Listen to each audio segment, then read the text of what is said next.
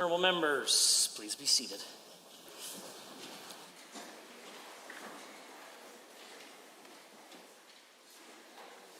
Introduction of visitors. Honourable members, I'm very pleased to introduce to you a group of officials visiting from the United States. Many of you had the opportunity to meet them earlier today, but I hope that you will join me in welcoming the U.S. Consul General to Alberta, Saskatchewan, and Northwest Territories, Holly Wager-Monster, accompanied by Karen Kofidi, Minister Counsel on Economic Affairs, Nathan Donahue, Deputy Principal Commercial Officer for the U.S. Commercial Services, and Connie Hayter, Commercial Specialist. Joining them are Andrew McIntyre, Matt Morrison, and Christina Steed. Please rise and receive the warm welcome of the assembly.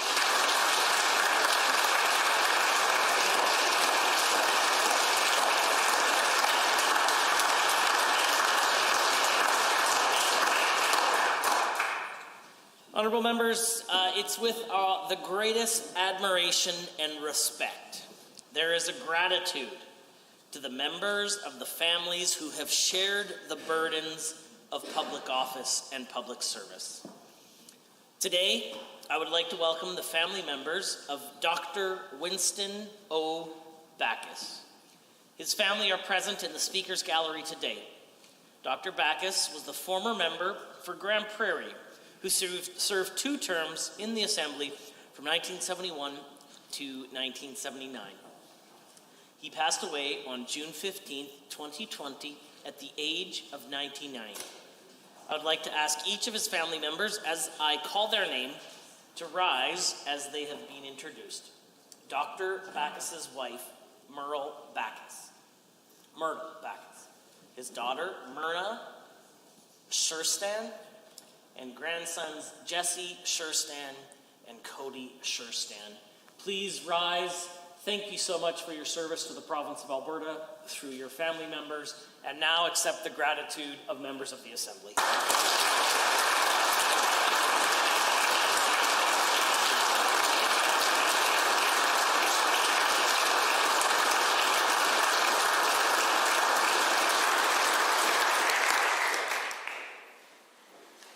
Introduction of guests.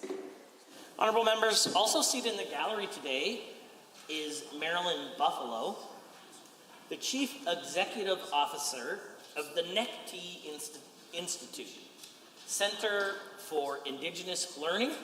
She is a special guest of the member for Edmonton Rutherford. Please rise and receive the warm welcome of the Assembly.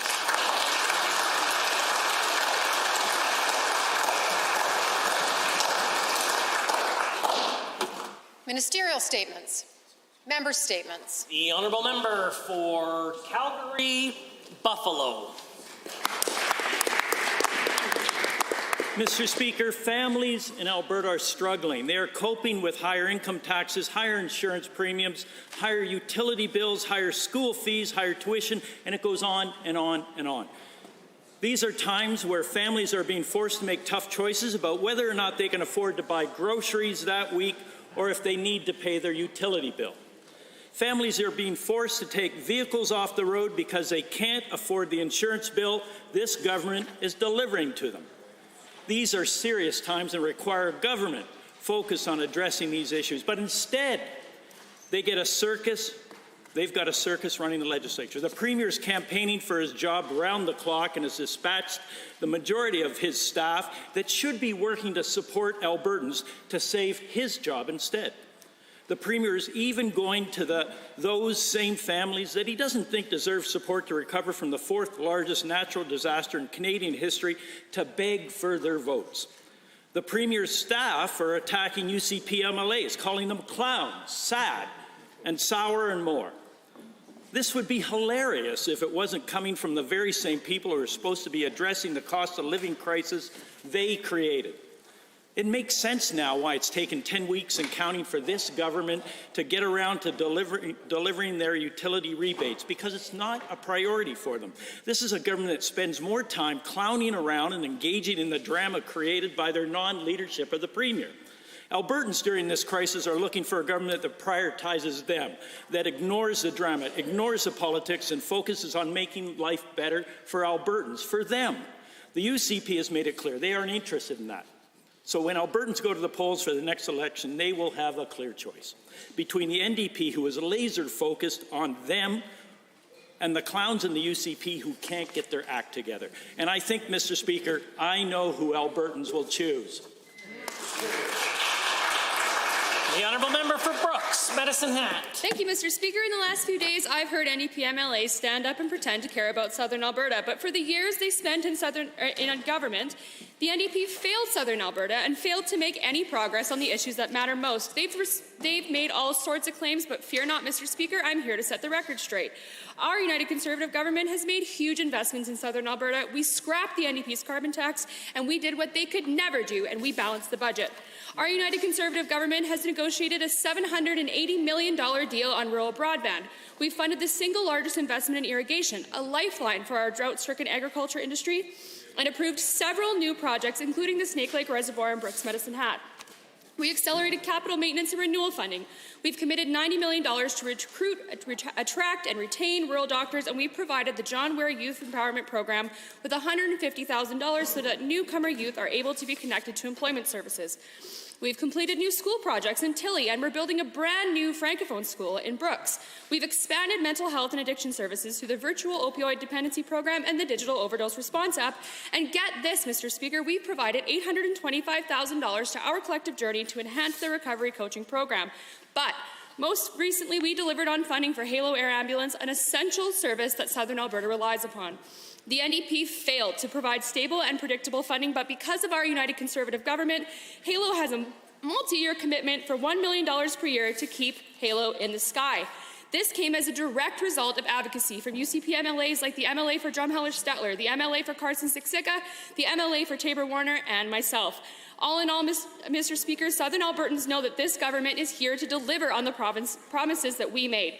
We don't just talk the talk, we take real action. Southern Alberta and rural Alberta will always have relentless advocates in our United Conservative caucus, Mr. Speaker, and I'm proud to be one of them. Hear, hear. The honourable member for Calgary-Fish Creek. Thank you, Mr. Speaker. Today, I proudly reflect on the incredible personal, cultural, and economic bonds we share with our closest neighbours, friends, and allies to the north and south in the United States of America. Through the Pacific Northwest Economic Region, of which I'm humbled to serve as president, we're able to align the shared interests and economies of the Yukon, Northwest Territories, Saskatchewan, BC, Alaska, Idaho, Oregon, Montana, Washington, and of course, Alberta. The bridges we build through our engaged cross-sectoral working groups, forums, and annual summits are instrumental to regional collaboration and deeply impactful in relationship building and advocacy on common interests between our two nations. Now more than ever, it is clear that strengthening ties with the United States is essential not only to Alberta's and Canada's interests, but to a shared vision with respect to economic and strategic priorities. Our shared history and the democratic principles we respect and uphold are but a few of the strengths we build upon each and every day in mutual prosperity in the world's largest trading relationship and along the planet's longest undefended border. Pedro has a strong 30-year history and vision for the shared potential of our two countries, while embracing the influence that nonpartisan organizations and people of like mind can have on policy development in our respective jurisdictions and in our national capitals. Mr. Speaker, the 31st Pedro Annual Summit will be hosted by Alberta in Calgary this summer, and with all of your support and the attendance of public, private, academic, and nonprofit stakeholders, our collaboration and focus on a bright, ambitious, and responsible future will be both immersive and inspiring for those that share our vision for friendship, collaboration, and prosperity for all. Thank you. The honourable member for Edmonton-Rutherford. Thank you. In my time as Minister of Indigenous Relations, I had the opportunity to visit many important organizations created and maintained by Indigenous people.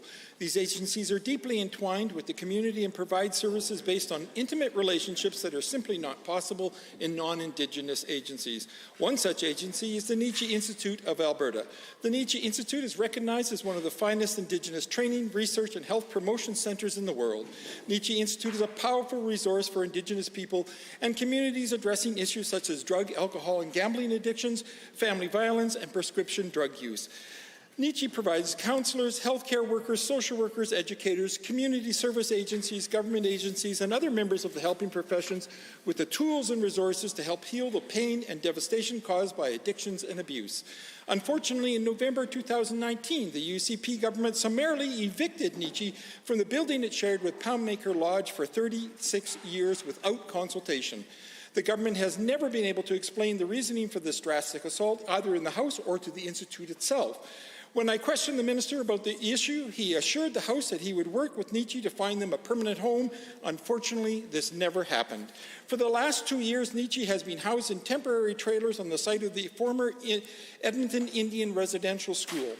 Elders have expressed concern that the trailers are likely on top of unmarked graves.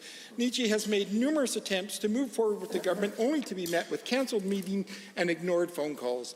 Today, the Chief Executive Officer of NICHI, Marilyn Buffalo, is here asking the government to come back to the table and help the Institute to find a new permanent home as they promised, but failed to do over the last 2 years. This government claims to support healing from addictions. We see no evidence of that here. The Institute is asking for help to continue to do the important work they have been engaged in for over 40 years in Alberta. It is time for truth and reconciliation. The honourable member for Chester-Strathmore. Thank you, Mr. Speaker. I'd like to take this opportunity to speak to Bill 10, Health Professions Protecting Women and Girls Amendment Act. Mr. Speaker, we've received some input recently, and I want to clarify that this bill was not introduced unnecessarily and is by no means redundant to any existing law. The bill is imperative for the protection of girls and women. Female genital mutilation is a global concern, posing a serious threat to psychological, sexual, and reproductive health of girls around the world. We're putting forth efforts at a grassroots level and from a policy level, but the most successful interventions are led by communities affected by FGM and within the associations that are privileged to work within these communities and ultimately answer directly to them. Mr. Speaker, in this way, we uplift community through building and bridging capacity and supports, ensuring survivors and opposers of this practice are not silenced. Countries in the United Kingdom have introduced education surrounding forms of honour-based abuse, and as of 2020, England introduced FGM education as part of the sex and relationships curriculum for secondary students. This includes education on physical and emotional damages caused by FGM. This is about educating and raising awareness for both the consequences and implications of FGM and the supports available to those who have suffered. Survivors may gain agency to speak about their experience because if social change does not happen, then the stigma and fear will continue, as will the status quo. Mr. Speaker, this is about building trust and having the conversations surrounding the protection of girls and women, no matter what college, agency, or organization is involved. The scope of this bill is not intended to undermine the credibility of regulatory agencies, but instead to further focus to FGM. It is our collective responsibility to make sure that we are educated and not afraid to engage in important conversations around the health and well-being of our children and specifically girls. I would like to thank all the consulted stakeholders and the agencies as well as members of the opposition for their excellent input. Mr. Speaker, this is about societal levels of influence. We need a critical mass of advocates to be speaking out, otherwise change will not happen. The honourable member for Lethbridge West.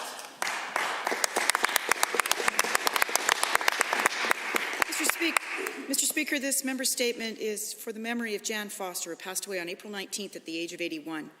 Jan Foster was a 7-term Lethbridge Public School Division trustee. Her commitment to public education spanned 23 years of public service. Jan was as committed to her community as to her son Greg and his wife Stephanie and her 2 beloved grandchildren, Aiden and Jordan. For their sake, Jan worked for schools that served the community and understood that schools themselves are a community. That's why she stood up for an inclusive curriculum that sets children up for success. That's why she was a consistent advocate for more funding for children with diverse needs and a fierce defender of early intervention funding for children with disabilities. She always made sure Lethbridge was heard, advocating for new schools and modernizations to keep up with our growing population. Indeed, Lethbridge needs several new schools, 1 more elementary each in the public and Catholic system, at least 8 modernizations in District 51, 2 modernizations in the Catholic system, and a gymnasium modernization at École La Vérendrye. Given that our school-age population is growing, Lethbridge District 51 is disadvantaged by the UCP changes to funding, and we will have staffing challenges. The UCP decision to have 1,700 fewer teachers in the classroom province-wide this fall will have an effect on us down south. And our public district has been critical of the new curriculum, writing a letter as recently as 2 weeks ago inquiring about resources for implementation. The last time I saw Jan last fall, though I chatted with her on social media quite often, she was most worried about the curriculum. Her primary concern was for the students. Her focus was always on children. Perhaps that is why she fostered 60 children in at-risk youth over 15 years. Rest in peace and rest in power, Jan Foster. We share your vision of public education as the most effective way to build the world we want for our children. You can rest now, Jan. We will attend the meetings, the school celebrations, and community functions for you. For your grandchildren and all children, we will defend public education as fiercely as you did. The honourable member for Peace River. Thank you, Mr. Speaker. Prime Minister Justin Trudeau is punishing Canadians because they made a different decision than what he wanted, or commanded of them. As the world returned to normal, Trudeau and his co-leader, Jagmeet Singh in the NDP doubled down on the divisive policy, continuing to require double vaccinations in order to fly anywhere in our country.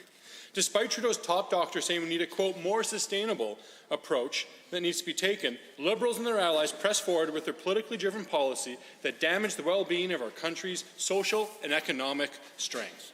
Within weeks of UCP removing vaccine passports here in Alberta, the federal government strengthened their ideological plan to punish the unvaccinated. While virtually all countries and jurisdictions worldwide have removed their mandates, especially on travel and flights, Trudeau still doesn't budge. He claims to stand up for minority rights, while at the same time calling members of this minority racist, misogynist, and white supremacists. Mr. Speaker, Albertans are fed up with Mr. Trudeau and his anti-science and ineffective, capricious policy, whose purpose is to vilify good, honest, hard-working Canadians like those in Alberta who made a decision not to vaccinate. These pointless travel restrictions can no longer be justified. New Zealand to New York, the world is taking off while Canada keeps millions grounded. Unvaccinated individuals unable to visit their own family deserve better from this government in Ottawa. They deserve a Prime Minister who listens and follows the science and cares for their families and his society, not someone caught up in the political theatrics of the woke left. Mr. Speaker, Alberta chose a different path, and soon every single province followed. Happily, COVID-19 is not threatening our healthcare capacity today. Not here, not anywhere in Canada. With millions upon millions of comparatively mild COVID-19 cases in Canada on any given day, this punitive policy has no public health benefit. Mr. Speaker, I ask that fellow Albertans here today enjoying the full freedoms of movement within our country, do not forget those who are still not vaccinated.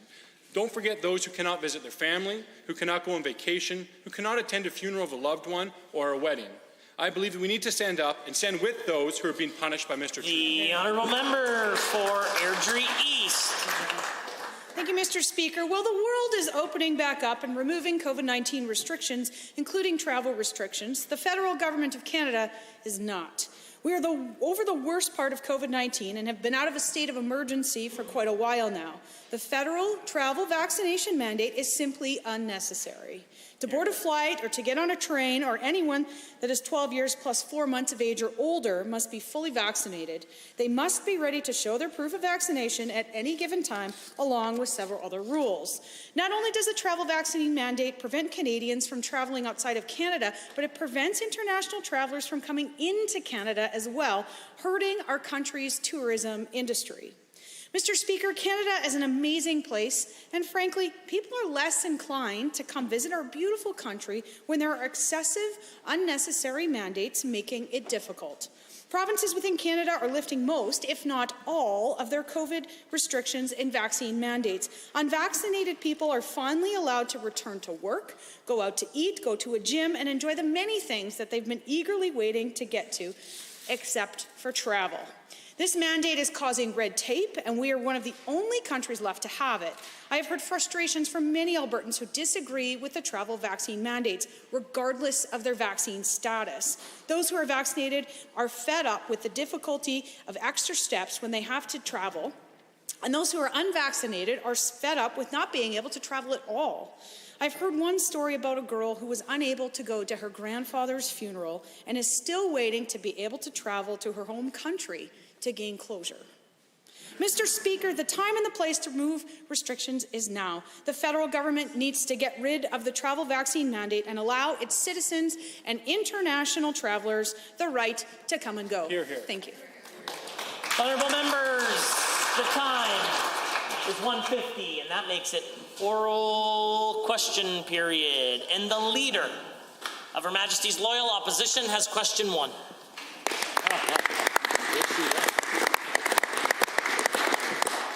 Mr. Speaker, yesterday the UCP tabled legislation that signaled the government's intention to stop reporting tuition amounts at private schools. This issue matters to Albertans because at a time when the province is cutting significantly from public education, Alberta is maintaining the most generous subsidies for private schools anywhere in Canada. And the higher the tuition at these schools, the greater their exclusivity.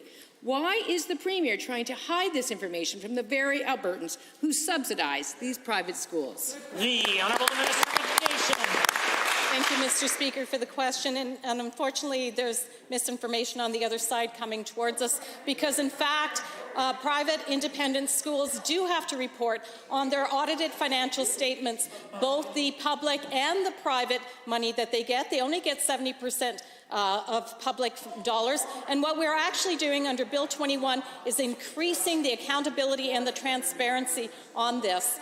They will, in fact, have to report online their financials as well as to their parents. The Order, the Honourable Leader of the Opposition. Well, Mr. Speaker, there's a tremendous amount of confusion on this because the UCP is always muddying the waters. Yesterday, the red tape minister was explicit. Alberta would no longer collect this kind of financial information from these publicly funded institutions. And officials at her briefing provided documents confirming that. Then the education minister fired off a late-night tweet saying the opposite was true. Almost like these folks don't talk to each other. So, one of these ministers is either incompetent or intentionally misinforming the public. Which is it, and which minister? The Honourable Minister of Education. Thank you, Mr. Speaker. In fact, the Minister of Red Tape Reduction was correct in explaining that we are, in fact, increasing transparency and accountability. What we are no longer requiring is a duplicative, redundant piece of information because we do have that information already coming in audited financial statements. In fact, I believe the members opposite missed the line in the publication where we said we would be reducing the collection of financial data, not eliminating, reducing. There is a big difference, Mr. Speaker. The Honourable Leader of the Opposition. Well, Mr. Speaker, there are two stories, and let me say, this is about trust, and the story coming from that minister, it's coming from a minister who doesn't enjoy a whole lot of trust. Albertans won't know how much private schools charge to get through the door at a time when the Premier is telling students in the public system to make do with much, much less. His cuts to PUF funding for 5-year-olds with special needs is just one of many examples. Why don't the parents whose kids are struggling with overflowing classrooms and fewer teachers get to know all the details about the private schools they are subsidizing but cannot afford to go to themselves? The Honourable Minister of Education. Mr. Speaker, that's absolutely ludicrous. In fact, independent schools get 70% funding for operational uses and no capital funding whatsoever. They save dollars for Alberta taxpayers. That being said, Mr. Speaker, this is all about red tape reduction, which the members opposite continue to put on all of our school systems. We are very deliberate about ensuring that we no longer have redundant, duplicative information, which we already have through audited financial statements and many other documents. The Honourable the Member for Edmonton-Glenora. Mr. Speaker, when it comes to kids' education, the UCP's priorities couldn't be more wrong. Right now, class sizes are growing and we're losing teachers. Students have suffered learning loss throughout the pandemic. There have been serious cuts to supports for children with disabilities, but the Premier's priority isn't to support children struggling in public schools, it's to hide financial reporting for private schools. So to the Premier, before he stops collecting this information, can he stand in this House and tell Albertans what the average tuition is to attend a private school in Alberta? The Honourable the Minister of Education has risen. Mr. Speaker, I'm happy to share the fact that, in fact, the member opposite continues not to do her homework. We added an additional 160 teachers in this upcoming school year. At least that's what school boards are telling me. And in fact, they are the ones that are hiring. We've added $700 million to the overall. Yes, I have read my budget, and I wish you guys would have as well. Because in fact, we have added $700 million over 3 years for operational. An additional. The Minister of Education. an additional $110 million for mental health and wellness, $191 additional million for implementing curriculum. The honourable member for Edmonton Glenora. Mr. Speaker, under this minister's leadership, there are 1,000 fewer teachers in schools than there were when the NDP was in government. Wow. I know the Premier has friends who want to open more private schools in Alberta, but that's no excuse to underfund public education. Some private schools charge $20,000 or more to attend, and it's public schools that are taking the hit. Edmonton Public, there are 1,700 students who are unfunded this year alone, Minister. So why is the Minister covering up the finances for private schools flush with cash while cutting supports for kids in public schools? The Minister of Education. Mr. Speaker, the member opposite continues to provide misinformation. In fact, if she read the budget, and if she continued to look at the estimates when I provided an estimates, 160 more teachers is not a cut in the number of teachers. $700 million. Mr. Speaker, I'm proud of the fact that $45 million we added to address learning loss disruption just this very year. We're seeing tremendous results as a result of that, Mr. Speaker. Edmonton Public School Division has notoriously reported the wrong number. The honourable member for Edmonton Glenora. The minister actually wrote me this morning to pump her own tires and pat her own back about the job she's doing in public schools. Seriously. This afternoon, she spent the whole night on social media justifying a bill that puts the finances of a private school on a pedestal, while the budgets of public schools are being slashed and burned. Unfunded students, no new schools in major cities, a curriculum supported by virtually no Albertans, no mental health supports, less supports for disabled students. Does the Premier really think that this minister should be congratulating the UCP when the vast majority of Albertans are giving this minister a big red F? The Honourable Minister of Education. Thank you, Mr. Speaker. The member opposite is continually upset because we're seeing success in our education system. And in fact, we've added additional dollars. I have school authorities constantly thanking me for the additional dollars, the additional supports. The fact that we have engaged, I have school authorities saying they've never seen this level of engagement on a new curriculum. Mr. Speaker, we are proud of the fact that we have put children first. While the members opposite continue to politicize education, I'm focused on student learning and improving it. Hear, hear. The honourable member for Edmonton Northwest. Mr. Speaker, this morning I was at the University of Alberta, where I heard from a number of students who had been facing significant challenges due to UCP cuts to student aid. Across the province, students are struggling. Tuition is skyrocketing, loan rates are going up, and this UCP government has both underfunded student aid and refused to spend the money that they actually allocated for it. Wow. So at a time when tuition is skyrocketing, student debt is even more expensive, the UCP is withholding student aid money. Can the Premier explain why, when students need the help the most, he is withholding their supports? The Honourable Minister of Advanced Education. Thank you, Mr. Speaker. That statement is completely false. We're doing nothing of the sort. But I'm not surprised to hear statements like that coming from the NDP because, as the member said, we're cutting student aid. Mr. Speaker, I can't understand. We're providing $15 million over 3 years in new spending to support student aid, specifically for additional bursaries for low-income students as well. $12 million more in new funding for existing scholarships and bursaries. Mr. Speaker, only in NDP land is more funding a cut. Order. The honourable member for Edmonton Northwest. Well, Mr. Speaker, last summer the UCP combined eligibility grants under one main student grant program. The current offerings don't even come close to covering the amount that they need, nor the number of students who are eligible. $59 million in needs-based grants. Even just to reach the national average, Alberta needs to spend somewhere around $150 million, nearly 3 times as much. Is the Premier really going to stand in this House and tell Alberta post-secondary students that they deserve a third of the financial assistance that other learning in other provinces provinces are actually eligible for. Is that really how to encourage people to attend our colleges and universities? The honourable member, our Minister of Advanced Mr. Education. Speaker, I'm happy to tell students in the province that they need and deserve more in financial assistance, which is exactly what our government is doing. As I mentioned a moment ago, we're providing $15 million more over 3 years to create new bursaries for low-income students. As well, $12 million over 3 years to support our existing scholarships and other awards. Mr. Speaker, there's more work that we need to do when it comes to strengthening student assistance, but we're moving in the right direction. And I want to thank our student leaders who have been advocating for this and bringing this to the attention of government. The honourable member for Edmonton Northwest.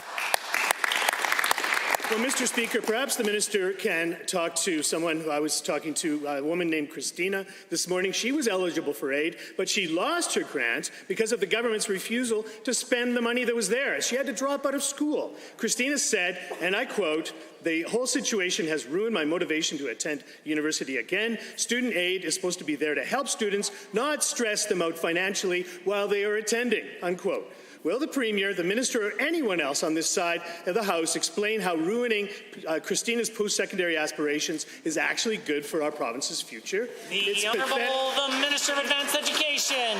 Well, thank you, Mr. Speaker. We're taking serious action under Budget 2022 to create more opportunities for students. We're investing $171 million over 3 years to create 7,000 additional spaces at our post-secondary institutions, $15 million over 3 years to support new bursaries for low-income students, $12 million over 3 years for existing scholarships, $30 million over 3 years to expand apprenticeship education and trades education in the province. Mr. Speaker, we have a robust vision to strengthen post-secondary education, unlike the member's opposite. The honourable member for Calgary Mountain View. Alberta families are struggling, and this government simply doesn't care. If they cared, they would have acted on skyrocketing utility rates in November. If they cared, they wouldn't have waited weeks before finally bringing in legislation. If they cared, the minister would be able to answer a simple question like, when will Albertans get the money? Instead, he told Albertans they would have to wait at least a couple months more. So to the minister, when will Albertans actually see this money? The Honourable the Minister of Finance and the President of Treasury Board. Well, thank you, Mr. Speaker. I certainly recognize that there are affordability concerns here in the province of Alberta. Affordability concerns brought on by a whole host of reasons, Mr. Speaker, in part due to tax, spend and borrow fiscal policy of the Trudeau NDP alliance, Mr. Speaker. That's the reality. Now, we're bringing in real relief measures for Albertans, including a utility rebate for every electricity consumer, Mr. Speaker. More details very shortly. Honourable member for Calgary Mountain View. The Premier seems to be just fine with leaving Albertans in the dark, literally, rather than protecting them from out-of-control utility costs. Our amendments to get the money to Albertans by May 31st were rejected. They opposed our amendments to improve the legislation by preventing power shutoffs. Albertans are losing patience with this dithering government. Can the Premier explain why he thinks Albertans deserve to have their heat or light turned off while he dithers, blames, and fails to deliver? The Honourable Minister of Finance, President of Treasury Board. Well, thank you, Mr. Speaker. Again, we are bringing real relief to consumers with an electricity rebate. Mr. Speaker, we're working with electricity providers to ensure that customers are not shut off, The Honourable Minister of Finance. that there's a pathway forward to keep them connected. But, Mr. Speaker, the members across the way are pretty disingenuous being concerned about electricity affordability. It was their policies, Mr. Speaker, that created the conditions for the high costs we're experiencing today, Mr. Speaker. The carbon tax, the excessive build of the transmission system, and the early purchase payout of the coal agreements. The Honourable Member for Calgary Mountain View. Despite the increasingly desperate spin coming from over there, Albertans know that the UCP government lifting the rate cap is to blame for skyrocketing electricity prices. Albertans are being forced to choose between their groceries and heating their homes, and they need help now. The Associate Minister opposed our amendments to ensure that future rebates would be to Albertans within 30 days. So can someone over there tell this House how long they think Albertan families should have to wait to get their paltry rebates? 10 weeks, 20 weeks, 50, forever? The Honourable Minister of Finance. Well, thank you, Mr. Speaker. Again, we're moving forward with electricity rebates. More details to come very soon. But, Mr. Speaker, we're taking other action with respect to affordability. We immediately suspended the fuel tax, Mr. Speaker, recognizing the fuel tax add costs to Albertans. Mr. Speaker, that is real relief experienced every day by every family, by every senior, by every nonprofit, every time they fill up their vehicle with gas. Mr. Speaker, we're bringing real relief to Albertans. The members opposite simply jacked up costs. The Honourable Member for Calgary Cross has a question. Thank you, Mr. Speaker. Public confidence is a fundamental component of a strong and effective justice system. It is because of this that lawyers and judges must be diligent when engaging with all those involved within our court system. This is even more prevalent when sensitive cases involving sexual assault come before judges, as the court must be especially compassionate when hearing these matters. To the Associate Minister of Status of Women, what is this government's plan to ensure that survivors of sexual assault are treated with dignity and respect within the court system of this province? The Honourable the Associate Minister of the Status of Women. Thank you, Mr. Speaker. Alberta's government's introduced new legislation, Bill 14, requiring individuals applying to be a provincial court judge to complete sexual assault law and social contact issues education before they're eligible to be appointed. If Bill 14 is passed, it will foster stronger confidence in the administration of justice, encourage greater engagement in the justice system by victims, Indigenous people, and people from minorities and vulnerable populations, and encourage more reporting of sexual assaults, which will contribute to reducing sexual assault in Alberta, which is ultimately the goal. The Honourable Member for Calgary Cross. Thank you, Mr. Speaker, and thank you to the Minister for your answer. Given that there have been past examples where sexual assault survivors have been re-victimized in the court system, and given that there is a desperate need for sexual assault training to be developed in a manner that is survivor-centric, again, to the Associate Minister of Status of Women, how do you expect to tailor this sexual assault training program for judges to ensure that training is survivor-centric? The Honourable the Associate Minister of the Status of Women. Thanks, Mr. Speaker. First and foremost, we need to remember that judicial independence is of paramount importance. The actual training will be run through the province's Judicial Council or a similar governing body. It's government's role to set out broad requirements and work with judges to ensure the training requirements are being met. The end goal is that victims of sexual violence and their families are not re-traumatized during the trial process, and that all people who come into the courtroom are treated respectfully and fairly. Sexual assault survivors deserve to know that the judges who oversee their cases are fully educated in sexual assault law and will not make mistakes. The Honourable Member for Calgary Cross. Thank you, Mr. Speaker, and thank you once again to the Minister for that answer. Given that Bill 14 states that a judge in Alberta must complete sexual assault law and social context training after being appointed, and given that there are numerous judges already in the Alberta court system that do not have this training, to the same Associate Minister, how will the government ensure that current judges are trained in this invaluable sexual assault training? The Associate Minister. Thanks, Mr. Speaker. Again, we're going to work with the Provincial Judicial Council to ensure that new and sitting judges receive the training promptly while fully respecting the judicial independence. Judges have their own education plans and regularly update their skills and knowledge, and we'll ensure that sexual assault and social context training is part of that ongoing education. Sexual assault law and social context issues education for provincial court candidates will provide candidates with the knowledge, awareness, and skills to avoid being influenced by attitudes based on stereotypes or prejudice. Mr. Speaker, this will help victims and their families feel safe and secure in the knowledge that future hearings will be fair, impartial, and free from mistakes. The Honourable Member for Edmonton City Centre.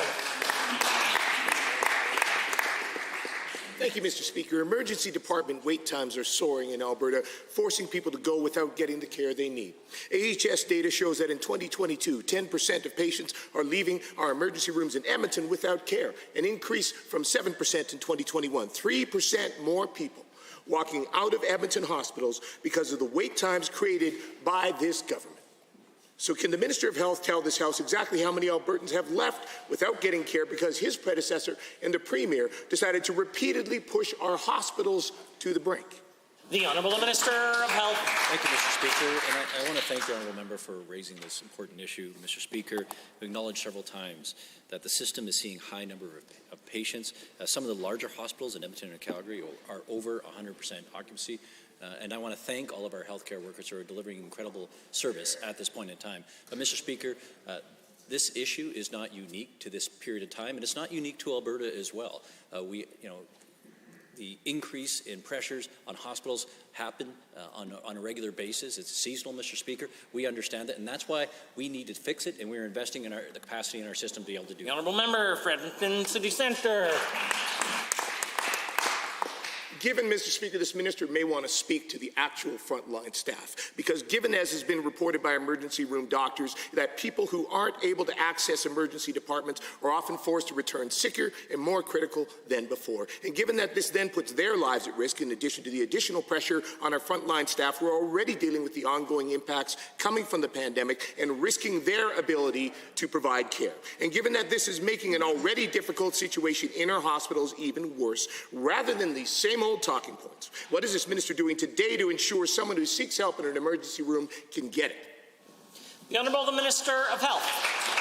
Thank you, Mr. Speaker. We are investing in capacity in our system, Mr. Speaker. We are investing $600 million this year, another $600 million next year, and a third $600 million year after that. Mr. Speaker, that's $1.8 billion to expand capacity in our hospital system.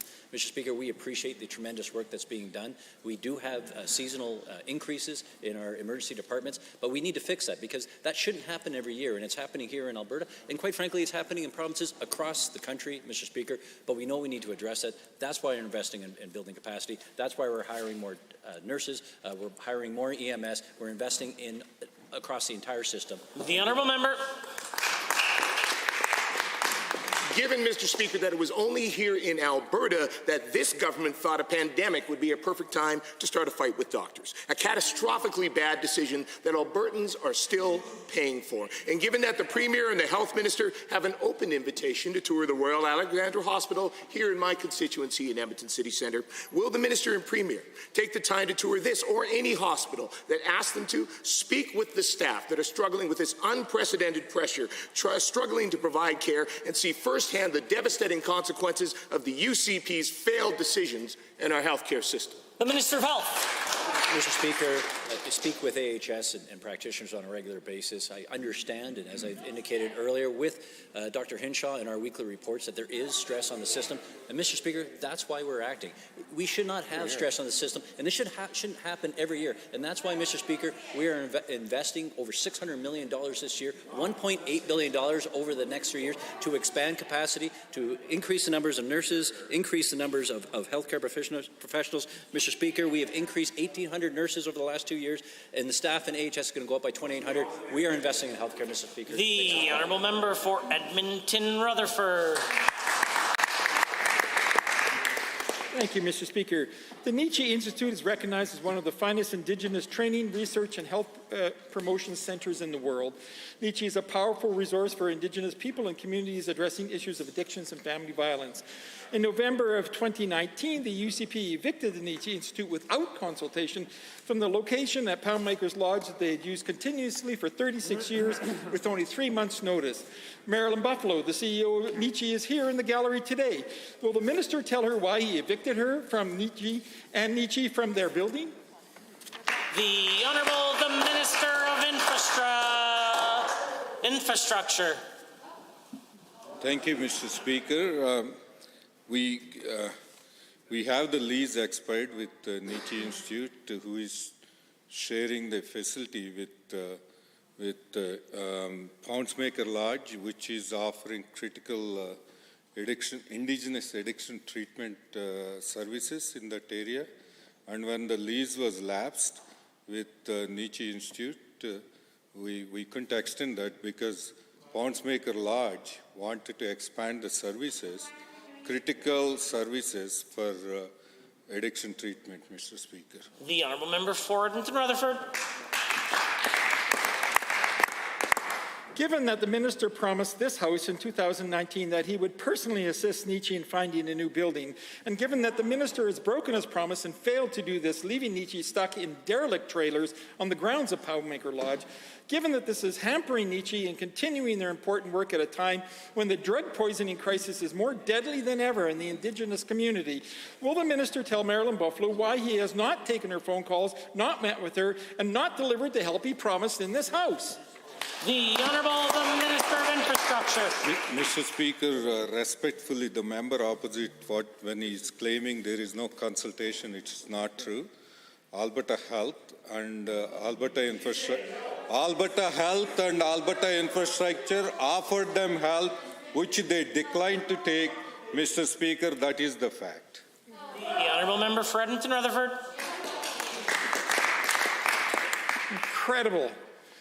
Given that Poundmakers Lodge is on the site of the former Edmonton Indian Residential School, and given that elders have reported that the trailers Nietzsche has been forced into are on top of unmarked graves of children who are buried at the school, can the minister explain to Marilyn Buffalo, who is here to hear your answers, and to all Albertans why he has refused to keep his promise and refused to address this intolerable situation for the Nietzsche Institute? The Honourable the Minister of Justice and the Solicitor General. Well, that's not true, Mr. Speaker, and staff from both Infrastructure and Indigenous Relations will continue to work with the Nietzsche Board of Directors on resolving their concerns. The Poundmakers Lodge, though, Mr. Speaker, has reported no further issues, and the Nietzsche continues to provide training through distance learning. And this is why it was important for us to make sure that the Poundmaker Treatment Lodge continued to have its opportunities to expand and be able to work with us to providing more services to Albertans who need the addiction recovery treatment that they need, the residential treatment, and the Nietzsche Institute will continue to provide their services distance. The order. The Honourable Member for Central Peace, Notley. Healthcare continues to be one of the greatest concerns of rural Albertans. When a community comes together to raise money for medical equipment, as a government, we must work collectively to facilitate their efforts. In the past, the Fairview community bought a bilirubin tester that took 9 months and 5 levels of AHS bureaucracy to gain approval. Albertans need us to do better. Now the community is working to gain approval to purchase a CT scan for their hospital. Another CT scan in a peace country will help with patient safety and reduce ambulance trips.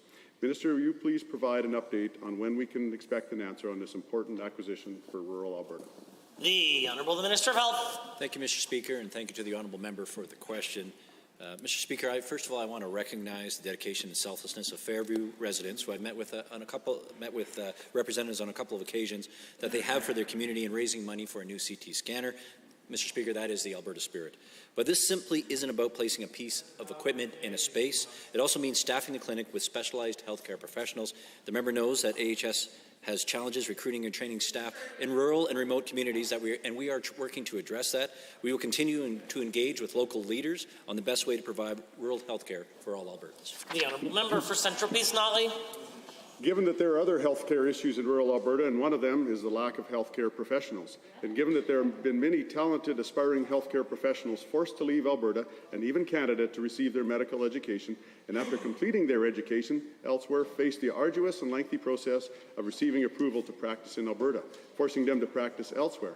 And given this has left OR rooms in Grand Prairie underutilized at the expense of patients in need, Minister, what work is being done to find a more efficient process to bring our healthcare workers home? The Honourable the Minister of Health. Thank you, Mr. Speaker, and thanks again to the Honourable Member for the question.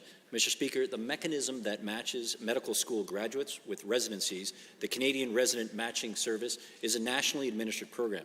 Now, while the process is not directly in our control, we are working in collaboration with the Ministries of Advanced Education and Labour and the medical schools of the U of C and U of A to improve the way we train doctors in our province. We are also providing $6 million over the next 3 years through the Reside program to attract 60 recently graduated doctors to communities of need in Alberta, such as the town of Fox Creek in the members' community. The Honourable Member. Given that rural Alberta was chosen to be one of the first areas in Alberta to implement Connect Care, and given that there have been many concerns expressed regarding Connect Care and the amount of time it takes doctors already in short supply to input data while navigating this complicated system rather than focusing on patient care, and given locums, which are substitute doctors desperately needed to provide coverage and keep rural hospitals open, are being driven away due to their dislike of Connect Care, Can the Minister please tell us if AHS and the Ministry is working on creating processes that will make Connect Care a less time-consuming process for doctors? The Minister. Thanks again to the honourable member for the question. Mr. Speaker, Connect Care is an AHS resource dedicated to charting patients' progress. Consistent charting is an important piece that enables care teams to support patients and gives patients access to their own information.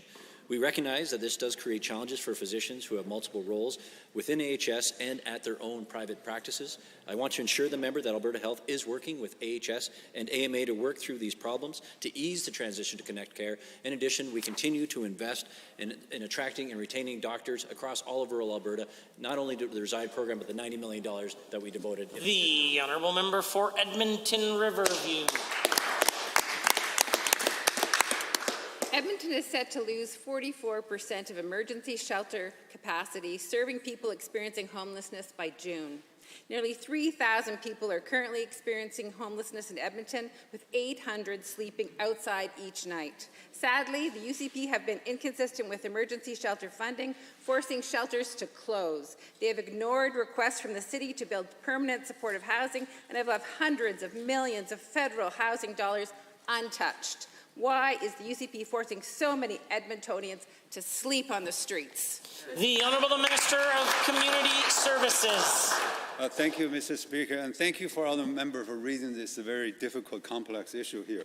Supporting homeless population, helping them find the pathway to recovery is important for this government. Mr. Speaker, we invested $49 million with budget 2022 committed for supporting homelessness initiative. In Edmonton, Homeward Trust received $29 million of that portion there.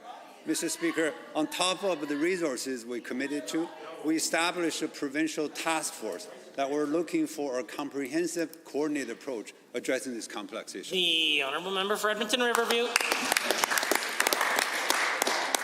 Given that I stood with our leader and the member from St. Albert in Trinity Lutheran Church in September, where an emergency shelter had just closed because of funding cuts, and given in the last 2 years the UCP have under-budgeted regarding homeless supports by tens of millions of dollars while poverty has increased, why is the UCP continuing this failed plan of under-budgeting for the most vulnerable, leaving them no place to stay but on the streets?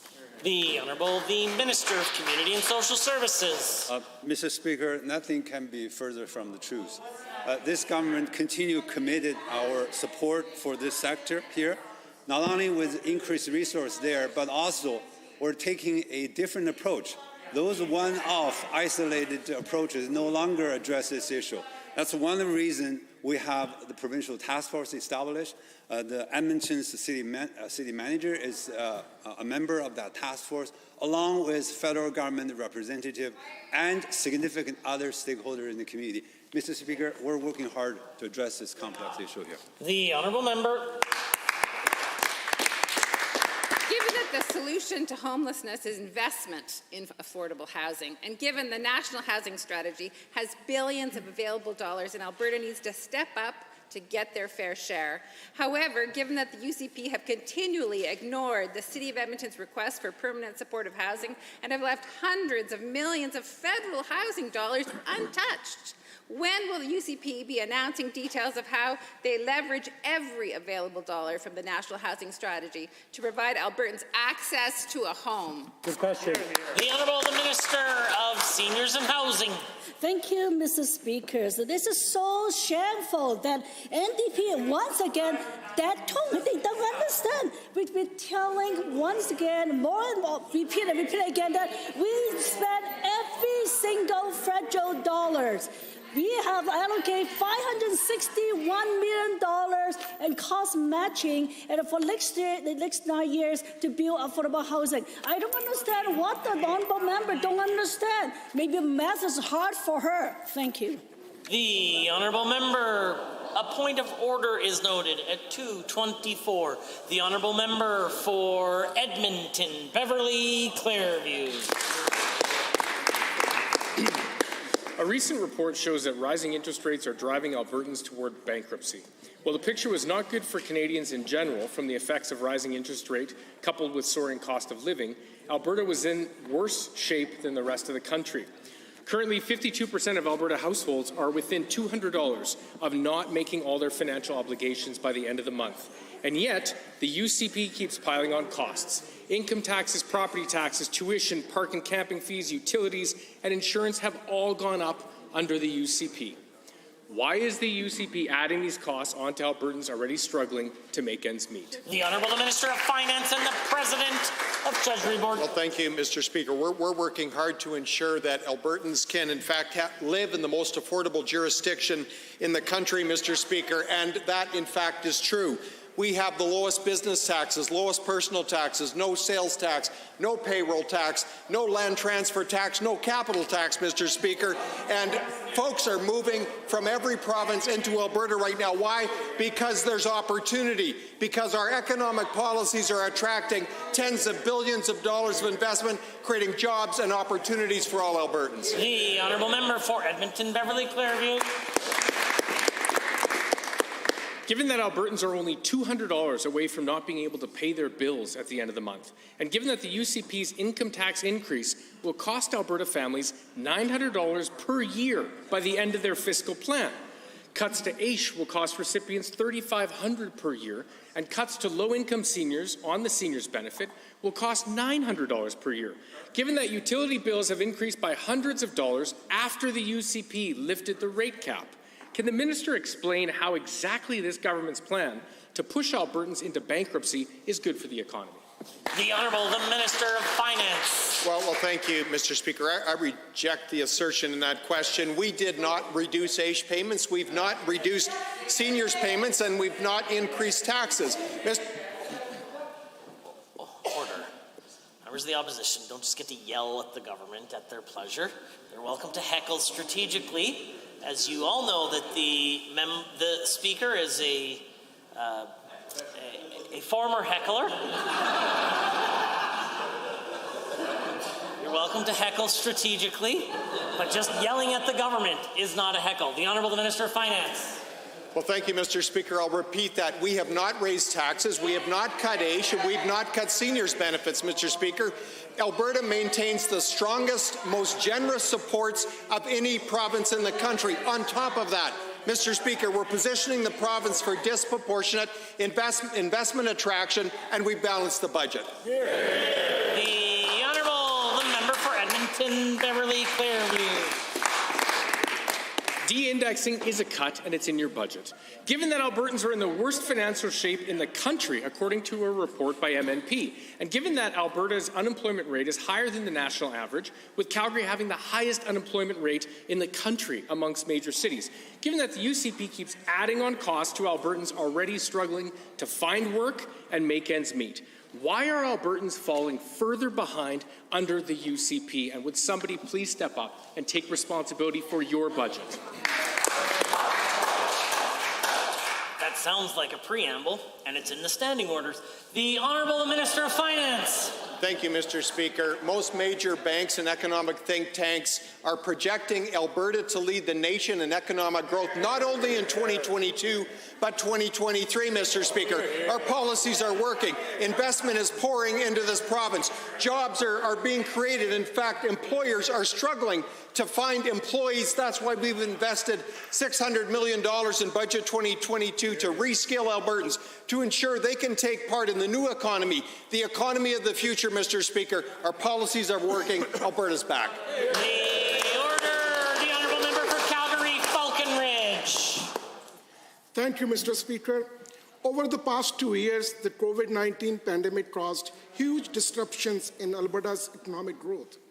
Thousands of Albertans lost their jobs as a result of worldwide response and damages caused by COVID-19, including many of my resident constituents of Calgary Falconridge.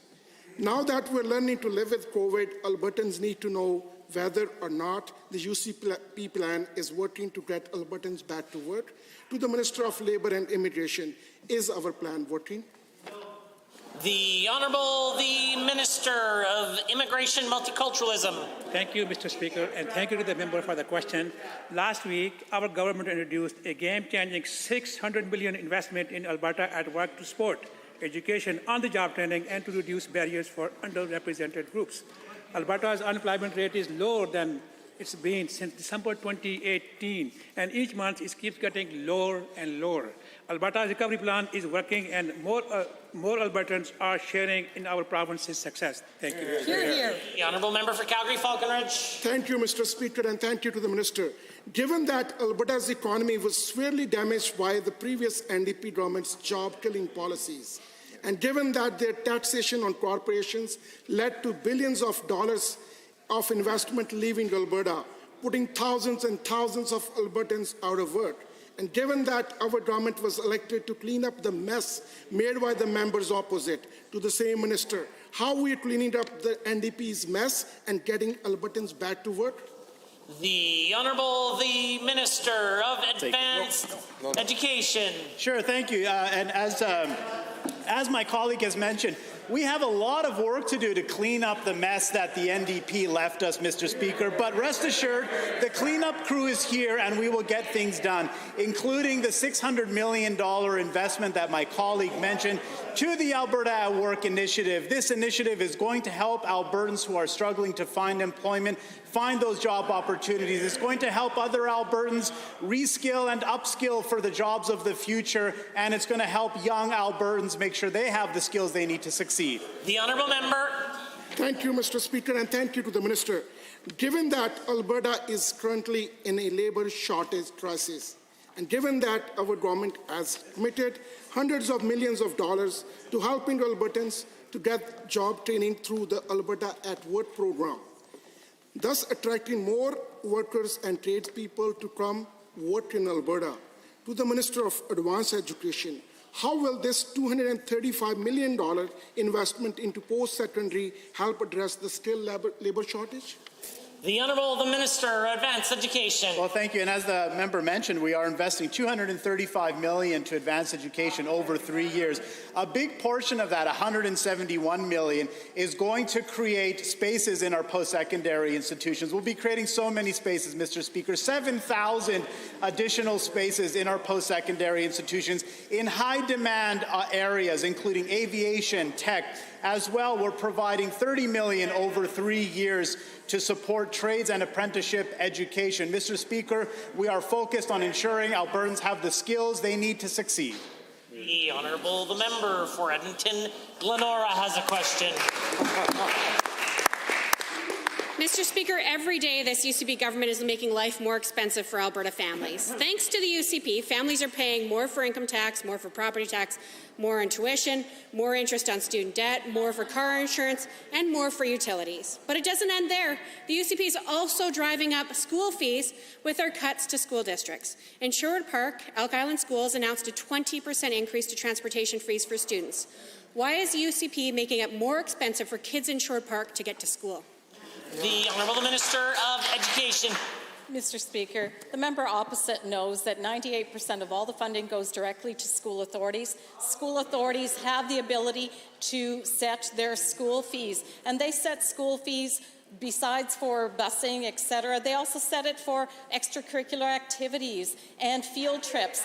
This is what school fees are for, Mr. Speaker. And under the previous government, they were very upset that there was controls on school fees, etc. They were not happy when that happened, Mr. Speaker. We fixed their mess.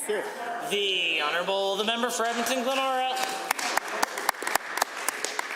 Given that at the Parkland School Division, transportation fees are going up by $70 in some cases and even more than $100 for a maximum family rate, and given that families in Spruce Grove, Stony Plain and surrounding communities are already struggling under all of the mounting costs that this UCP government is piling onto them, the NDP government did work to lower school fees, and we would have continued that work, but this minister repealed our legislation. So, Minister, will you explain to parents why this current government has cleared a path for massive school fee hike increases and why it's set on making things more expensive for kids trying to get to school? The Honourable the Minister of Education. Mr. Speaker, the one thing I hear continuously, and I still hear it, is thank God the NDP aren't in office. And so, Mr. Speaker, just to clarify, in 2019, we had 711,000 students and our budget was $8.2 billion. Right now, in this upcoming year, we have 716,000 students. We have an $8.4 billion budget. Mr. Speaker, I've increased increased fees or dollars to transportation. Dollars to transportation, 5% the year before, 5% last year, and 4.6% in this upcoming year. The honourable member for Edmonton Glenora.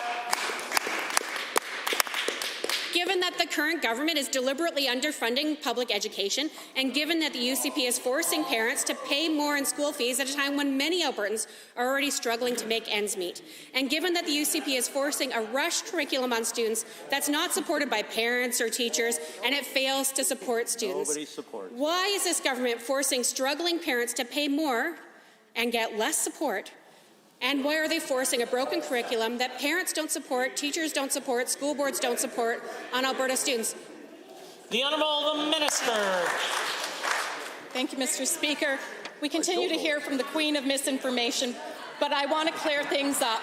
In fact, school authorities, as I said, we've added an additional $700 million over 3 years. We have $191 million for curriculum implementation. We have an additional $110 million to address mental health and wellness. That's on top of the $45 million I added last year in terms of dealing with learning loss. Mr. Speaker, school boards have gone from $363 million in operating reserves to $464 million as of August 2021. The point of order? A point of order is noted at 2:35. I have the honourable member for Edmonton Riverview.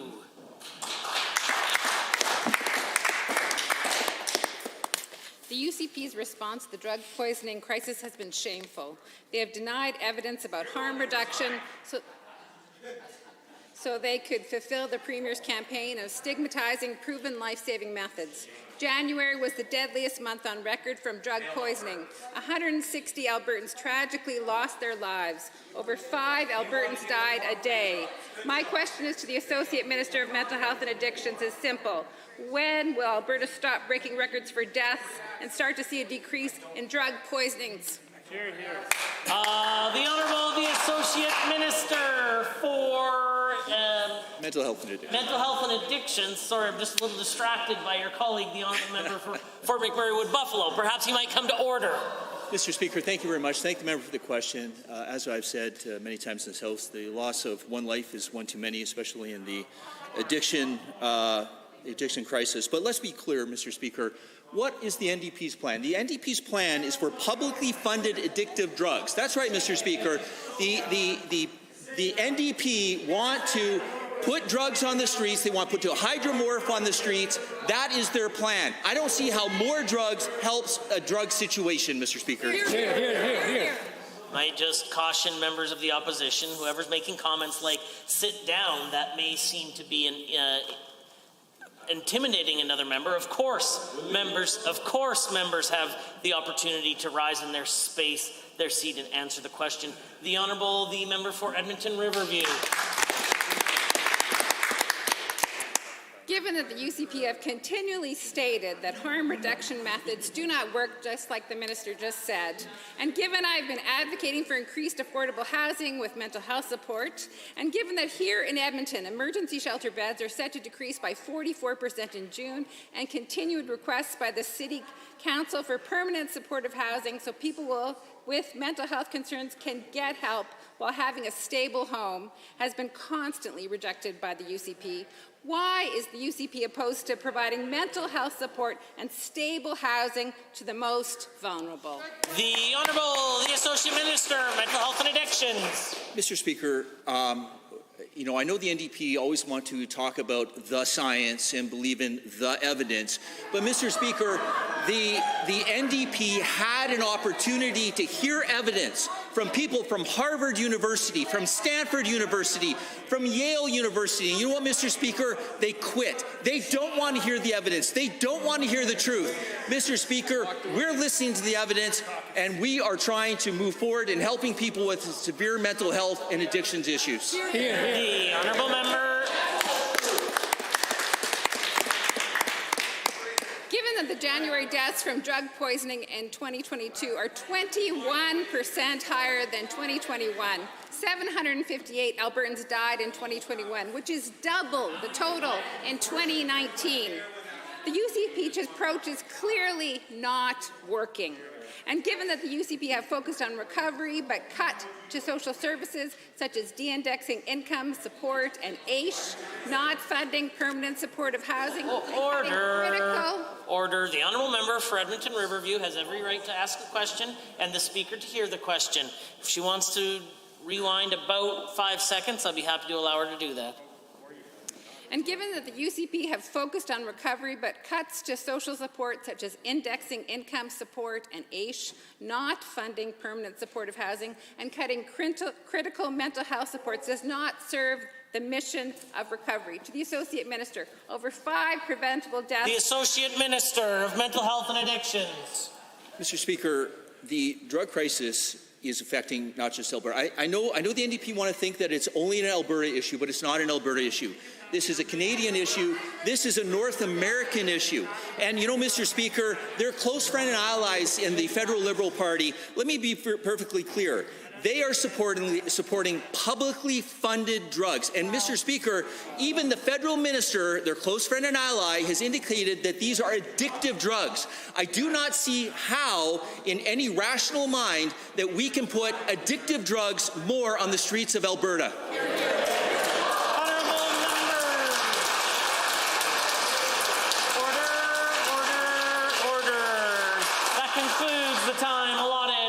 Question period in 30 seconds or less. We will return to the remainder of the daily routine.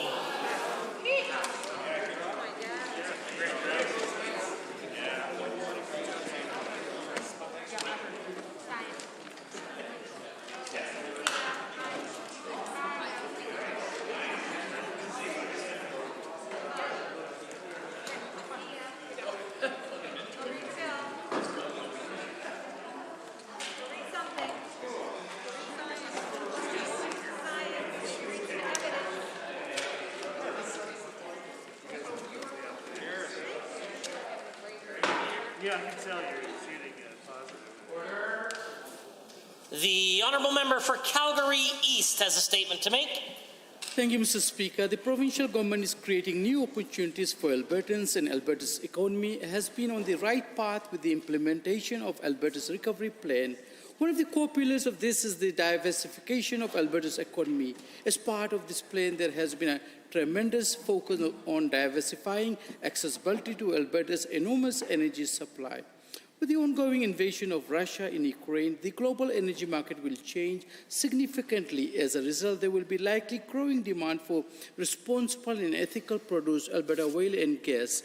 The future of Alberta's energy supply requires us to make rapid and long-term investment in oil transport infrastructure. In order to achieve this, it is critical for the federal government to do more, remove regulatory gridlocks that deprive our energy supply to global markets. Alberta and Canada need to work at developing an oil handling system which will reach large cargo vessels in Churchill Port in Manitoba that will enable the export of energy from Alberta. Developing access to tidewater infrastructure from Alberta will serve as gateway to supply our energy as the world. The financial gains of this project will definitely improve the competitiveness of our energy while also providing long-term opportunities for many within the province and the country. I urge the government to look into the direction and also put more pressure on the federal government to repeal Bill C-48 and C-69 that has limited the movement of provinces' oil. The future of Alberta's energy supply requires us to make a rapid and long-term investment in oil transport infrastructure. And the time to act is now. Thank you, Mr. Speaker.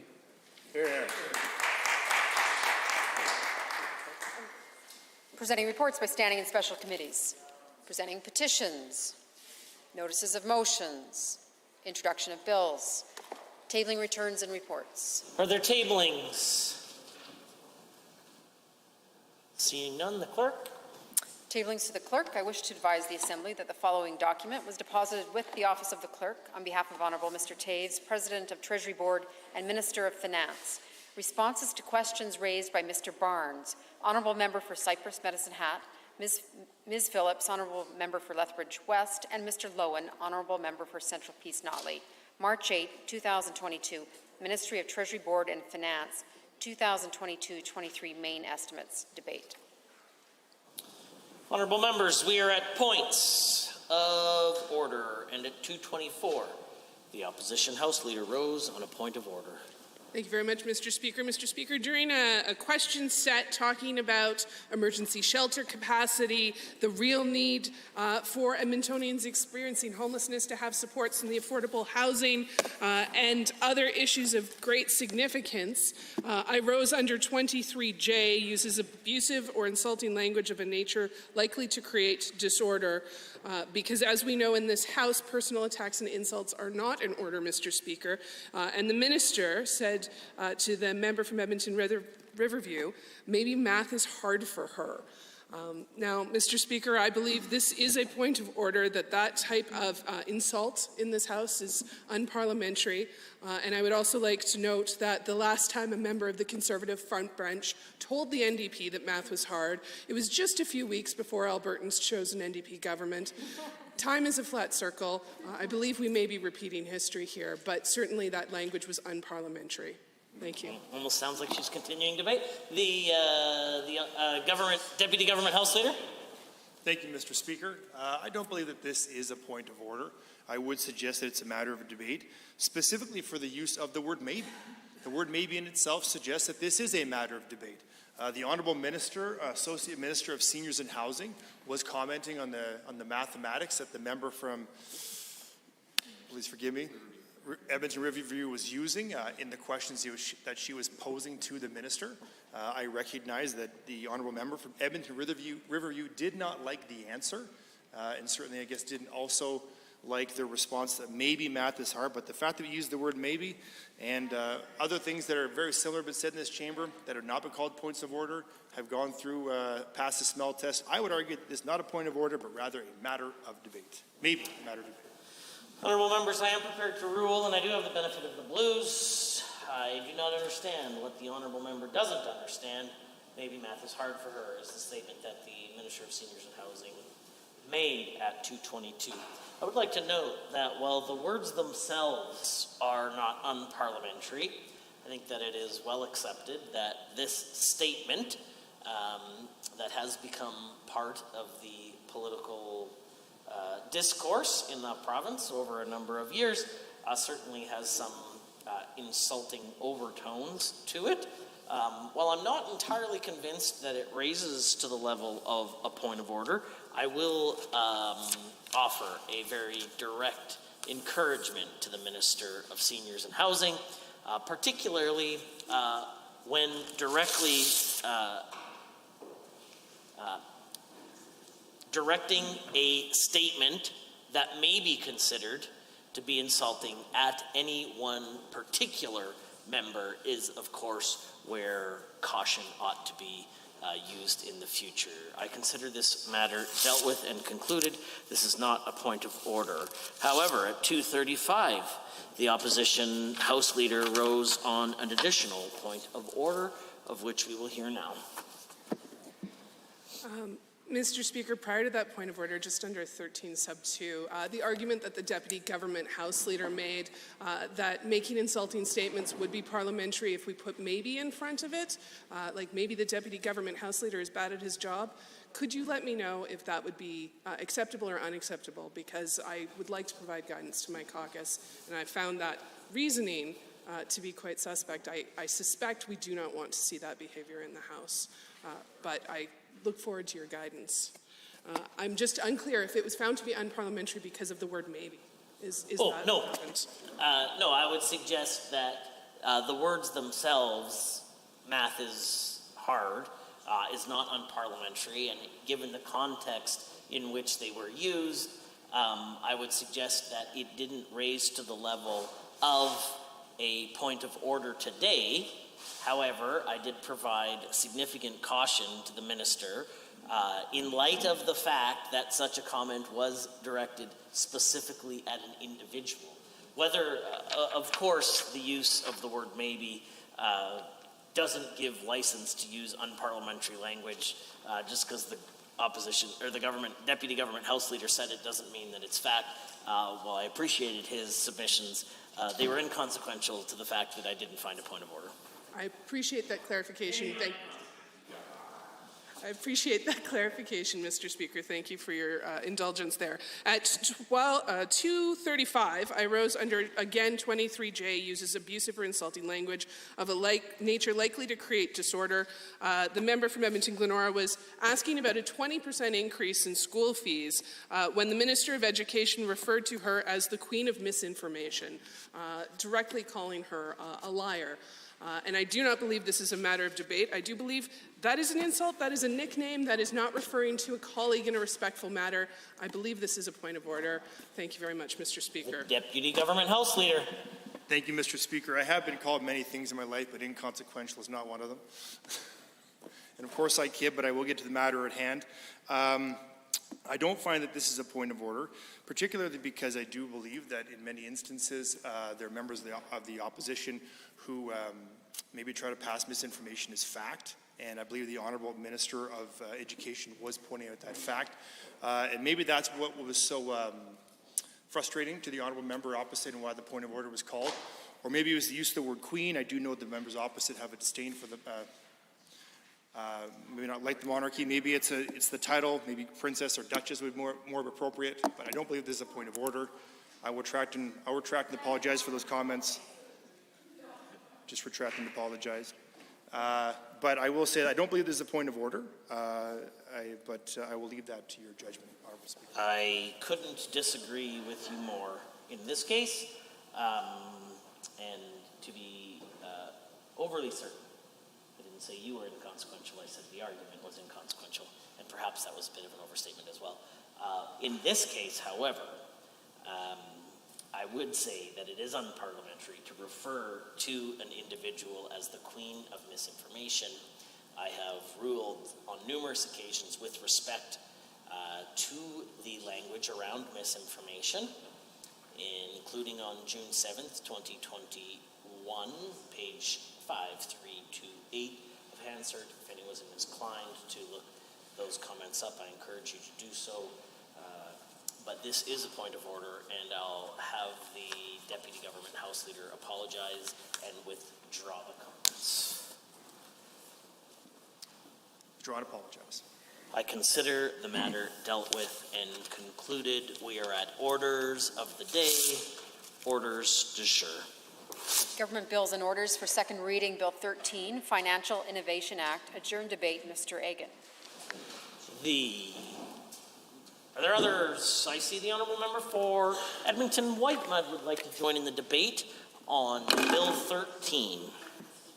Thank you, Mr. Speaker, and just getting my timer going here. Want to, speak fulsomely if I can. So I'm pleased to rise at second reading of Bill 13, the Financial Innovation Act. And I want to begin by saying that I believe overall we support this bill, and I believe it's something that the type of innovation that it is setting out in this bill is something that we certainly do support. We know that the financial services sector within Alberta employs over 60,000 Albertans, and we have consistently stood in this space and talked about the need for innovation and for attracting talent and investment into Alberta and finding new ways to do that. It's one of the reasons why in this House the members of the official opposition have been fiercely advocating for a post-secondary system that actually attracts people and actually keeps Albertans here. We know that within the energy sector, within the transition to a new energy economy, there's enormous opportunity for innovation, and of course that the oil and gas sector is using a great deal of technology and automation and robotics to really make their systems more efficient. But we also know that we need more innovation, because with that efficiency and automation often does not actually translate into more jobs necessarily. But we do know that there is a great opportunity for more jobs in Alberta by encouraging that innovation. And we've seen certainly that members from the official opposition with respect to, actually I'm thinking specifically about Bill 203 that my colleague, the member from Edmonton Beverly Clairview introduced, which unfortunately the government has decided is not worthy of debate in this house, but it talked about an Alberta Venture Fund, which is also about encouraging Albertans to do what they do best, which is to take risks and to invest in Albertans. It was the opportunity for Albertans to participate in a small way by innovating and in investing into venture funds right here in Alberta that would support Alberta companies. For some reason, the government of the day thought that this was too risky. They believed it was too risky to allow Albertans to do what we do best, be entrepreneurial, take chances, come up with new ideas, and innovate. They didn't trust Albertans to make those investments on their own, which is shocking. However, we certainly do. So I think this idea of a Financial Innovation Act, clearly there is some risk that the UCP is willing to take, just not on good ideas from the opposition. So this is, as I understand it, Bill 13 would allow for essentially create what's called a regulatory sandbox, and financial services companies and financial technology companies could basically test out new services or technologies in sort of an environment where there are lowered or limited regulatory frameworks. So basically have an opportunity to innovate and to try out new things, and yes, to take some risks in an idea where regulatory thresholds are somewhat lowered. So to enable that. And then of course, if it's successful, then they might, then that work would come out and be subject to the full regulation that exists for other companies. But it's to lower the risk for these companies to try new things and to make it easier and cheaper for them to do that.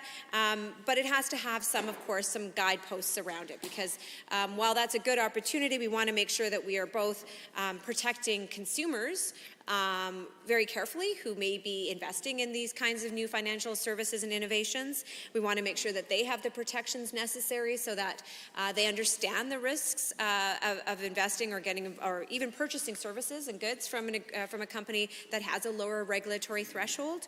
But we also want to make sure that those who are making the determination of which financial services should be allowed to operate in this regulatory sandbox, that they have the expertise necessary to determine when it's safe to do so.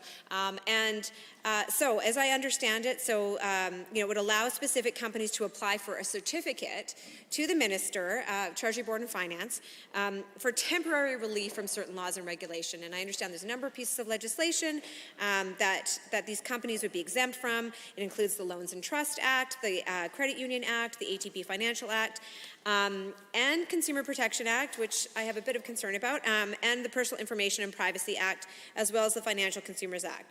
And we know that more legislation could be added by regulation. So essentially, a company would apply, as I understand it, to the Minister for a certificate to be exempt from these regulatory requirements. I understand that there are some kinds of there's eligibility requirements. The company must be an Alberta company, physically located here in Alberta. They must be able to demonstrate to the government that their product is new and original, and they must demonstrate that no other company is currently offering the same products or services. And they have to, of course, submit a business case. So these are sort of the requirements to apply for a certificate, and then those exemptions can be granted, and I understand that they will be explicitly listed on the certificate, so at least consumers have an idea of which regulatory requirements this company is exempt from. So again, I think that there is certainly there's some benefit to this, and we certainly see an opportunity from what's set out in Bill 13 and an opportunity for innovation in this space. But I also know that there are some risks that we need to be clear of. First, as I mentioned, this puts a great deal of onus on the Minister of Treasury, Board of Finance to be able to determine, to apply those eligibility requirements, look at the business case, understand the innovative nature of what's being proposed, and make a determination that that company should be eligible for an exemption. So there is a risk, I believe, and as I understand it, that this is we're talking about very novel companies and novel financial services. Something that, maybe lots of folks here have heard about, talk about, cryptocurrency and all of that, and Bitcoin, and, even very, people who are well versed in these kinds of things find it difficult to fully comprehend maybe perhaps what cryptocurrency is. And I will acknowledge that I've tried to go over it a number of times in my head. Every time I think I've got it, then something changes and I still have to reflect on what I thought I knew. So it's certainly a challenging space. And we need to be sure that those who are making determinations as to whether or not a financial services company should be exempt from regulatory requirements has the requisite knowledge and expertise to be able to make that risk assessment. It's relying heavily on the government ministry itself and the Minister of Treasury, Board and Finance themselves. And I think we need some assurances that there is the appropriate level of expertise both within the existing ministry, but also certainly with the existing minister, to be able to make that kind of assessment. You know, and I think that sort of speaks to, you know, the even broader issue here. Really, this is going to be a certificate issued by the authority of the Minister of Treasury, Board and Finance, which asks for Albertans to place their trust in the minister to make good and sound decisions. Now, as we know, the current Minister of Treasury, Board and Finance is the same minister who has you know, given in to insurance company lobbying and allowed for insurance companies to make significant amount of profit on the backs of Alberta drivers, many of which weren't even driving their vehicles much in the last 2 years, but they saw their insurance premiums go up. This is the same Treasury Board and Finance Minister who lifted the cap on insurance rates. It's the same Treasury Board and Finance Minister who also advised on the decision to throw away $1.3 billion on the KXL pipeline, a pipeline that everybody was advising was not going to happen unless Donald Trump was reelected. And I mean, that's just this minister. It's the same minister who has overseen, against what I believe are his core principles and values as a so-called conservative, to allow for bracket creep, to allow for the hike of personal income taxes, without even being honest about what was happening and still refusing to acknowledge it. So, I mean, there's very good reason for this. And let's be honest, this is also the finance minister who, up until the you know, windfall of large oil price increases in the last few months, was about to you know, enter a budget with the highest deficit ever recorded in Alberta. So certainly Albertans would have a lot of reason to not have a great deal of trust in the Minister of Treasury, Board and Finance, at least this one. And of course, more generally, I could use up a significant amount of time going through all the reasons why Albertans don't trust this government and the Premier in particular, but we don't have time for that. But the other risk associated with this bill, excuse me, is really about consumer protection. It's really about making sure that consumers understand that they may be purchasing services and engaging in financial transactions with a company that is subject to a lower level or exempt from certain regulatory requirements. We need to ensure that there's some kind of education being done to the public, or some kind of warning label, or some kind of way of transmitting to the consumer that they understand that there may be greater risks associated in this space. And, you know, there's also a worry that people might just simply transfer their current confidence and trust in our public financial institutions, such as major banks, and just simply think that that's the same requirements are applying to these kinds of new financial innovation and financial services companies, which won't be the case under this bill. So, you know, those are the kinds of things that we need to be cautious about. But overall, I think our government has been, our caucus has been very clear in our support for innovation, and I look forward to hearing more thoughtful debate on this on the subject. Thank you. Thank you, Honourable Member. Are there any other? I see the Honourable Member for Calgary Mountain View, and then. Thank you very much, Mr. Speaker, and I am pleased to rise and speak to Bill 13, which is the Financial Innovation Act. I want to start by making it clear on the record that in general, I'm supportive of this bill. I think members should probably vote in favor of this bill. I just have a few concerns, and I think that they are concerns that arise from the level of discretion and a lack of understanding of what the process is going to be for the evaluation of these applications. So obviously the Act builds on a regulatory sandbox initiative started under the NDP government through the Alberta Securities Commission. So generally, I think that was a good initiative, I mean, obviously. So these sorts of ideas can be very useful. They can spur innovation. They can sort of create they can allow new businesses with new ideas to flourish in an existing environment. And I think that's really important. I'm actually really glad to see the government at least taking steps in this direction, because they tend to privilege economic development measures that really work for established players generating large profits to the detriment of new entrants to a market. So, for instance, this government, obviously, their sort of big throw when they first got into government was to drop the corporate tax rate. Now, that tax rate is applicable only on companies that are generating $500,000 a year or more. So it is beneficial to those companies, but not to new companies, because, Mr. Speaker, I'm sure you're well aware that a new business doesn't generate $500,000 worth of revenue in the first year. That almost never happens. In fact, most businesses don't generate revenue in the first year. Most times it takes a little while to sort of get up to speed. It's very unlikely that a measure like that would help a new business or innovation. Now, it's not surprising that that was the direction of the government, because it was a government who said that diversification was a luxury, something we didn't have time for, something we shouldn't be interested in. So it doesn't surprise me, but this represents a pretty big reversal, a reversal in direction. And I think that's good. There's a number of other things I'd like to see them reverse. For instance, the Alberta Investor Tax Credit.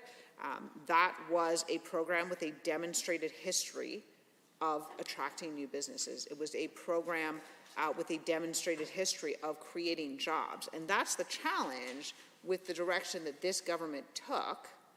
They gave away billions of dollars to corporations. They got no jobs in return, because that wasn't where the market was at the time. So they helped only established players, and they didn't help them in a way that created any jobs for Albertans. It just essentially sent profits overseas. So this initiative looks like a good initiative. I'd like to see them take more of these good initiatives. The Alberta Investor Tax Credit, as I mentioned, under our government, was working really well. They love to talk about the tech sector.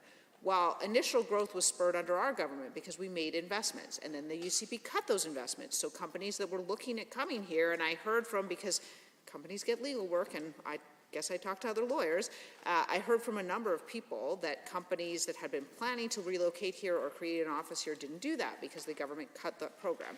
And then they brought it back. So now it's starting to spool up. But the net result of this government's refusal to invest in good economic policy was that we are now behind the rest of the country in terms of that growth. That isn't to say we aren't seeing growth, because the UCP government, thankfully, chose to eventually reverse course and get back on board with initiatives that were working under the NDP government. But the result of that is that we were behind, and so that's problematic. So those are the things I think are good about this bill. Those are the reasons I think it's good. The reason I think it's problematic is that it gives enormous power to the minister. And that isn't to say that there's never a need for that. It's just to say that with this government in particular, I think it requires a little more explanation of how a few things are going to be handled. For instance, how we're going to ensure that there is still consumer protection, because this is a government that has a long history of privileging the interests of large and wealthy insiders over the interests of regular Albertans. And so how do they plan to protect those Albertans? Another big question is, how do they plan to adjudicate who gets these regulatory exemptions and who doesn't? Because again, this is a government with a demonstrated history of not being particularly trustworthy when it comes to picking policies as opposed to picking friends. This is a government with a long history of demonstrating that they can't assess risk particularly well. So, I mean, the problem ultimately is what I would describe, Mr. Speaker, as a loss of trust. The public has lost trust in this government, and so they need more explanation of how the rules are going to be applied and how those rules are going to be applied fairly than they normally would. Now, this is sort of a concept that I'm borrowing from employment law. So one of the things that can happen if you do something bad at your job and it's not bad enough that the judge or the arbitrator or whoever it is that's deciding thinks you should lose your job. Sometimes you can lose your job anyway, and that happens because there is a breakdown of trust.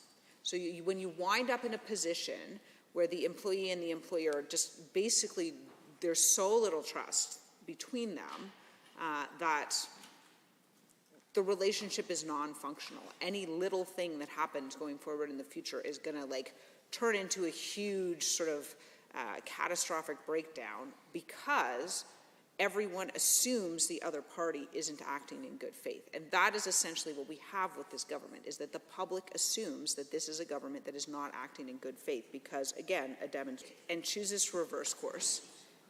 It could admit when it's wrong. It's reversed course on a number of issues, this government.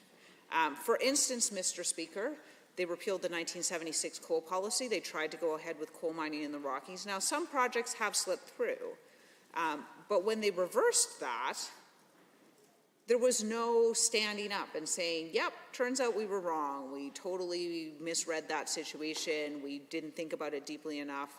I really think that this would go a long way to reestablishing trust with Albertans. I think, and maybe it's just because I was at the hydrogen conference this morning, Mr. Speaker, but I think, you know, the public's confidence in this government would have been assisted a lot. You know, so rewind to 2020, the NDP releases a plan on hydrogen, and the UCP laughs. The minister says it's ridiculous. Hydrogen will never come that fast. The idea that we would export by 2030 is absolutely absurd, says the associate minister. And then they release a plan that has us doing exactly that, largely borrowed from our plan. So what happened in between? I just feel like it would go a long way to build trust if the associate minister could just stand up and say, yep, I was wrong. I was wrong when I laughed at green hydrogen and said we would never make it in Alberta. I was wrong when I said we would never export by 2030. I was wrong when I said all of these things were out decades. I think that that would go a long way to reestablish trust.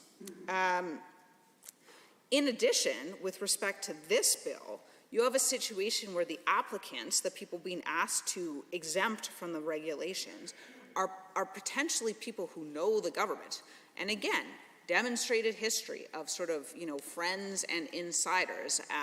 You know, this is a government who, at the same time that they wouldn't let physicians use complex modifiers on telehealth during a pandemic, brought in a company to do telehealth. So, you know, it's pretty clear, you know, that there was some wink, wink, nudge, nudge in there. And so I think this is incredibly problematic. So the big questions are, does this government have the expertise to credibly assess these proposals and still protect Albertans? And can they be impartial? So, I mean, if we just look at, for instance, in terms of their credibility, the issue around rebates, right? This issue comes up in November. The government says, we're going to do nothing. Then they say, we're going to do a natural gas rebate. But then the budget comes out, and turns out by we're going to do, they mean, you know, 8 or 9 months from now. And at the time, their current projections weren't showing that obtaining. As it turns out, it did. But the point is, again, then they say we're going to do an electricity rebate. We wait, we wait, we wait. There's no word, there's no news, there's nothing. Then comes legislation. Okay, fine. It took them weeks to sort of essentially crib previously existing legislation. They bring in the legislation. And on the same day that the associate minister says, oh, there's no way we get these rebates to people until, you know, June, possibly July, they charge in and say, oh, well, the opposition didn't pass it in 6 hours, and that's the problem. The same day, the associate minister said, we don't get them out until June. It's going to take us at least 2 months, and oh, a 6-hour delay is a really big problem for us. So ridiculous, lack of trust. Insurance caps, also a big deal. This government came in, they got lobbied by an insider. They removed the insurance cap. Insurance rates skyrocketed. there was an outcry from Albertans. They said, oh, no, no, no, there's no possible other way this could have happened. The insurance companies absolutely needed it. Everyone would have gone bankrupt without it. And then, mysteriously, the report that tells us how much insurance companies charged in premiums versus how much they took in claims just doesn't appear that year. Just doesn't appear. The government trots out. They say, don't worry, all the information is online. We prove that that is not, in fact, the case, Mr. Speaker, and so finally they published the report, trying to blame the civil service and blame the insurance companies and blame everyone but themselves, who chose not to publish the report, for that. And so when we see the report, we see that they took in more in premiums than they paid out in claims, significantly more, and in fact that differential has expanded in the interim. So again, it's difficult for Albertans to have confidence that vesting all of this discretion in the minister will result in an outcome that is beneficial to everyone. So, I mean, the questions again of whether they're going to protect consumers appropriately and whether they're going to pick companies appropriately. I mean, the best company with the best business case may come forward. What if they're not friends of the UCP? What if it's 2020 and they're coming forward with a hydrogen proposal when this government is saying, oh, poo-poo to hydrogen before they decide to change their mind, you know? The problem is they just don't seem to make judgments based on the facts and the evidence before them. So I think, yes, this is a question of risk assessment. So that's what the government's going to be doing. They're going to be looking at these companies saying, like, what is the risk to consumers versus what is the potential benefit to innovation? This is the same government that bet on the re-election of Donald Trump when the polls were showing he had a less than 50% chance of success. This is a government, well, I mean, that's fine that the polls may have been wrong about Hillary as well, but we didn't make a $1.3 billion bet with taxpayers' money on her election. So I think maybe that's the problem there. This government went ahead and made that bet. They made that bet without consultation with Albertans. They made that bet without proper financial transparency with Albertans. And they made that bet in what, I don't know, I think a lot of people, I'm not a big gambler myself, Mr. Speaker, but I think a lot of people would have looked at that and said, okay, so we're going to put down $1.3 billion. We have less than a 50% chance of success on any reading of the situation. I don't know. Does that seem like a good bet? I don't think they would have made it with their own money, Mr. Speaker. I think, yeah, I think, you know, I'm not going to take that bet from the member for Edmonton-Glenora because I don't think that the UCP would have made that bet with their own money. I would be really surprised to hear that that was the case. I think they only made it because they had taxpayer money to spend. So I think that that is the main concern, is that this is a government with a demonstrated history of an inability to credibly assess risk. And even if we assume that we clear that hurdle somehow, that we have some sort of policy or procedure that is printed online for Albertans to see in terms of how this government is going to assess risk, then the next hurdle arises. And that's a hurdle of how do we know? I see the honourable member for Grand Prairie has risen. Thank you, Mr. Speaker. It's a pleasure to rise this afternoon and speak to Bill 13, the Financial Innovation Act. The Financial Innovation Act is poised to be the first of its kind in Canada, one that will spur investment in innovative and new technologies and position the Alberta economy for growth in the financial services sector. This forward-looking legislation provides space for innovation, disruption, and truly incredible minds to bring forward their products in Alberta.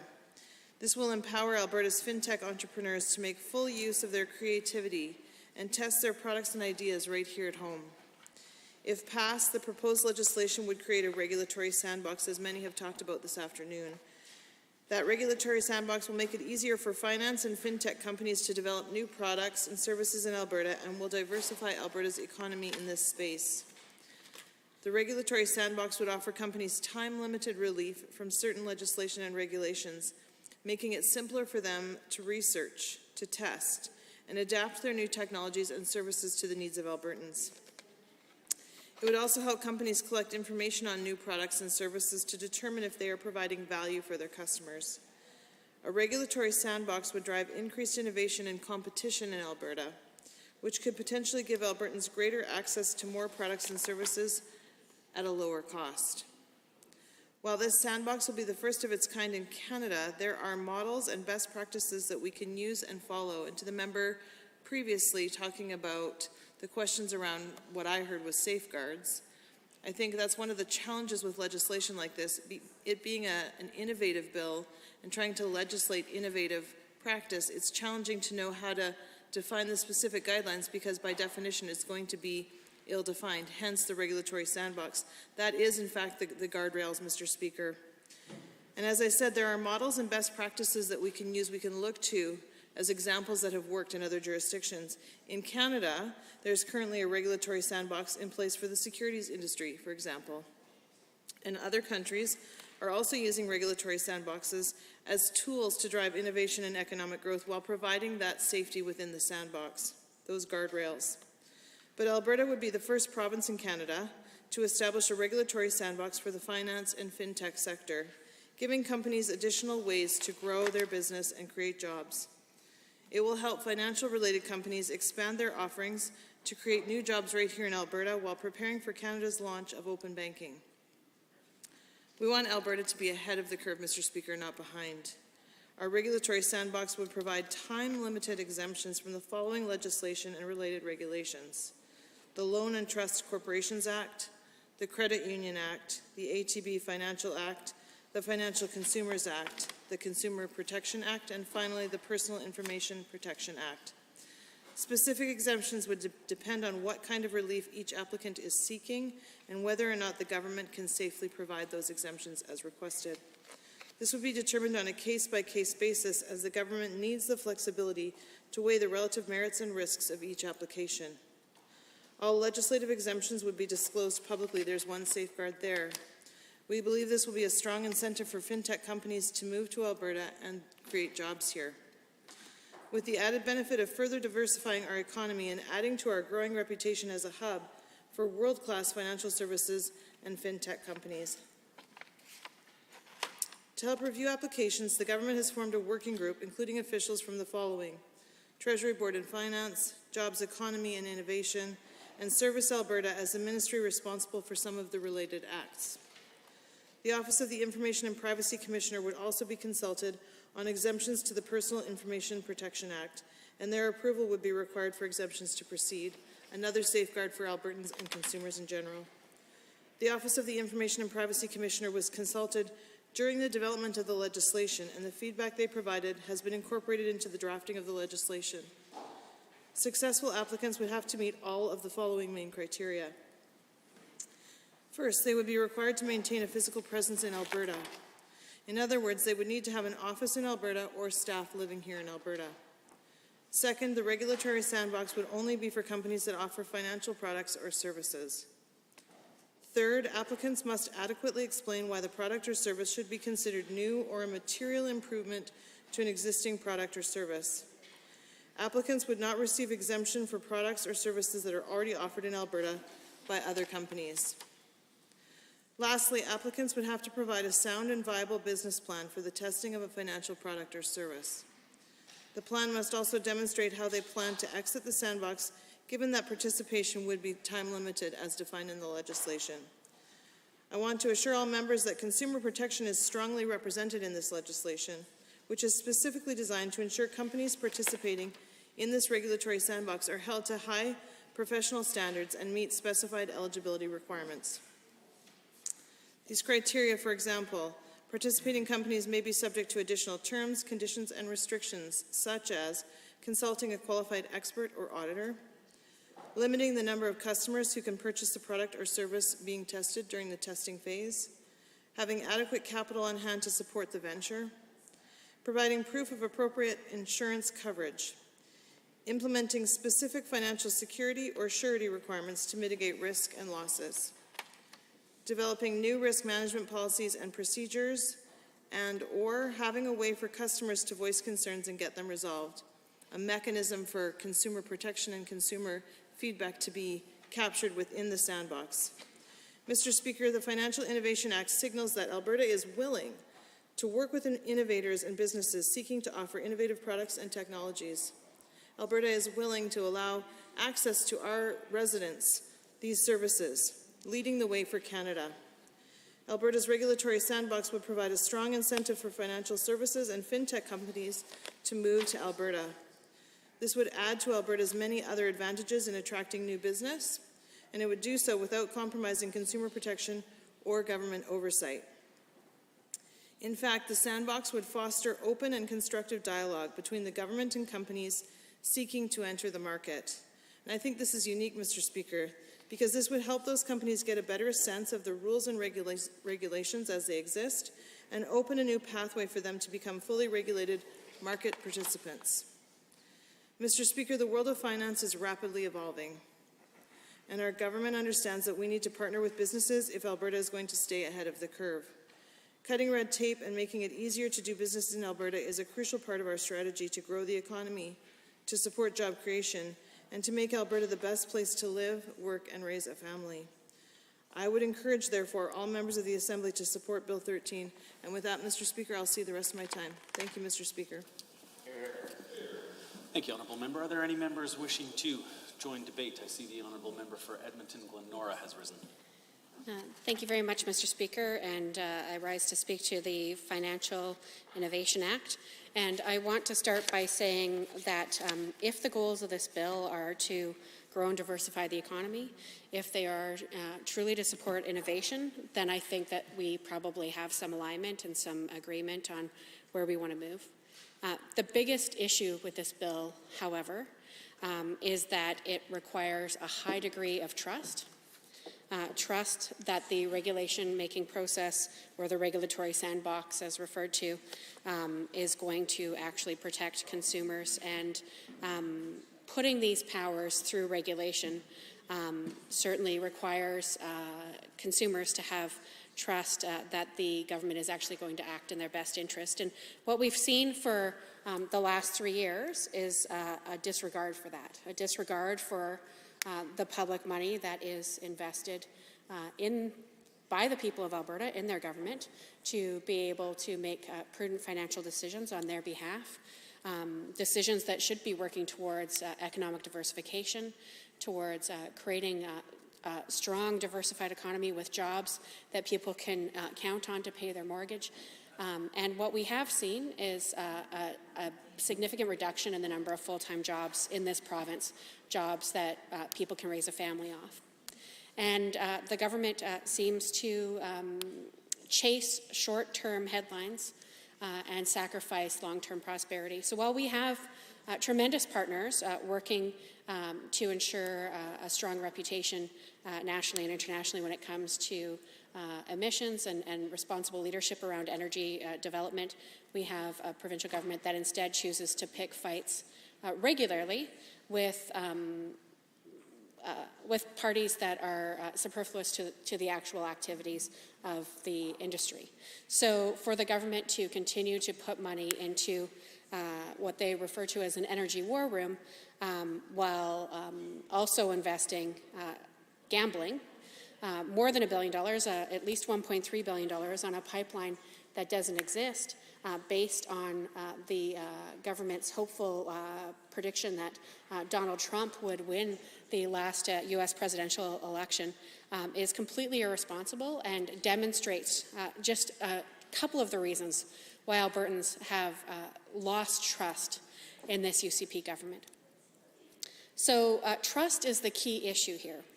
I have to say I don't think that there are issues with what we've been told the goals of the bill are. I think that the goals, if they are indeed around supporting more innovation and economic diversification, those are things that we in the NDP have been championing for decades and wanting to make sure that we have a strong, diversified economy. But this government has shown time and time again that the Minister of Finance, the sponsor of this bill, for example, said that diversification was a luxury that we just couldn't afford. Well, Mr. Speaker, many would argue that we can't afford not to diversify, that we must make sure that we have robust sectors, including the energy sector, traditional energy, of course, being a big piece of that, but other types of energy, including renewables, including hydrogen. The Hydrogen Conference is happening right now here in Edmonton. 4,000 people downtown talking about an industry that we can be leaders in. And we know that the government didn't want us there to talk to people about what the actual vision is for our province and for the energy sector as it relates to hydrogen. That is, we should be working in partnership with across the aisle and with industry and with investors from a variety of sectors to make sure that we can continue to be energy leaders in, of course, oil and gas, but also in other spin-off energy opportunities that we have. And we also need to be diversifying the economy in other areas. So significant investment in tech and in other growing sectors would be a wise investment from the people of Alberta in ensuring that we continue to have a strong and growing economy. So the fact that this bill asks this Assembly to put such a high degree of trust in Cabinet to develop regulations that will deliver when, I would say, arguably, when you look at the history of Alberta, there's probably the least amount of trust in this Cabinet of any government caucus that I've seen in the last at least 30 years. I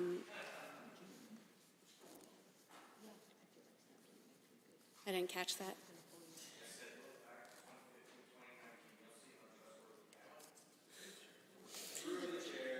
Members, please continue. Mr. Speaker, so the fact that we have one of the arguably the most untrustworthy cabinet from its own government caucus that we've seen in at least 30 years in this province, the fact that we have a government that is creating legislation that requires them to do the bulk of the work through regulation rather than having the open, transparent process that this Assembly offers through 3 full readings and proper debate, publication of the actual legislation prior to its passing. The fact that the current Cabinet is calling on their caucus and all members of this Assembly to trust them when this is the least trustworthy government in Canada and probably in Alberta's history, I think begs a lot of questions around whether or not we should trust the government to actually follow through on what they are saying the intent of this bill is. So with all of that being in mind, Mr. Speaker, I'm inclined because I want to be able to have faith that the government will do what they say they are going to do. And I also have faith that there will be an election. There must be an election at some point within the next year. According to the law, it will be next May. We'll see if this Conservative government decides to follow the law or not. But there will be an election, and there will be a new cabinet. And at that time, I imagine there will be a higher degree of trust and confidence in the cabinet of the government of Alberta to deliver on the intended goals as outlined through Bill 13, the Financial Innovation Act. So with that in mind, I am inclined at this point to support this bill in its current iteration, but I do look forward to continued discussion of the legislation and specifically the government trying to restore some trust because it certainly has been hindered significantly by the actions of the current government. Thank you, Mr. Speaker. Thank you, Honourable Member. Are there any members wishing to join debate? I see the Honourable Member from St. Albert has stood up. Thank you, Mr. Speaker. It's my pleasure to rise and speak to Bill 13, Financial Innovation Act. And certainly, as my colleagues have said, there are a lot of positive aspects to this bill, and I too would like to go on the record to say, more than likely support this bill and, hope for the best. I think it's important to support innovation, but there are a lot of concerns and questions that still remain. And so instead of chirping about all kinds of things, perhaps this government will actually listen to the genuine questions and concerns that we have and genuinely bring back some information that will cause us to have more confidence in this bill. And I think if that was the case, that we did have more confidence in this bill, we would not continue to hammer away at the same questions.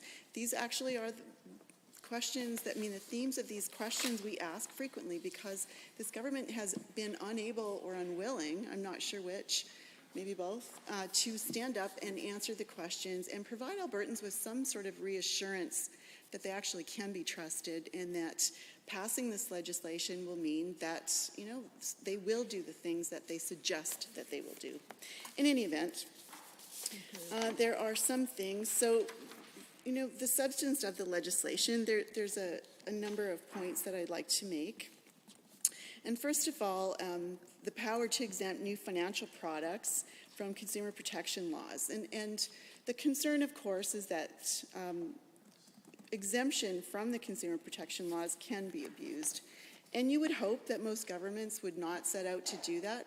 However, this government doesn't have a great track record of actually putting consumers, Albertans, first and putting their interests first. And so it would be terrific to get more reinsurance. So we know that it's critical. Consumer protection is critical, particularly when traditional safeguards are not in place. And with this being such a new and innovative piece of legislation and products, I would suggest that that would be even more important in this case, to provide consumers with some reassurance. So the second thing for this plan, I think to really work, is to have the bureaucracy with the technical capacity and sophistication to understand the new and innovative ideas and to regulate them properly. Now, I wasn't at the technical briefing, Mr. Speaker, but I understand that there was a discussion around this, and that's not to say that it's a bad thing that every ministry or every organization has every skill and ability that is required to go forward into the future. That's not a bad thing. It's actually a great thing to identify when there are weaknesses or holes and new skills that maybe you should recruit for. And so I think, to give Albertans some reassurance that, perhaps the technical capacity or experience isn't there, but what are the steps this government will take? Instead of just trust us, we got this, I think it would go a long way to reassure Albertans. And, I'm sure members know this, that Albertans just do not have a lot of faith in this government. And when you don't have trust, you have fear. And you have an unwillingness to go forward and really listen to anything. We saw that repeatedly with COVID, Mr. Speaker, is that, as we continue to see wave after wave, we saw the trust in government it was diminished. And so, the government may have been saying really useful things, really positive things, but a lot of Albertans were just tuned out because they felt they could not trust what was being said. So that is second. Third, I think my colleague did mention this earlier, and is that, Albertans and Canadians in general rightly have a great deal of trust in their financial institutions. I think, I think we're all fairly confident that what we deposit or what we invest with our financial institutions, that things won't change too much, they won't instantly go bankrupt, and that we have some security. So I think additional measures and transparency are indeed required to ensure that risks are never passed on to Albertans and consumers. And finally, there is a legitimate concern with public disclosure. So the government is telling us that telling the public that any company with a certificate and operating within this sandbox or expanded sandbox will be listed on a government website. And that's pretty much it on a government website. Well, I don't know about you, Mr. Speaker, but there are a few government websites that I frequently check, and sometimes for no reason at all, information just it's just gone. And there's no reason, there's no rhyme as to why it's gone or changed. And so I think that Albertans need more than check the government website. For one, most Albertans aren't sort of as tuned in as we are to what is happening, and they aren't checking for updates, they aren't getting all the press releases, and they aren't going back daily to see what's up. So I think it would be really good to have some clear information. And, just going onto the government website, that really doesn't say much at all. It doesn't give any kind of reassurance at all. And let me give you a quick example that happened recently. So for the entire time that I have, been the opposition critic for community and social services, one of the things that I do fairly regularly is check in with open data, and there's a few things that I check. A couple of them are wait lists. So there are two actually fairly large programs that are worth combined close to $2 billion. I would suggest that's pretty significant. And both of these programs, thankfully, used to publish information about their waiting list. Now, it's a little bit tricky because most people just looking at it wouldn't understand that it's a waiting list because they don't call it a waiting list. They call it in service or in planning or, waiting for a caseworker or whatever, but it's actually a wait list. And so there are different tiers of the wait list. And so I was checking it, and then it was gone. It was just gone. And so I asked the minister, what's up with the Family Support for Children with Disabilities wait list? Last time I checked, there were about 4,000 children/families in there waiting for service. So that means perhaps they were in planning, perhaps they were waiting to be assigned a caseworker, but they were still waiting for services. And the minister said, yeah, there's no longer a wait list. Poof, gone. So my example, my story is just to illustrate that to tell someone, anyone, just trust us, check the website. It really is not good enough. Not good enough at all. So there were a couple of other questions I think that, to raise in debate, and hopefully at some point somebody will stand up and provide some information or some answers. So one of the questions that I thought was really important is how will consumers know when they are using a new product or service or technology that is operating within this sandbox and therefore is regulated at a much lower level, as I mentioned, is the government prepared to consider some type of warning label so that consumers actually know what they're getting into? And, like my colleague for Edmonton Whitemud, I have on numerous occasions listened to different experts, different podcasts about these products to try to understand what are the benefits, what are the opposite of the benefits, what are the dangers, what are the risks, trying to understand it. And obviously things are changing so rapidly that it is actually quite difficult to follow. So I think in order to get Albertans as excited about using these products as I'm assuming the government would like, why not provide some more information for Albertans? So going back to some of the earlier comments is that, as I said, is that this is obviously a piece of legislation that, if done correctly and it's the right time for it, that it could actually go a long way to support innovation and to continue to grow and diversify the economy. And I think that regardless of what side of the House we sit on, I think that we all have the same goal in that area. I think when the economy is strong and flourishing, that it's good for everybody. So I would hope that, our comments here, we do want to support this legislation, but it'd be really terrific to get additional information.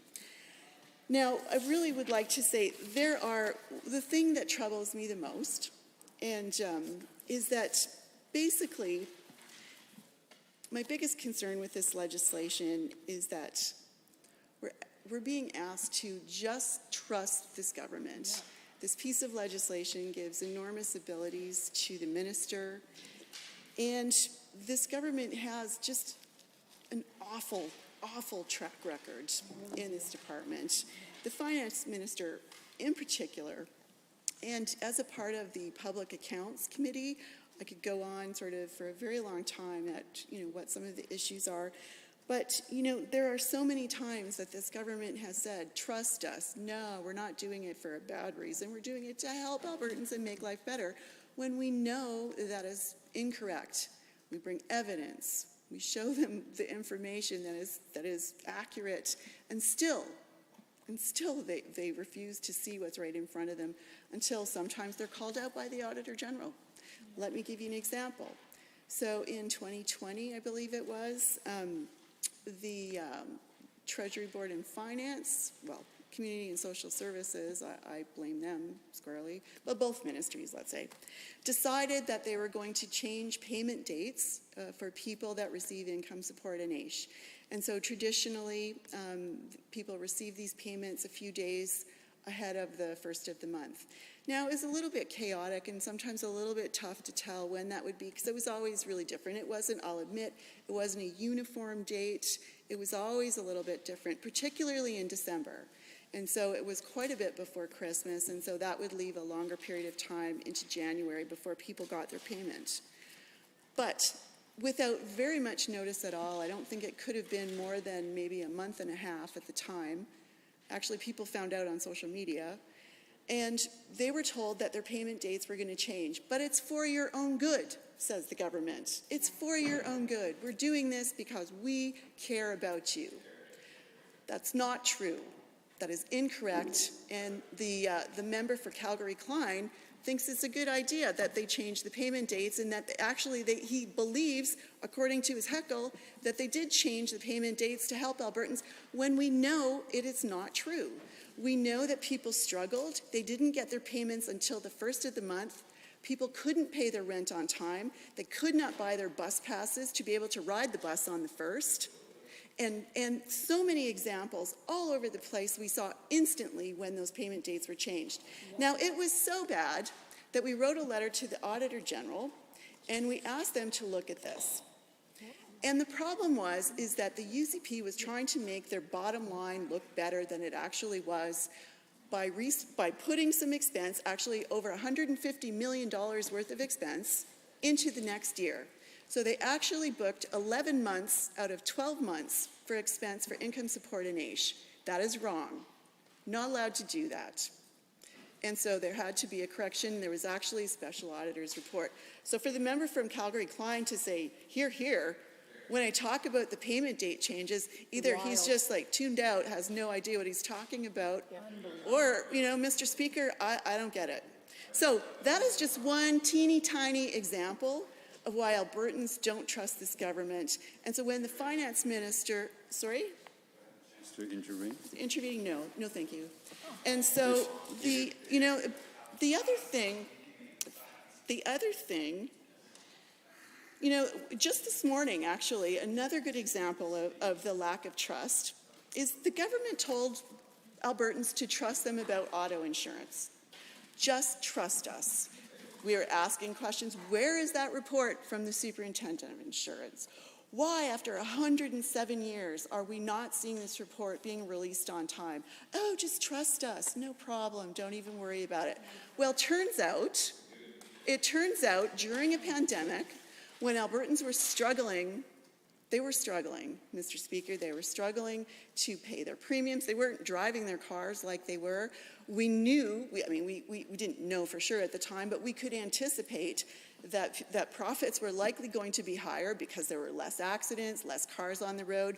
I can remember during that first wave going to St. Albert in my office and actually taking a picture of the streets. I stood there. There were no vehicles at all whatsoever. So it didn't take much for us to put it together to think there are likely going to be less payouts because there are less people driving for less hours. Kind of made sense. And so when we didn't see that report, where's the report? What are you hiding? Turns out what was being hidden from Albertans was a huge amount of profit. Profit margin was huge during this pandemic. So they can chirp whatever and just say it's not true. It's factual. It's in the report. It's actually factual. So if you want to continue, if the member would like to continue to be Trumpy and allege alternate facts, that's fine. Albertans know the truth. And the truth is in the report, Mr. Speaker. The report was very clear. So that is the second example. I could go on for the next week about the ongoing examples of why this government can't be trusted. Now, we appreciate this piece of legislation that wants to go in a new place. What we're saying is this government needs to be very clear and stand up and talk about what consumer protections will be in place. And what are you going to do so that we can trust? Are there any other members looking to join debate? I see the honourable member for Edmonton Highlands Norwood has risen. Wonderful. Thank you. Very hard to follow that. And I think I can speak for everyone on this side when I say I'm absolutely shocked that, again, no one from the UCP is willing to stand, but are willing to continue to beak at us nonstop, including Calgary-Klein and Associate Rutherford Minister. Beaumont, who else? Beaumont, Associate Minister. Associate Minister. Honourable members, Anyways, the list goes. we are currently debating the bill. I would look to the honourable member to please direct her comments towards the bill and the debate at hand. Thank you very much. Wonderful. Yes, absolutely. I am very happy to speak quite briefly to Bill 13, the Financial Innovation Act. I just, need to get it on the record that it is quite surprising that we're not hearing from any of the government members other than heckles. So, I won't speak long as they continue to heckle. I won't speak long, but I did want to just quickly touch on a couple of points around Bill 13. My colleagues have done a fantastic job, and particularly my colleague who just spoke. It's always hard to follow the member from St. Albert because she did an excellent job of unpacking some of the broader concerns around trust in this government. And so, I've done some reading on this, and I must admit I am certainly not an expert on in this area in the fintech, financial technology sector, but I always want to learn. When I heard about a sandbox, I thought, that's fun, let's go play in the sandbox. But in fact, it's a regulatory sandbox. And a regulatory sandbox is a safe space in which companies can test innovative products or services without immediately meeting all regulatory requirements. Well, that's a lot there. Although I do find it interesting that this government is supportive of safe spaces in some regards, just not in schools. I want to just highlight we've said, my colleagues have said that, we are on the record in support broadly of this bill. Obviously I was not a part of when we were in government, but I was proud to see the work that the NDP government did when it comes to supporting the fintech sector and the tech sector broadly. I think about some of the investments that the member for Edmonton Beverly Clareview, when he was minister, made to really expand those sectors and to attract talent to our province. And so I find it, hypocritical, to hear the government speak, and I reading their media releases on this, speaking about how, this will help to entice people, fintech companies to move to Alberta, more competition, lower costs, all these buzzwords. Yet this is the same government that wasn't willing to support my colleague's private members bill on creating a venture capital fund that would do some similar. Obviously not in the same sector per se, but would also have a focus on attracting and innovation and innovating and attracting investment and getting folks to move to our province. And so it was quite disheartening to hear, and my colleague, I just want to get it on the record on his behalf. I know he did a whole lot of consulting with folks on this bill. And I also know that he spoke, and he shared this in the chamber the other day. That was yesterday. In fact, time is confusing. That was just yesterday. It feels like we haven't left. Where in concurrence, in the debate on concurrence, he explained that he'd actually spoken to a number of UCP MLAs about this bill and had a lot of support. But when we came to the chamber, unfortunately, they were unwilling to support it. And so, again, while we are broadly, generally supportive of Bill 13, I find it rich that this government isn't willing to support bills that come from our side of the House. We've talked a lot about the fact that a private member's bill is a privilege, and yet we've seen consistently from this government a refusal to support any bill that comes from the NDP. And so that one on tech shot down. Another one, anti-racism, shot down for my colleague from Edmonton City Centre. So again, I need to get that on the record. And so I won't speak too much more on the concerns on Bill 13 because I know many of my colleagues have. I just want to summarize my remarks by noting again, our concerns here are around trust.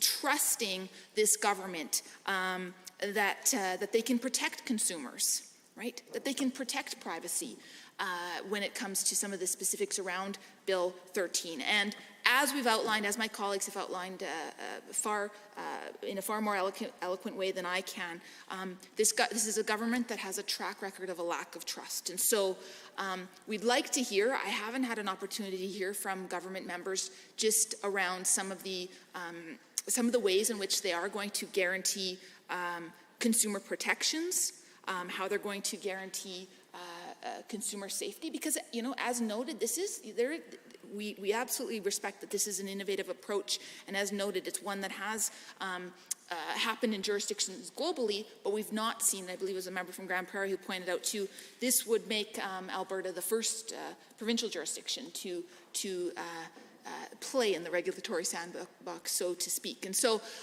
we just want some assurance from that side of the House that consumers and that Albertans will be protected. And with that, I will end my remarks. Thank you. Thank you, Honourable Member. Are there any other members wishing to join debate? Seeing none, I am prepared to ask the question. Noting that the opportunity to close debate has been waived, the Honourable President of Treasury Board and Minister of Finance has moved second reading of Bill 13, Financial Innovation Act. Does the Assembly agree to the motion for second reading? All those in favor, please say aye. Aye. Any opposed, please say no. That is carried. Bill 13, Financial Innovation Act, is now read a second time. Committee of the Whole.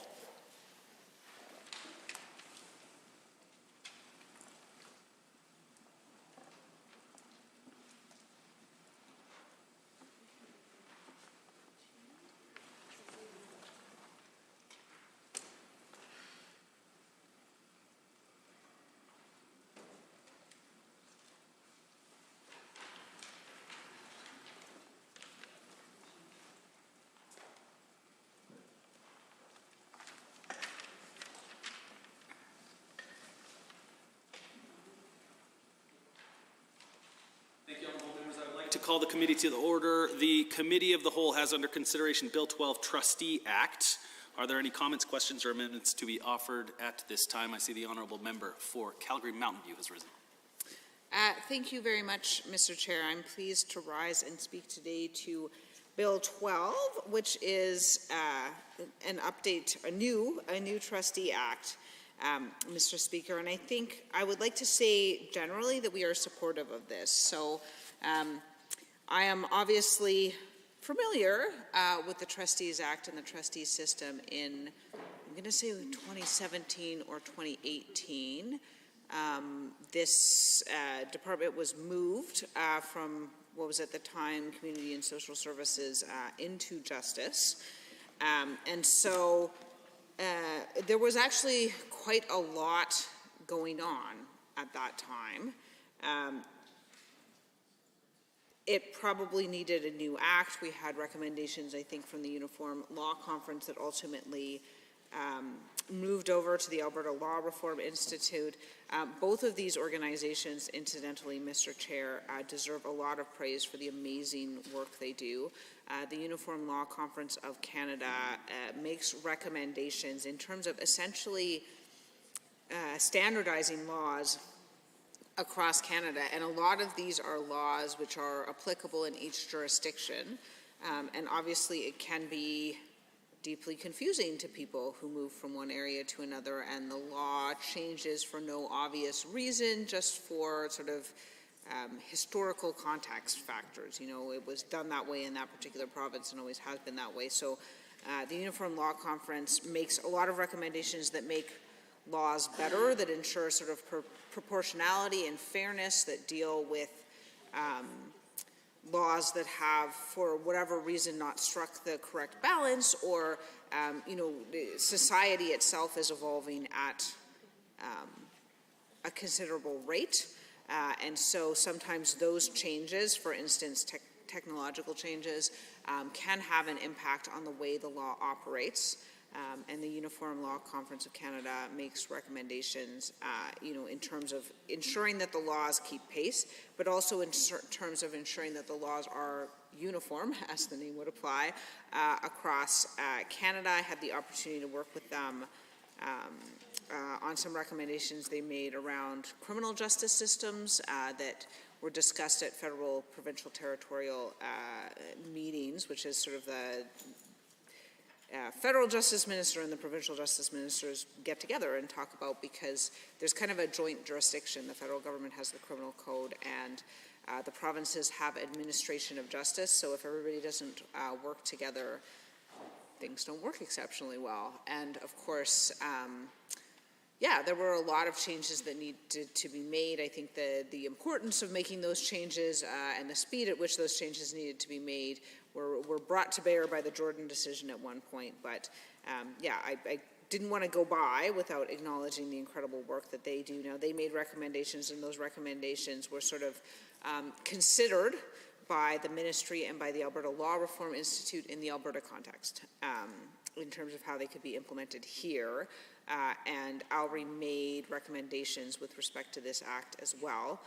I would also like to take a moment to talk about the fantastic work that the Alberta Law Reform Institute does, and to do a thing that we don't see often in this place, and say, I am really glad to see that the Minister of Justice, I don't think it was the current one, I think it was the Minister of Justice who is now the Minister of Labour, but the grant to ALRI was restored. So when this government came into office, they cut the grant to ALRI, and the grant to ALRI was restored in the last Justice budget. And I was really glad to see that because the Alberta Law Reform Institute does really, really great work. So there is,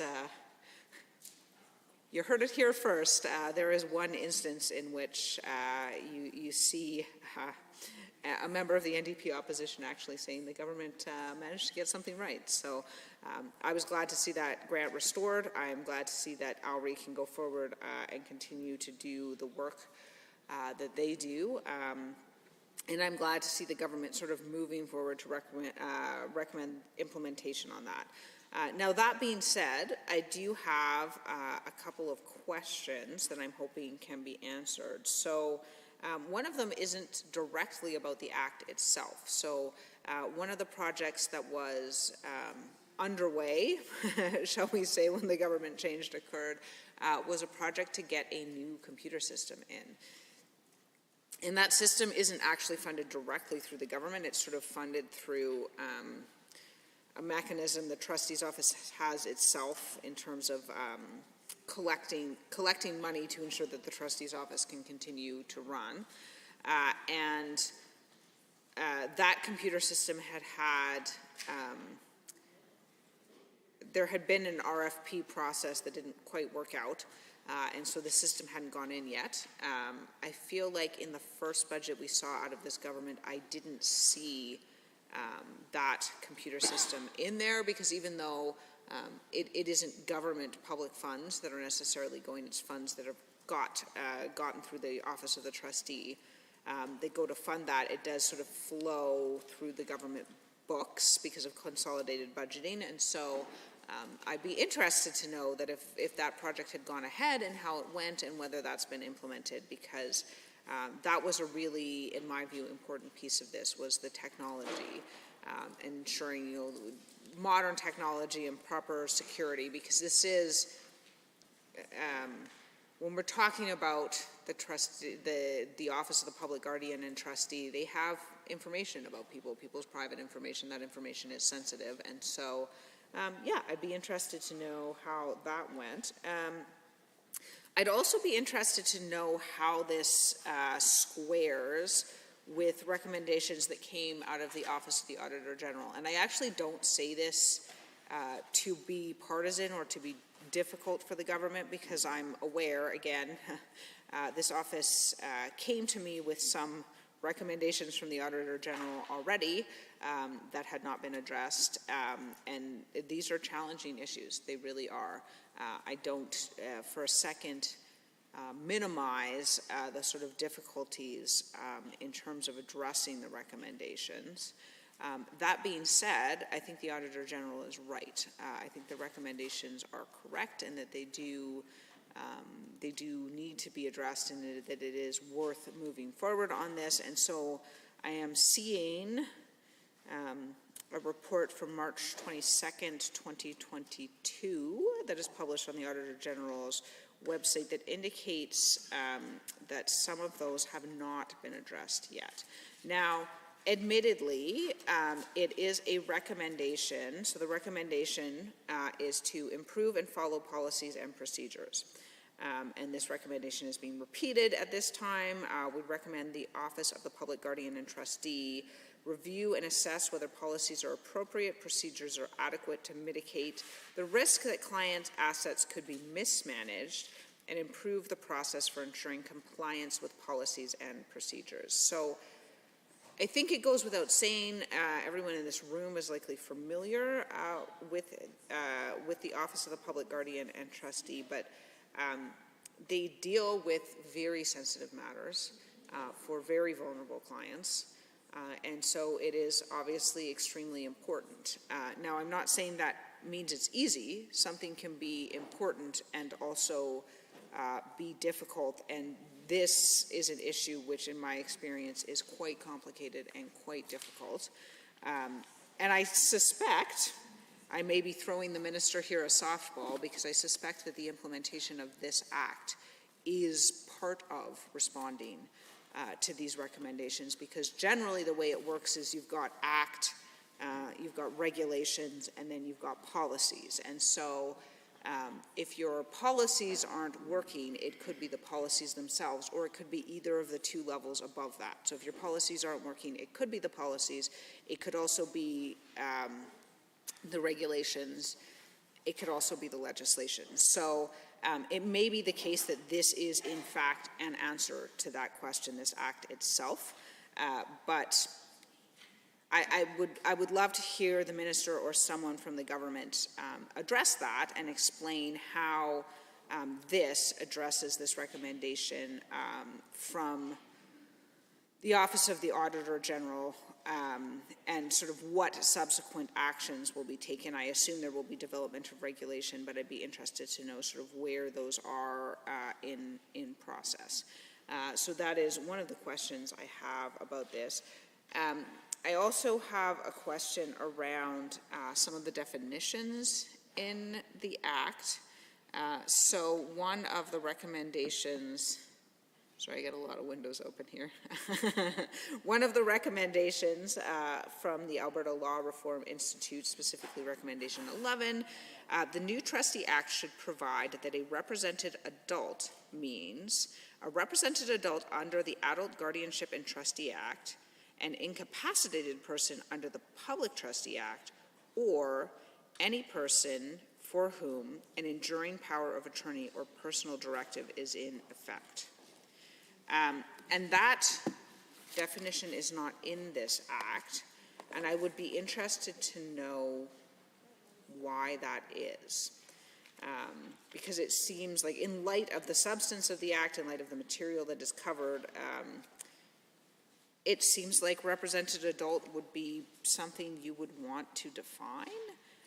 So I am curious, I would say, as to why that isn't in here. And in fact, represented adult is not defined at all, at least not, the majority of the definitions here are in section 1, so unless it's defined, and it may be the case, sometimes this happens, that it's defined elsewhere in the Act, but not that I have found.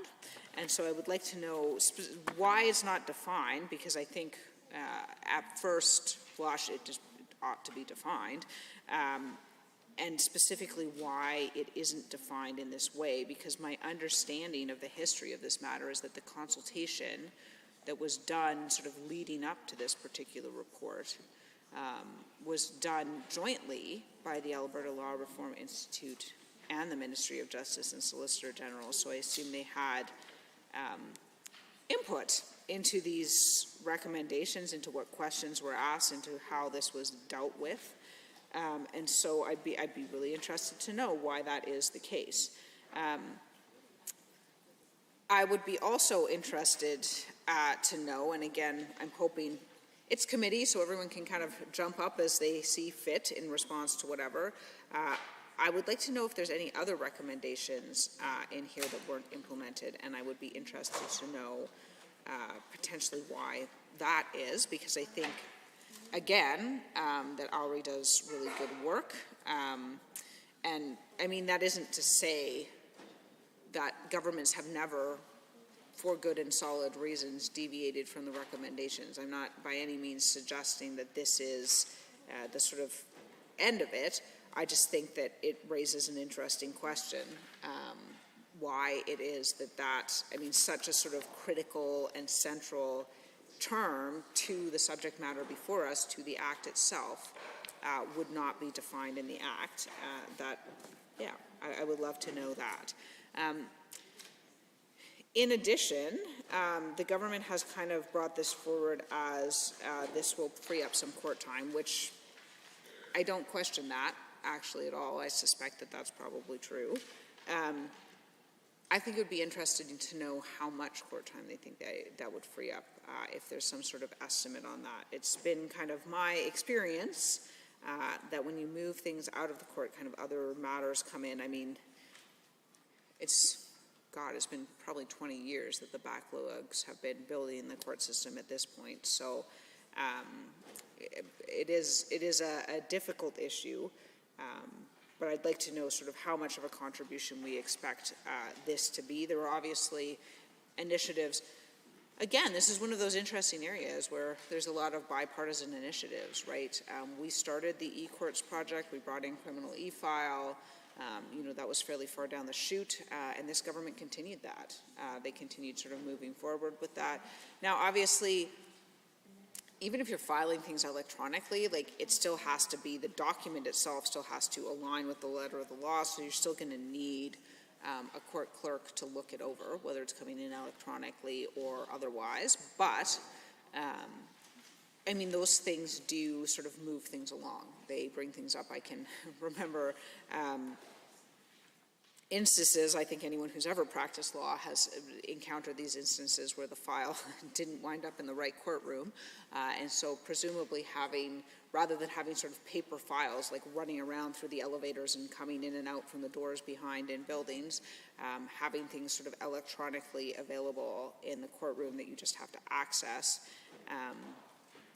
would probably resolve a lot of those issues and make things easier, because if something wound up in the wrong courtroom, it did tend to take a while to resolve. So I think, again, this is an issue that I don't think is particularly partisan. It's an issue that I think is important to Albertans moving forward.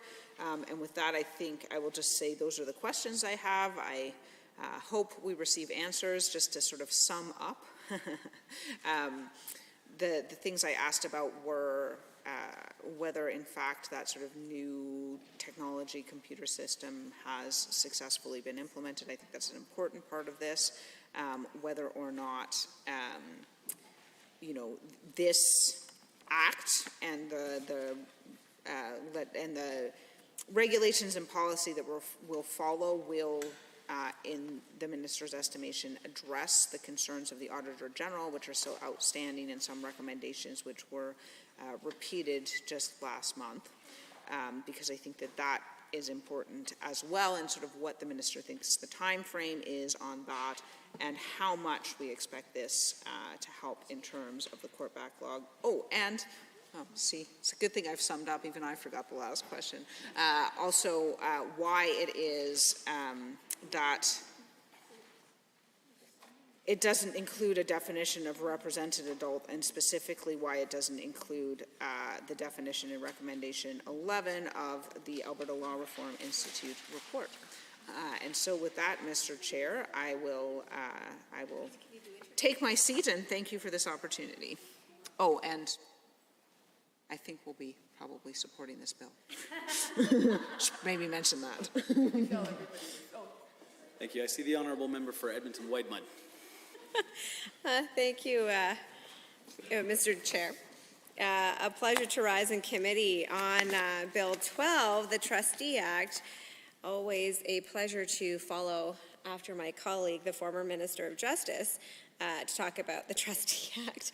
It's a bit daunting to do that, and I'm sure those who are following this debate closely will remember my very riveting comments at second reading on Bill 12 of the Trustee Act, But I do think it's important to reiterate at the committee stage here, where we do have a bit more informality, but and can get a little bit more into the nitty-gritty. That generally speaking, as the member from Calgary Mountain View so very aptly concluded her comments by saying, we are likely to support this bill. It actually seems to be a much needed modernization and transformation of what really was very old codification of very old English legislation around trustees. Long overdue, I think, for modernization, and it appears, and this is the work that I'm still working through, because it's not a small piece of legislation and it is a brand new act, is really that work of comparing what's in Bill 12 to what predominantly I think the proposed bill is based on, which is the recommendations coming out of the Alberta Law Reform Institute and their recommendations, which were developed, and there's 90 of them. So I think actually the last time I spoke at second reading, I kind of gave an overview about 7 or 8 of the recommendations, but there are 90 recommendations in that report around changes that could be made and should be implemented for trustee legislation in Alberta. Now, not all of those recommendations, but a large majority of them are based on work that had been done by the Uniform Law Conference of Canada in 2012, where they, that conference, obviously this issue of modernizing trustee legislation is not unique to Alberta, and so at that conference they laid out sort of model or template-led draft legislation that could be used by any jurisdiction to kind of implement some basic principles, most of which have been codified by this point or not codified, but had been developed through common law and were well understood by those who practice in this area of law and those who might have a trust to really standardize what those provisions would look like.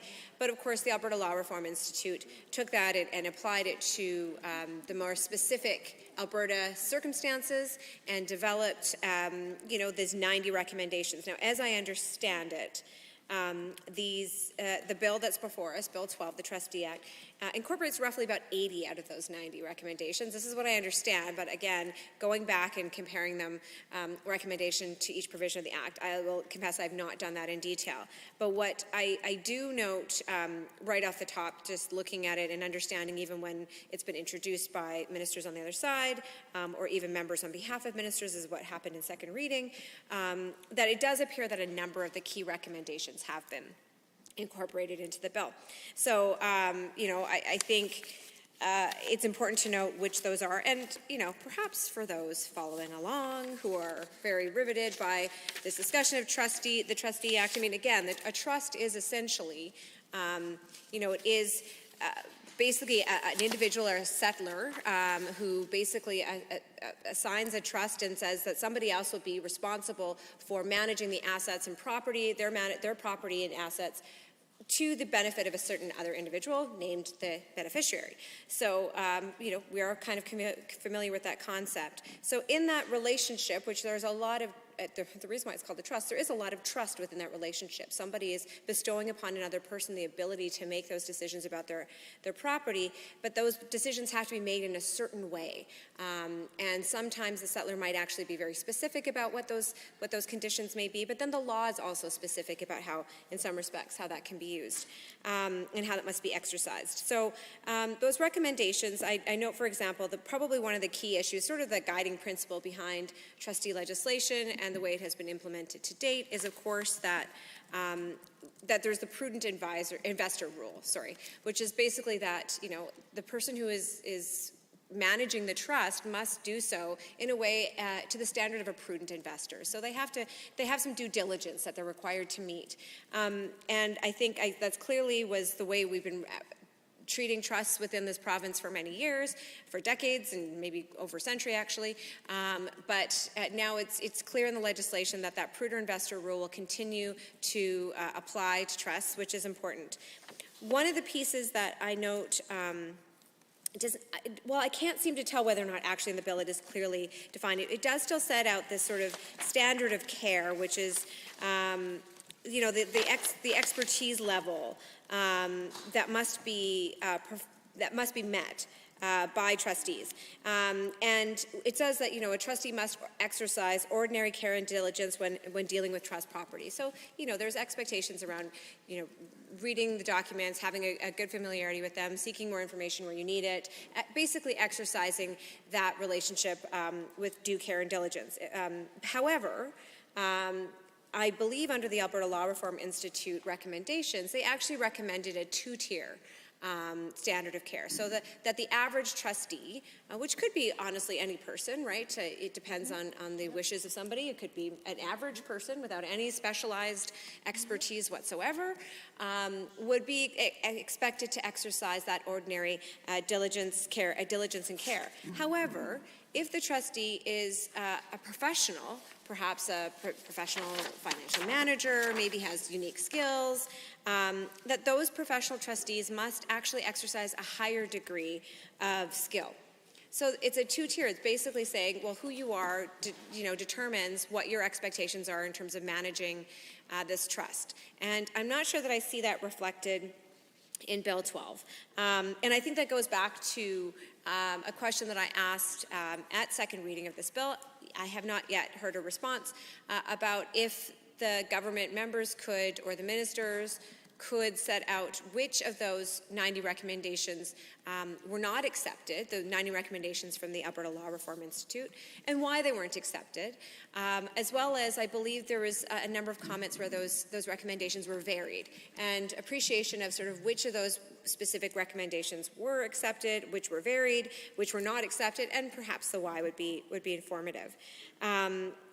And so, I see there's a number of other pieces in here that, again, were part of the recommendations. For example, that trustees should be able to, where there's more than one trustee appointed, that they can make decisions by a majority, that unanimous approval by action is not required of all the trustees. And I think that's, simplicity in being able to move forward, in a timely way on issues without requiring unanimous consent from all trustees. I see that the bill has provisions around appointing temporary trustees, about how to use and apply extrinsic evidence to determine what the settler's intent was. So the settler, again, is a person who sort of created the trust or appointed the trust, and oftentimes there may be debate about, well, what was their intent, especially if they set some conditions as to how the trust must be exercised. So how to determine what the settler's intent was, especially if the settler is no longer around and able to speak to that. So I understand that the bill does that. Now, of course, we know that overall the intent of this bill is to codify and simplify and modernize trustee legislation, but it's also a key objective is to minimize the amount of time that trusts are being dealt with, negotiated, mediated in the court system, essentially to free up time in the court system. And of course, that is an objective that in all circumstances we would support. The idea of if matters can be resolved outside of the court system, that's a good principle to begin with. It increases access to justice, people being able to resolve their disputes without incurring significant costs and resources, always a good thing. However, I do want to note, because I think it is worth noting, because it is something that certainly when we're talking about freeing up the court system right now, that is a very pressing issue in Alberta right now. And I would love to hear some concrete actions being taken by this government around the issue of the almost 3,000 cases that are at risk of being thrown out for undue time under the Jordan ruling in Alberta right now. We know that there are almost 3,000 cases that are at risk. And of those 3,000 cases, 1,200 of them are for serious violent offenses that may be thrown out of the court system, thrown out altogether. The charges may be thrown out because of the undue delay in them being heard in the court system. Now, I say we know that there are 3,000. However, it should be pointed out that apparently the current Justice Minister did not know that.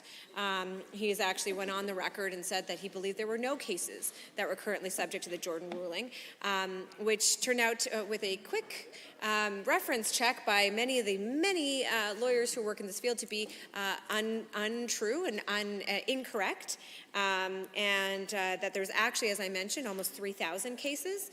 It's a pretty critical thing for our Justice Minister to have a good handle on the current caseloads and those at risk of being thrown out as a result of undue delay. So I certainly hope that the Justice Minister has done his homework and will actually be addressing this concern. Now, a key way to address that, Mr. Chair, of course, is the challenge of not having enough prosecutors. Yes. And we have certainly, well, I recall very not so fondly perhaps, but early on in this government's term, there was a lot of bombastic chest beating about all the prosecutors they were hiring. I believe the then Minister of Justice, who's known for speaking at a high volume, was very emphatic and enthusiastic, talking about all the prosecutors they were going to be hiring. And it turns out that has not taken place. And in fact, this is why we're facing the situation again of almost 3,000 cases of charges, criminal charges, provincial court charges, and charges of potentially violent offenses that may be thrown out. So, I think we have to, again, look at the fact that there is the current government is not acting as if they've been the ones who've been in power for the last 3 years. They're still wanting to point fingers to the past, but they are now responsible for the state of things in this province, particularly when it comes to an overexerted and overstretched justice system and court system, but many other respects, the strain on our public health care system, the undermining of our public education system, all of those pieces, Mr. Chair, it's actually now this government's responsibility. They have been in power for 3 years, although it feels like they spent most of that time infighting with each other.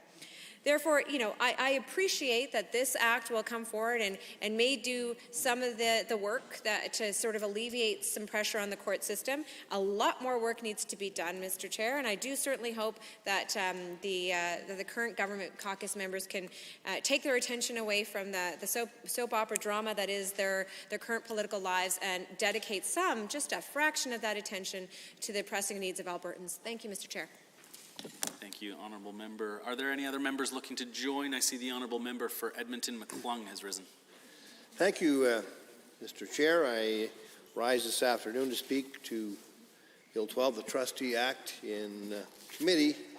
And I'm not sure if others in the House have noted yet, but I am the first male speaker on this side of the House in the opposition to rise this afternoon following an unbroken chain of very learned women who have been talking about issues in this House. And it's a very difficult place to be, Mr. Chair, because the caliber of debate that's been carried so far this afternoon by my previous speaking colleagues, all of whom have been learned women, is something that I seek to rise to at least achieve close to their level of eloquence. But I must note that it was a pleasure over the last couple of hours or so to audit the eloquence that has been uttered by all the previous speakers from our side of the House, all of them being most learned women. And I wanted that to be recorded because it was very special, and I was honored to be in the audience listening to their eloquence and their arguments, and I hope to add something of value to their responses and their input on this debate this afternoon regarding the Trustee Act in committee. Now, Mr. Chair, all of us have in some way or another been exposed to elements of the Trustee Act in our lives as individuals in families or involved in business or in our careers, and perhaps we don't take enough time to realize how important trustees' relationships are to our everyday life and the operation of business and government in particular, and also how we transact ourselves in terms of the phases of our life, whether it be birth, death, marriages. All of these involve trust, and especially as we age, there are trust relationships which take place to give powers to individuals to look after the affairs, either business or health, of others.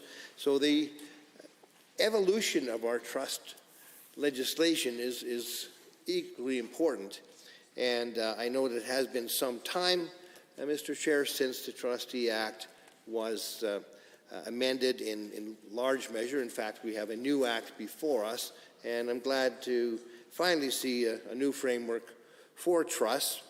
In my business past, as you will be aware, in the real estate industry, my life dealt with trusts every day, whether as an agent or simply when I managed a real estate office as a sales manager.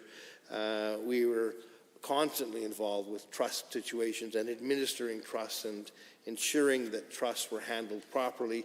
And when in fact something went south, something failed, a business transaction failed, it was a result in almost every case as a result of a breach of a trust, where somebody had made a promise and never followed through or didn't follow the rules regarding that promise. And I think, Mr. Chair, that kind of demonstrates how important the relationships are which are governed by the Trustee Act. Now, this new framework is a process that was very robust, and much of it follows the Alberta Law Reform Institute recommendations, which are being implemented as a result of consultations with them. However, there are not elements of this bill that address many pieces of the justice system that are still actually in need of great attention. We've seen it in healthcare and education, and now in the justice. And I don't know if the trust that's involved in the Trustee Act is something that Albertans have with this particular government. There's examples of the lack of trust that the provincial government has engendered in our population in most of our pieces of legislation that we've seen go through this House in the last 3 years or so. And I think it's something that is an unfortunate development. We see breach of trust, something that the government claims not to be doing, but when in fact we look at the legislation that's being presented before the House in many cases, it actually does one thing and tries to say another. But more to the point on the background of the legislation before us right now, Mr. Chair, is that in my role in real estate business before entering government as a member of this legislature, I know that there was a need to replace the existing Trustee Act with the new Act. And I know that one of the positions that I shuddered about being put into as a real estate office manager was trying to adjudicate between opposing adversarial parties, for example, a buyer and a seller, and when both were claiming that the monies in trust, their deposit monies on a real estate transaction, when a transaction had failed, both claiming that they were rightfully owed that deposit.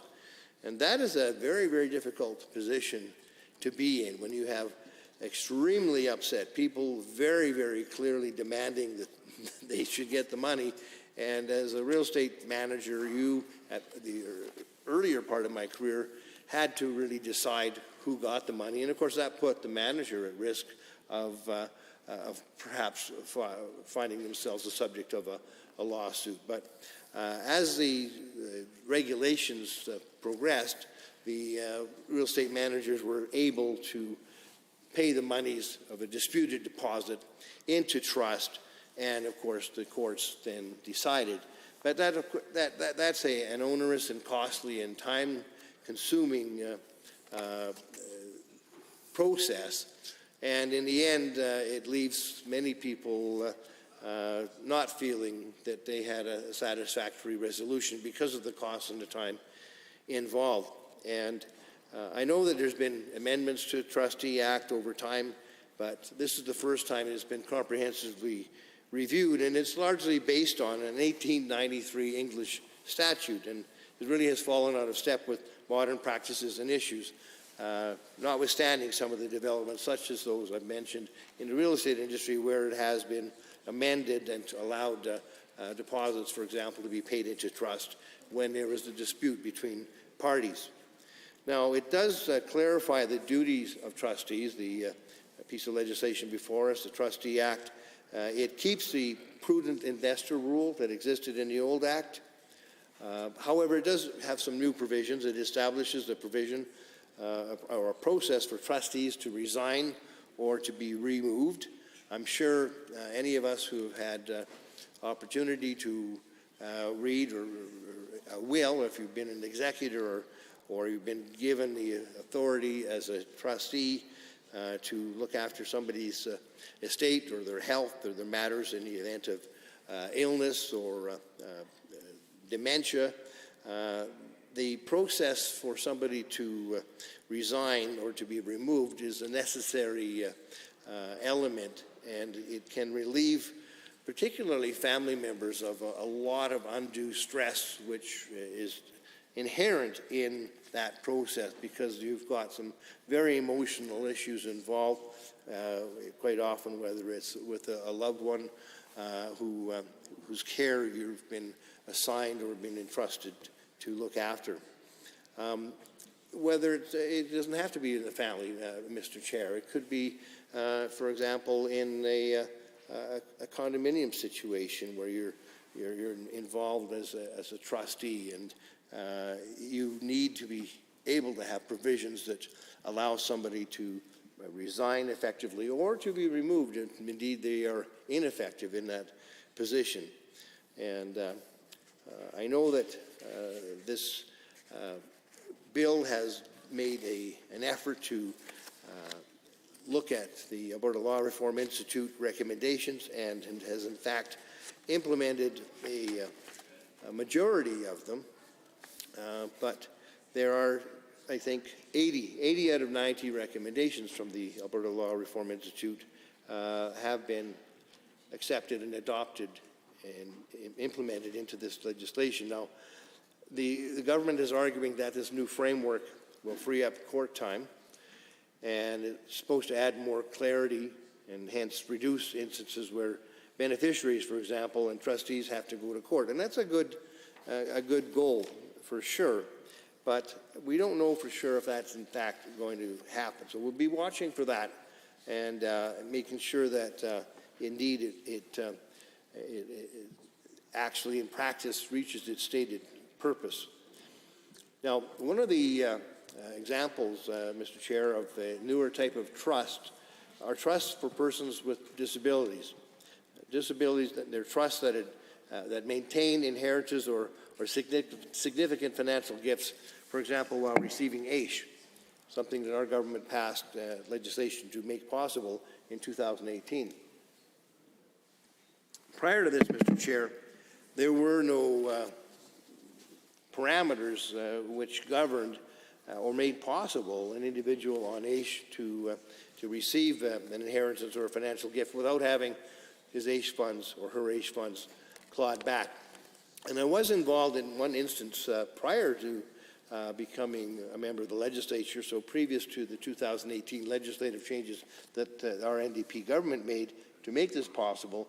I was involved in one situation with an individual who did receive an inheritance, and it took a long battle by very dedicated social workers who were working for the most part pro bono to insist that this individual's inheritance from parents designed to allow the person to live with dignity while they were still receiving the AISH benefits, and in fact designed to allow the person to buy a small apartment condominium with that inheritance, and in so doing would cost the government less. His housing costs went down as a result of having a small mortgage payment versus higher rental payments. And it was a very difficult argument to be successful at winning. Ultimately, after close to a year, Mr. Chair, and all credit to the individual social worker who was working on her own time to make this happen and tenaciously insisted that this was the just thing to do, it was the right thing to happen. Before the legislative changes in 2018 we brought forward allowed it to happen, and this individual still lives in his apartment condominium, a very small one, and it was affordable at the time, and it made that person's quality of life so much better than it otherwise would have been. So that's why, Mr. Chair, it is important to renew the type of trusts that are available to individuals, for example, with disabilities, and this new act hopefully will allow the incorporation of new situations that happen to arise more easily than previous act allowed, and won't necessitate the year-long effort of a social worker in a particular case to implement special circumstances to allow somebody to benefit from a bequeath or an inheritance that would otherwise be simply clawed back from their AISH payments. So that relationship was one that always impressed me, Mr. Chair, and I'm so glad in 2018 we were able to bring legislation that allowed an AISH recipient to receive an inheritance or a significant financial gift without having the AISH benefits clawed back. So while there definitely are laudable goals in the Trustee Act, there are many things in the justice system that remain untouched and not noticed or not dealt with by the current government. I recently had a conversation with an individual friend of mine I've known for many years who just retired after 38 years as a criminal crown prosecutor with the federal justice system, and I'm looking forward to conversations with him soon, and hope to even have a discussion about the Trustee Act and how it may have affected his role as a federal prosecutor in Alberta, if he indeed had still been employed in that role, but also to get some better feedback on what the bill might entail for others that he would have had under his tutelage in the justice system. But further to that, on April 6th of this year, the Alberta Crown Attorneys Association accused the UCP government of chronic underfunding, which they allege has caused a crisis in the justice system. And, Mr. Chair, this is not news. This is not new. Unfortunately, across the country, in jurisdiction after jurisdiction, the justice system has seemed to be the department least able to defend itself as far as demanding proper funding from Treasury Board and Finance ministers across the country. And it begs the question as to why. Why indeed do we see our justice system underfunded? Well, Mr. Chair, look no further than who the clients are that are served by the justice system, especially in the criminal justice system. And you find, of course, that they are, generally speaking, people with low means and little voice. And that's the reason we find that the underfunding has been a lengthy and long-term and chronic problem right across the country, and particularly in Alberta. Now, it's gotten to such a point, Mr. Chair, that the association highlighted there are significant vacancies for Crown prosecutors. And they even threatened to strike. Now, that's a severe move for Crown prosecutors to threaten to take, Mr. Chair, and it's strong evidence of a malady that's deep and very, very serious within our criminal justice system when we have our Crown Attorneys Association threatening to strike to get their point across, but more to the point, to actually ensure that they are properly funded so that they can function properly. I mean, the government chimes all the time about wanting to have justice and eliminate the revolving door of the justice system and get rid of the recidivism that seems to be taking place.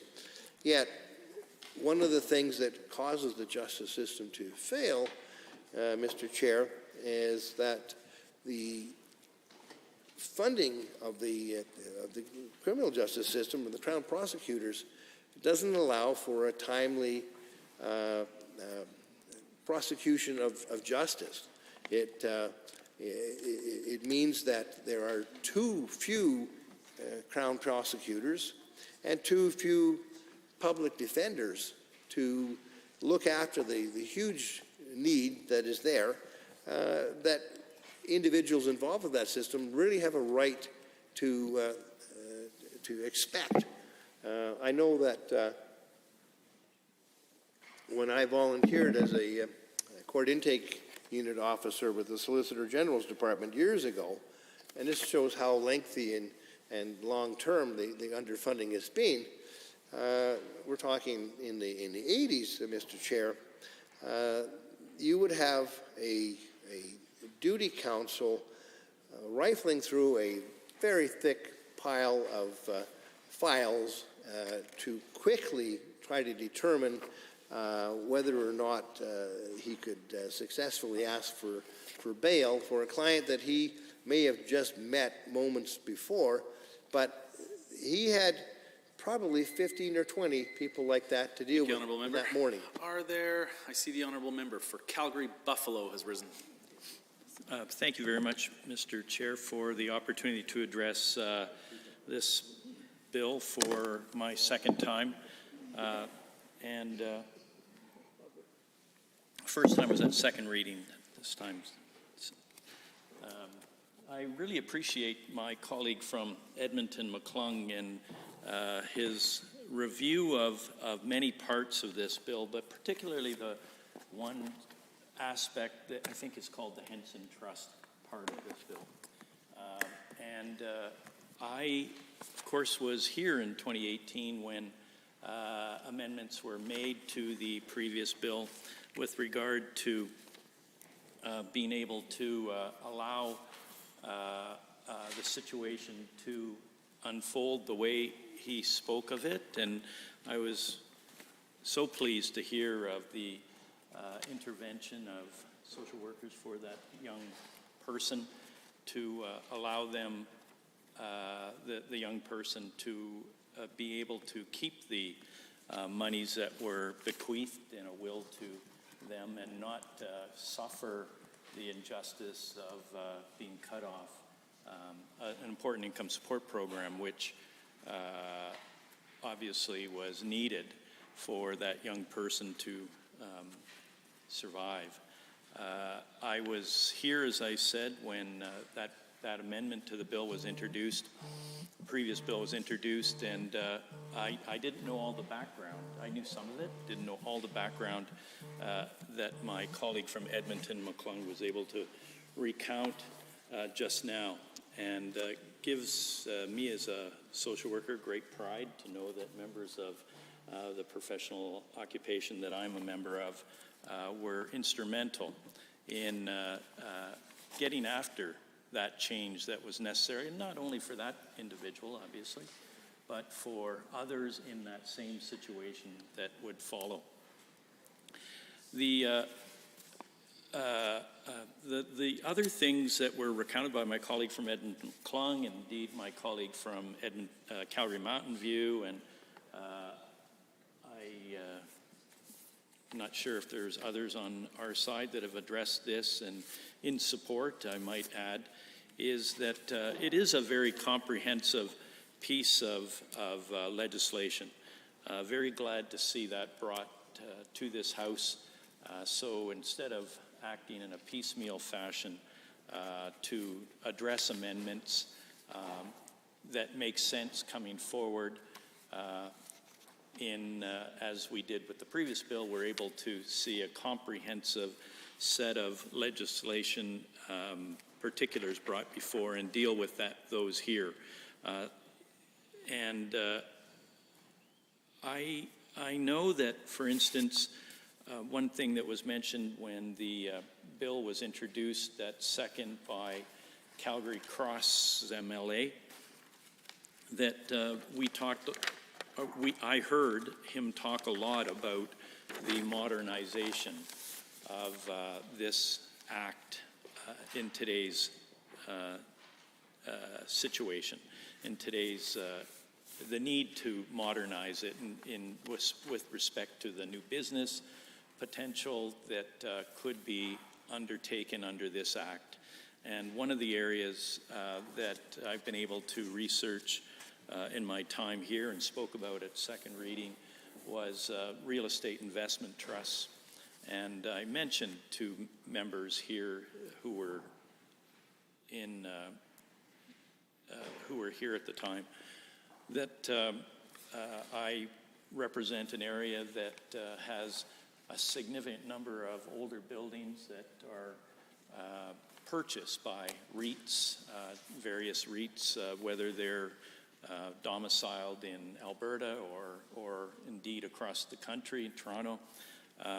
The activity in that regard has caused some concern for the people I represent in Calgary, Buffalo, particularly with respect to the affordability of their housing going into the future.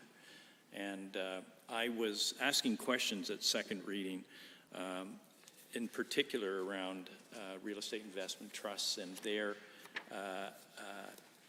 impact with this new Trustees Act, or how they would be impacted. Would they be better off?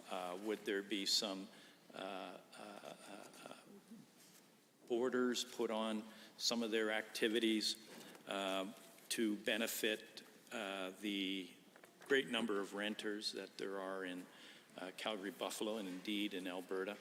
And one of the criticisms that have come from advocacy groups with regard to REITs is that they operate with a lot of government support, whether they are taxed at a lower rate than other corporations, whether they can access Canadian Mortgage Housing Corporation monies at a lower rate than other businesses can borrow monies.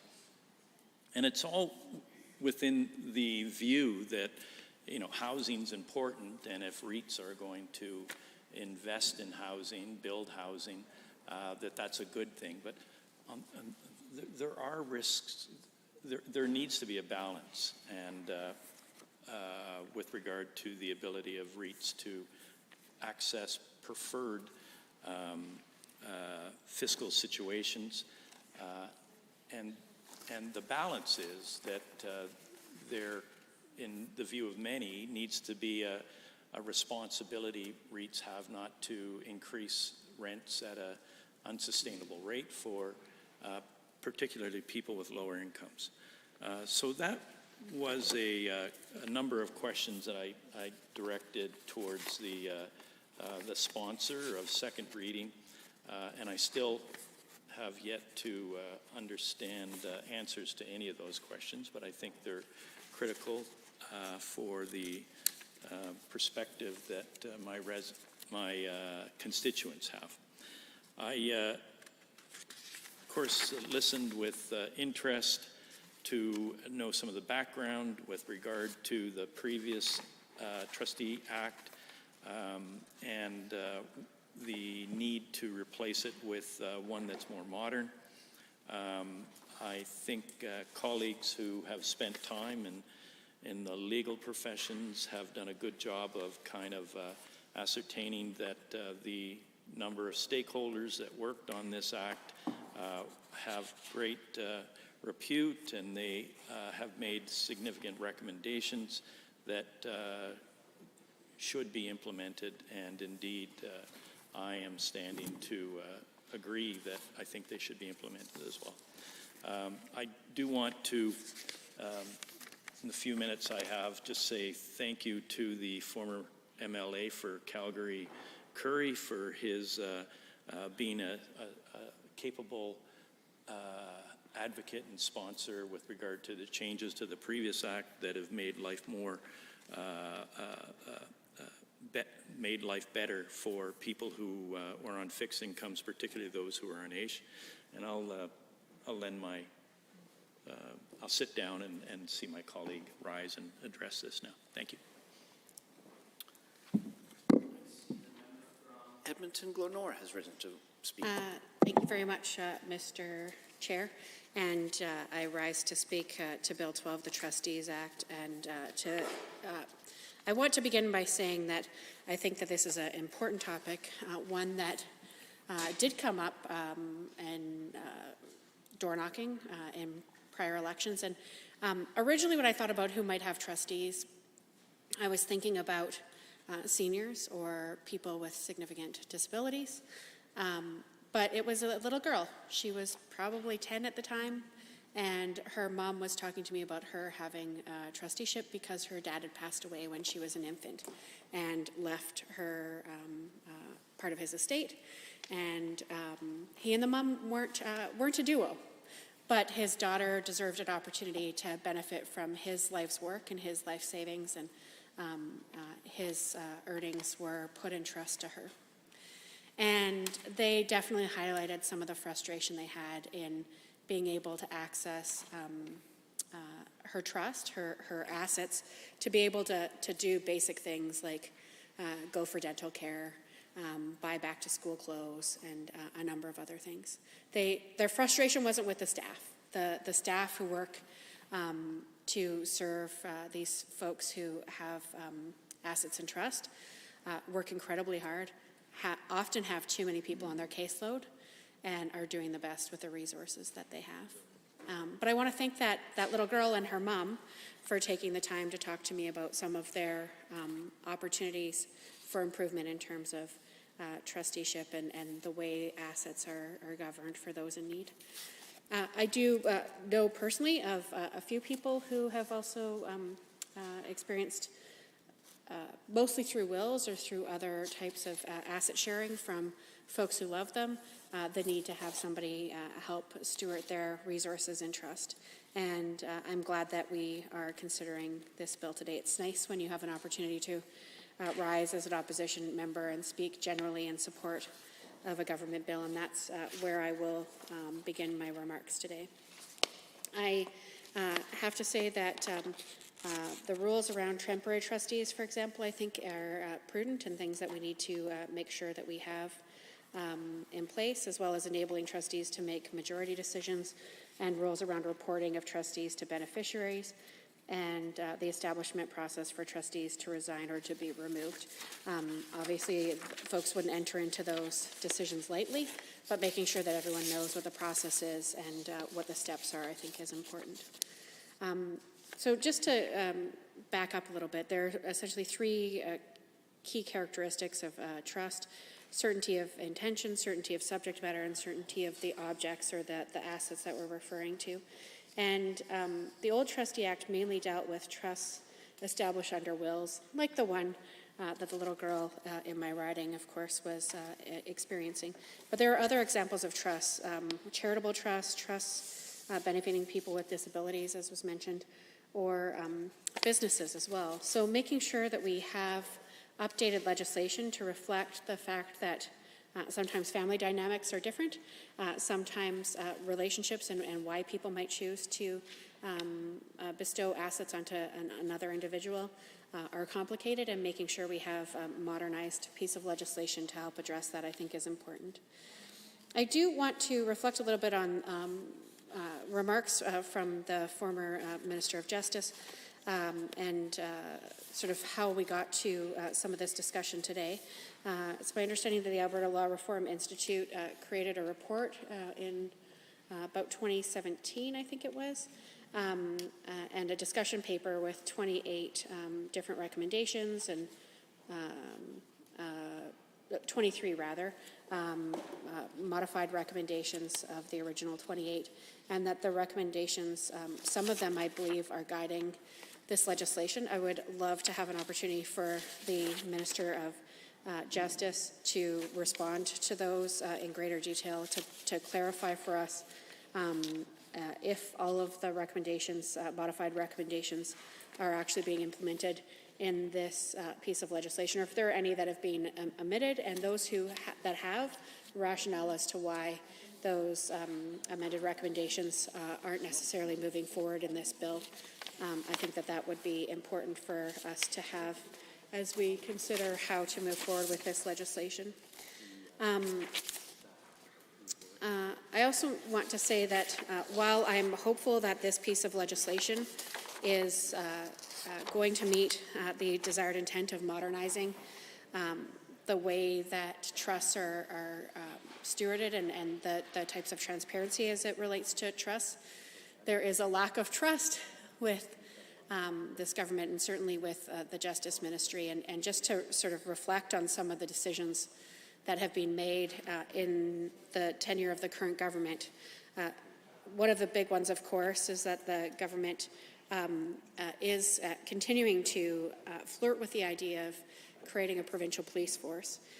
This is probably one of the most unpopular proposals that the current Premier has floated, maybe second to wanting to take people's pensions and do better with them under his leadership than those with the actual pensions themselves feel they are currently being stewarded. And that was probably the biggest rejection I've seen in the last few years, was people not trusting this government with their retirement savings. But another very big one that I know members of this Assembly went out to do consultations on in various communities around the province was around the idea of a provincial police force rather than the relationships we have with the RCMP or with municipal policing. And I would say that I'm relieved that that hasn't proceeded at this point, but the fact that that's still something under consideration is highly problematic. The current government also made the decision to charge a non-refundable fee of up to $150 for those who wanted to appeal traffic tickets, which maybe for some people in this room, a $150 fee might not be burdensome, but for a lot of folks, that would be a significant barrier to justice. Justice and being able to argue one's time before the courts and to be able to defend themselves. Fortunately, the current Justice Minister has decided to throw the former Justice Minister under the bus and reverse that decision. So that's a good thing for ordinary Albertans, that they won't be subject to that $150 fee to be able to have some justice when it comes to traffic violations or concerns. And then, of course, I want to highlight the changes to the Victims of Crime Compensation Fund. I think are mean. I think that for a government that speaks a lot about law and order, to treat victims and the compensation that they've previously been entitled to with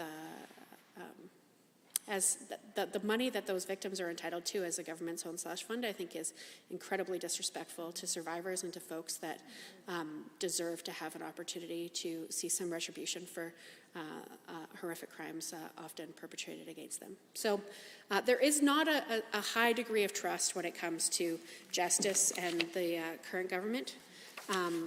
So that's what gives me a bit of a lump in my throat when I say I'm planning on speaking in support and voting in support of a government justice bill. But the bill itself, I think, is probably fine. It's the intent of the current government and those who are entrusted to actually execute the law and deliver for the people of Alberta that I still have hesitations about. But generally, at this point, I will say that I am speaking in support of this bill, and I move that we adjourn. Nope. I'm just going to sit down then. Oh, sorry. My apologies. Thanks. I'll cede the remainder of my time to somebody else who can decide what we're going to do next. Thank you, Mr. Thank Chair. you, Honourable Member. Any other members wishing to speak to Bill 12? Seeing none, I am prepared to call the question on Bill 12, the Trustee Act. On the clauses of the bill, are you agreed? Opposed? Carried. On the title and the preamble, are you agreed? Opposed? Carried. Shall the bill be reported? Are you agreed? Opposed? Carried. I see the Honourable Deputy Whip. Thank you, Mr. Chair. I move that the committee rise and report Bill 12. Having heard the motion as proposed by the Honourable Deputy Government Whip, are you agreed? Those opposed? And so carried.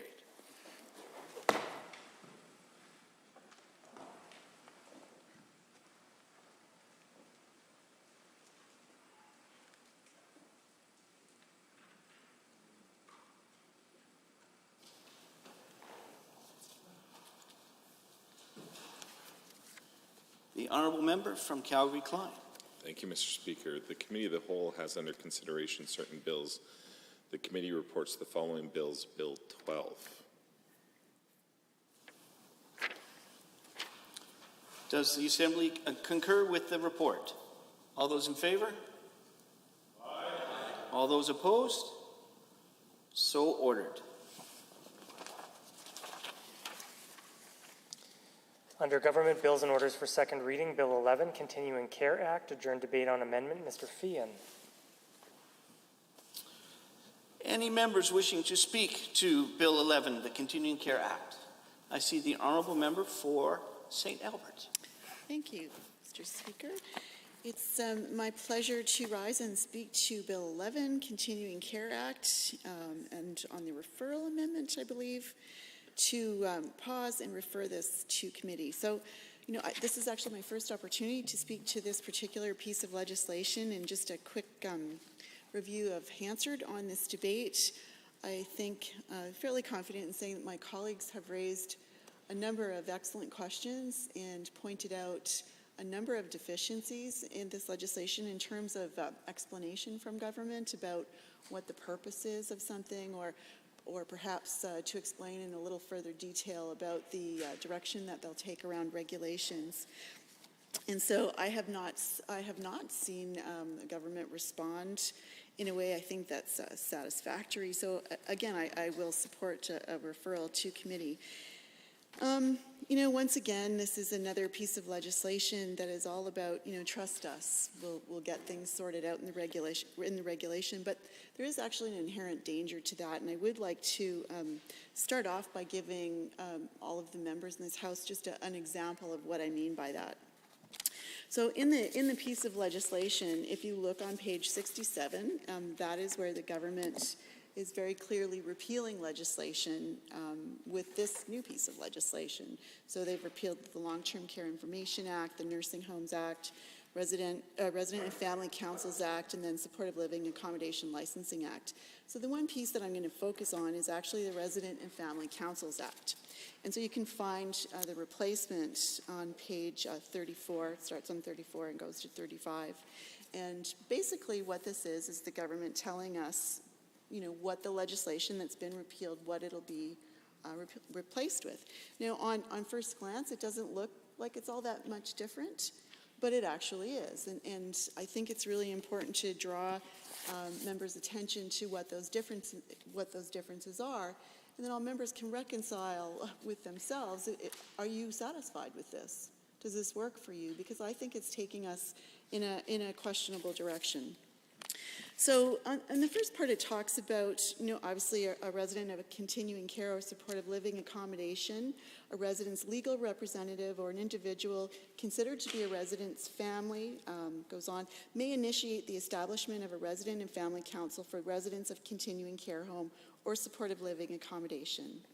Goes on to talk about the resident being able to identify relatives, friends, guardians, caregivers to be considered members of the family, no problem here. Goes on to talk about where there is no resident and family council in place, the continuing care home or supportive living accommodation, or the operator shall post a notice in a prominent place talking about, the establishment of this committee. And then that's pretty much it. And that's, now, government will say, well, yeah, don't worry about it, it's in the regulations. But I would like to draw members' attention to the piece of legislation that is being repealed and the information or the legislation pieces that are actually being lost. And I think really important pieces are being lost, Mr. Speaker. I don't know if other members of this House have had an opportunity to attend a resident council meeting, but I have. Actually was invited by a number of residents of Chateau Mission Court in St. Albert, right on the beautiful Sturgeon River. And it was interesting, and that's operated by Homeland Housing, and it's an organization that does wonderful work. But I went to the resident council meeting, and as you can imagine, Mr. Speaker, it was a very unique agenda. Talked about the kind of fish that were served on certain days, some people not liking the fish sticks and preferring more filet. And so, some of those things, but those things are important to residents. Those things are where the flower beds were going to be, and then there was a new swing that was purchased, and would that be in the front or the back? I mean, these are important discussions for people that call Chateau Mission Court home. But, that's really not what I want to talk about. What I really want to focus on was that there was a lot of work by the organization and by the residents to get them to that place. Because the legislation that was brought in under the New Democrats between 2015 and 2019 gave some teeth to this. And so I'd like to draw your attention. So if any members are interested in the legislation, one of the sections is called Establishment of a Resident and Family Council. So it actually, in the legislation, gives direction to the operators to communicate the importance of these councils, to literally tells them about posting and gives them timelines about, if this isn't followed through, let's say there doesn't appear to be interest or people don't want to get involved, it encourages the operators or explains to them how to get people involved, because there's an incredible value to people, especially when they're in continuing care, whether that be in a nursing home or a supportive living accommodation. Now, I'd like to explain to members that supportive living accommodation aren't just for, let's say, seniors that are living in a lodge or something like that.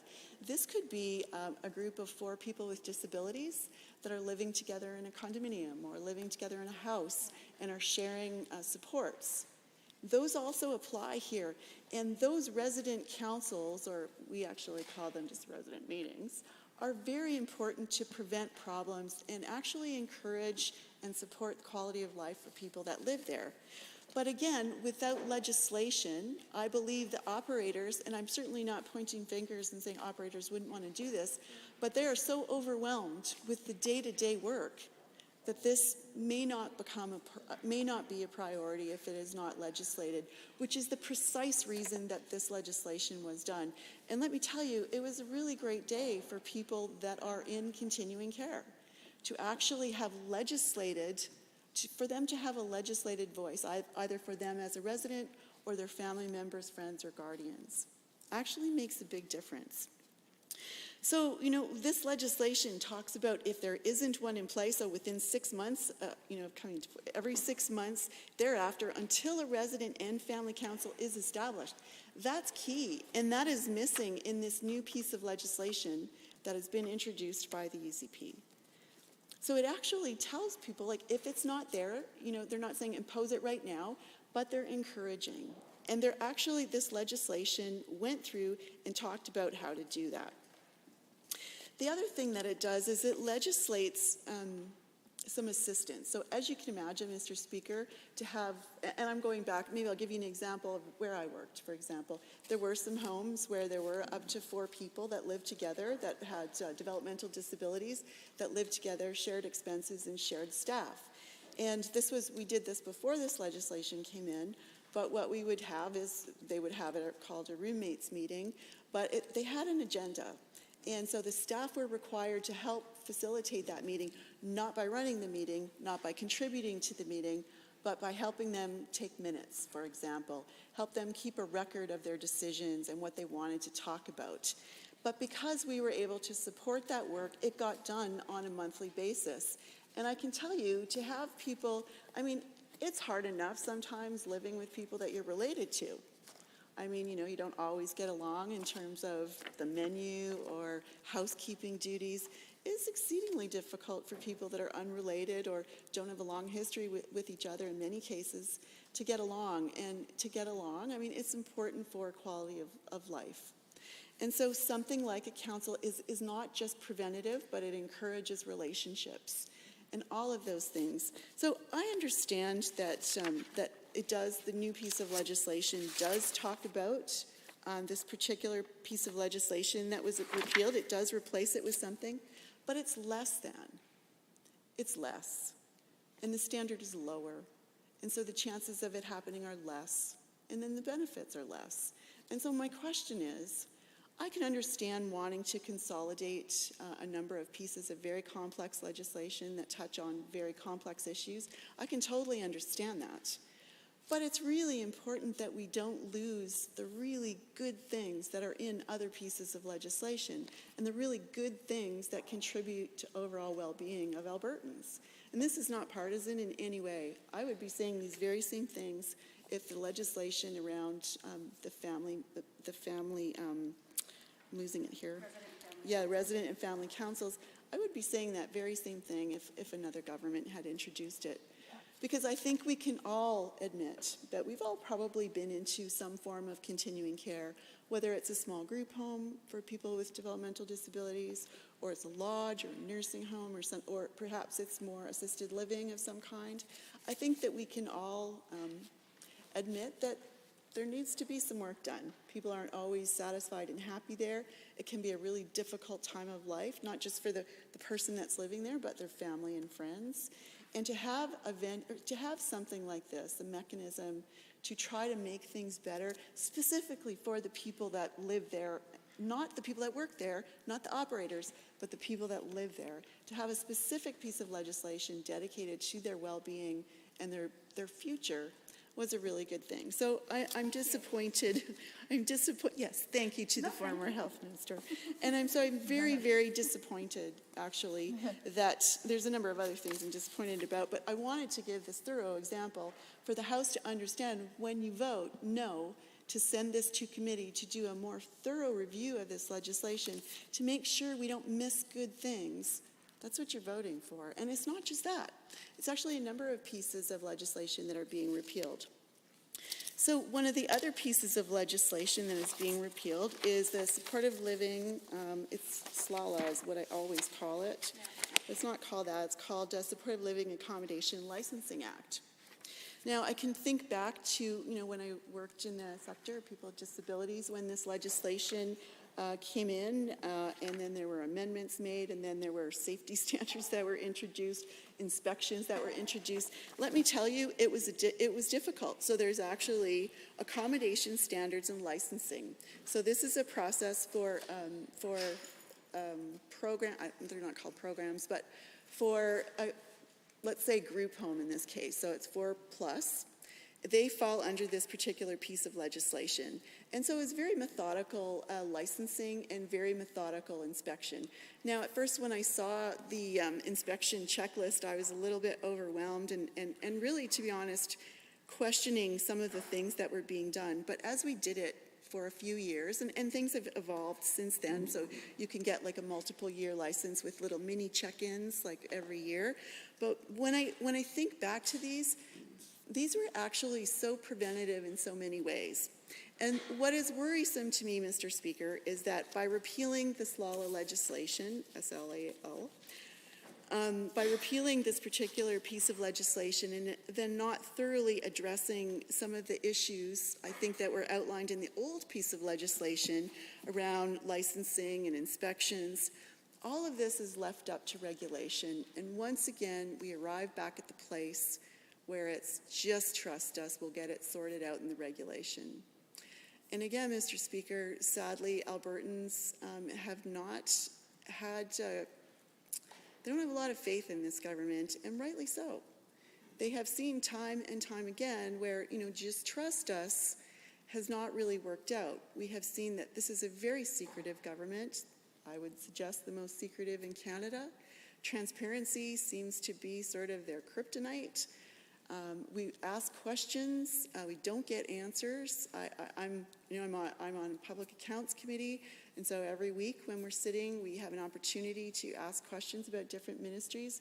More often than not, we just get, yeah, I can't answer that question, I'm not the right person, or, yeah, I'm new here, or yeah, no, you're gonna have to ask someone else. And it is just so much, it's such a lack of transparency that when I see a piece of legislation like Bill 11, the Continuing Care Act, I think we can all agree in this place that this is incredibly important that we get this right.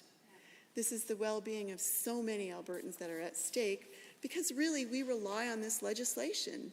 For the operators, we need to know what they're doing, we need to know what the standards are, and by repealing such large pieces of legislation, but then making the changes so vague and leaving so much up to regulation, Albertans are asking, like, really, this government just doesn't have a track record that we can say, you know what, we trust them because they've demonstrated to us that they've gotten it right before.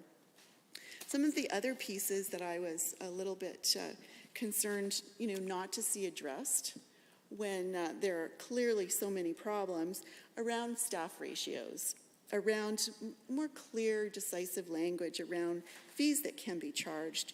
And let me just say, I am running out of time, but I know my colleagues have talked about it at length, but the fact that we do not have an independent seniors advocate is incredibly troublesome.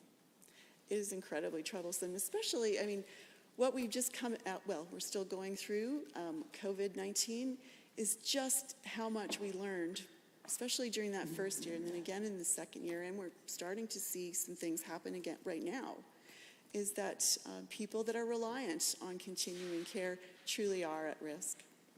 And so I would urge all members of this place to vote on sending this piece of legislation to committee to have a better look and see, are there things that we're missing and can we make this better? Thank you, Mr. Speaker. Honourable members, on Amendment REF1 of Bill 11, the Honourable Member for Calgary Buffalo. Thank you, Mr. Speaker, for the opportunity to address the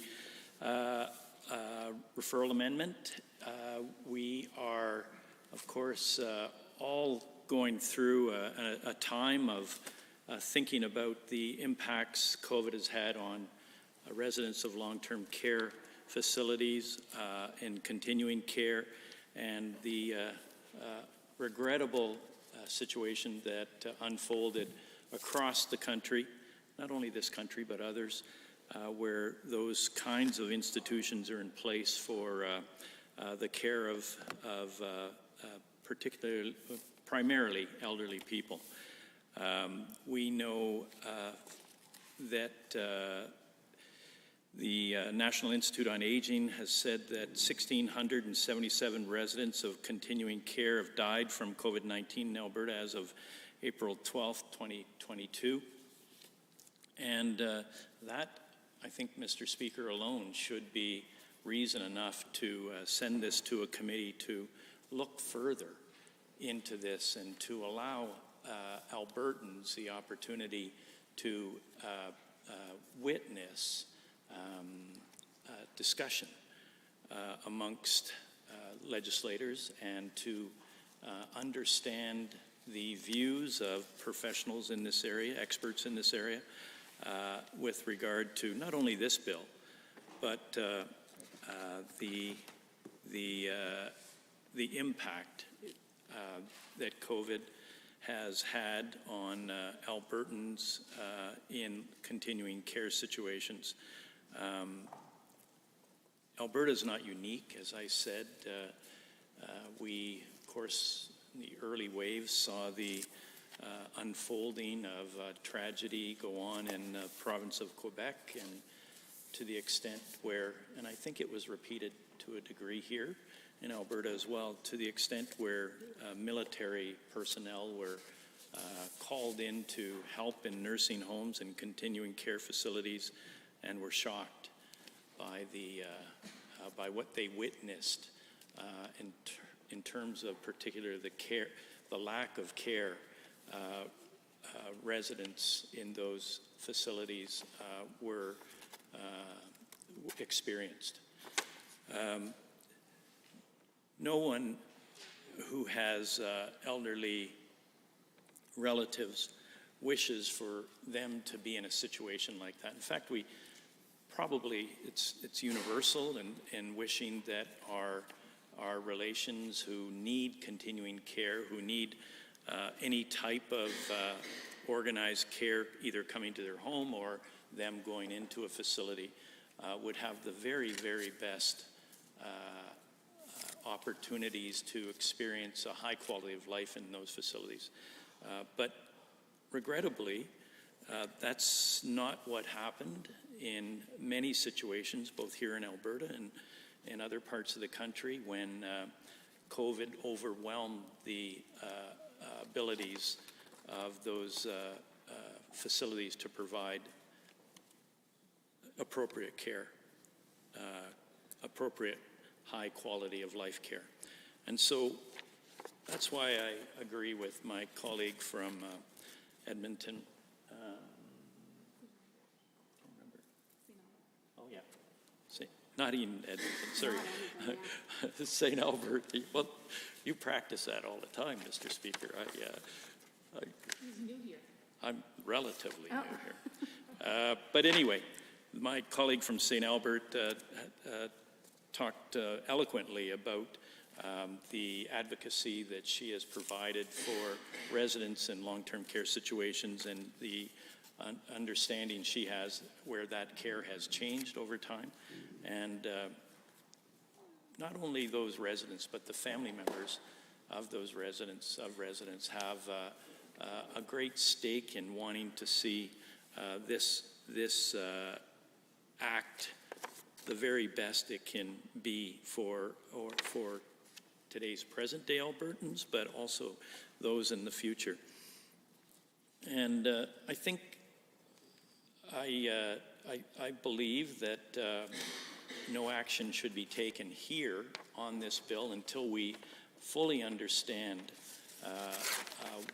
more about where Albertans are with regard to the care of their loved ones in continuing care facilities and long-term care, commonly called nursing homes, as well as the care provided to people in their homes. And it's with regard to the last area of care, I guess, or sphere of care, that I'm starting to get more and more an understanding of some of the challenges of relatives and extended family. You know, people want to stay in their homes, Mr. Speaker, and when they lose the ability to fully care for themselves, and family is sometimes overwhelmed as a result of trying to provide that care for their loved ones, then they rely on the government and local agencies to supplement what they can't do themselves. And so what I think we need to do is hear more from residents, and that's what a referral to committee would, more from recipients, I mean. That's more of what a referral to committee would allow us, because people talk about wanting more home care for a wider variety of needs in their own homes. And we know, of course, that the ability to have that available to Albertans would save Alberta a great deal of monies through budget monies of health services or other programs that generally are tapped now to provide care to Albertans. It's not unlike, an ounce of prevention is worth a pound of cure kind of thing. And if we can make that happen, and I know that the promises from the government more than a year ago talked about desire to increase home care to Albertans, and who can disagree with that, Mr. Speaker? But it hasn't happened, and we need to understand why it hasn't happened, and focus attention on that issue. We also know that the UCP talked about the number of hours of care that residents would receive in long-term care situations should be higher than they are now today. Can't think of anything sadder, more maddening to know that there are residents in long-term care who are waiting long periods of time for the bell they push to be answered or the care that should be delivered to them on a regular basis to be delivered.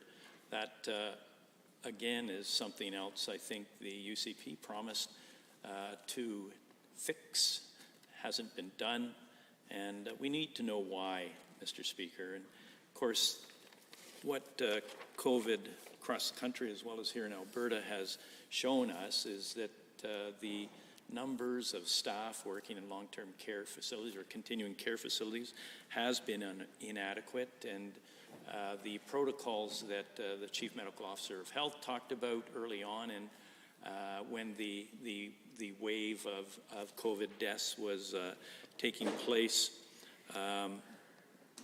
was that for the interests and the health of residents, and not only residents, but the people in those facilities, working in those facilities, that there should be limited transmission or working in fewer places to make ends meet for the employees was a good thing for the residents and the employees. And government worked, as this government did and others across country through the federal government, to top up wages of employees in those situations so that they could count on one place of work as opposed to knitting together 2 or 3 places of work for a full-time salary. And that's, again, something that the UCP talked about wanting or promised that should happen, is that there should be an increase in the proportion of full-time staff available to residents in long-term care situations.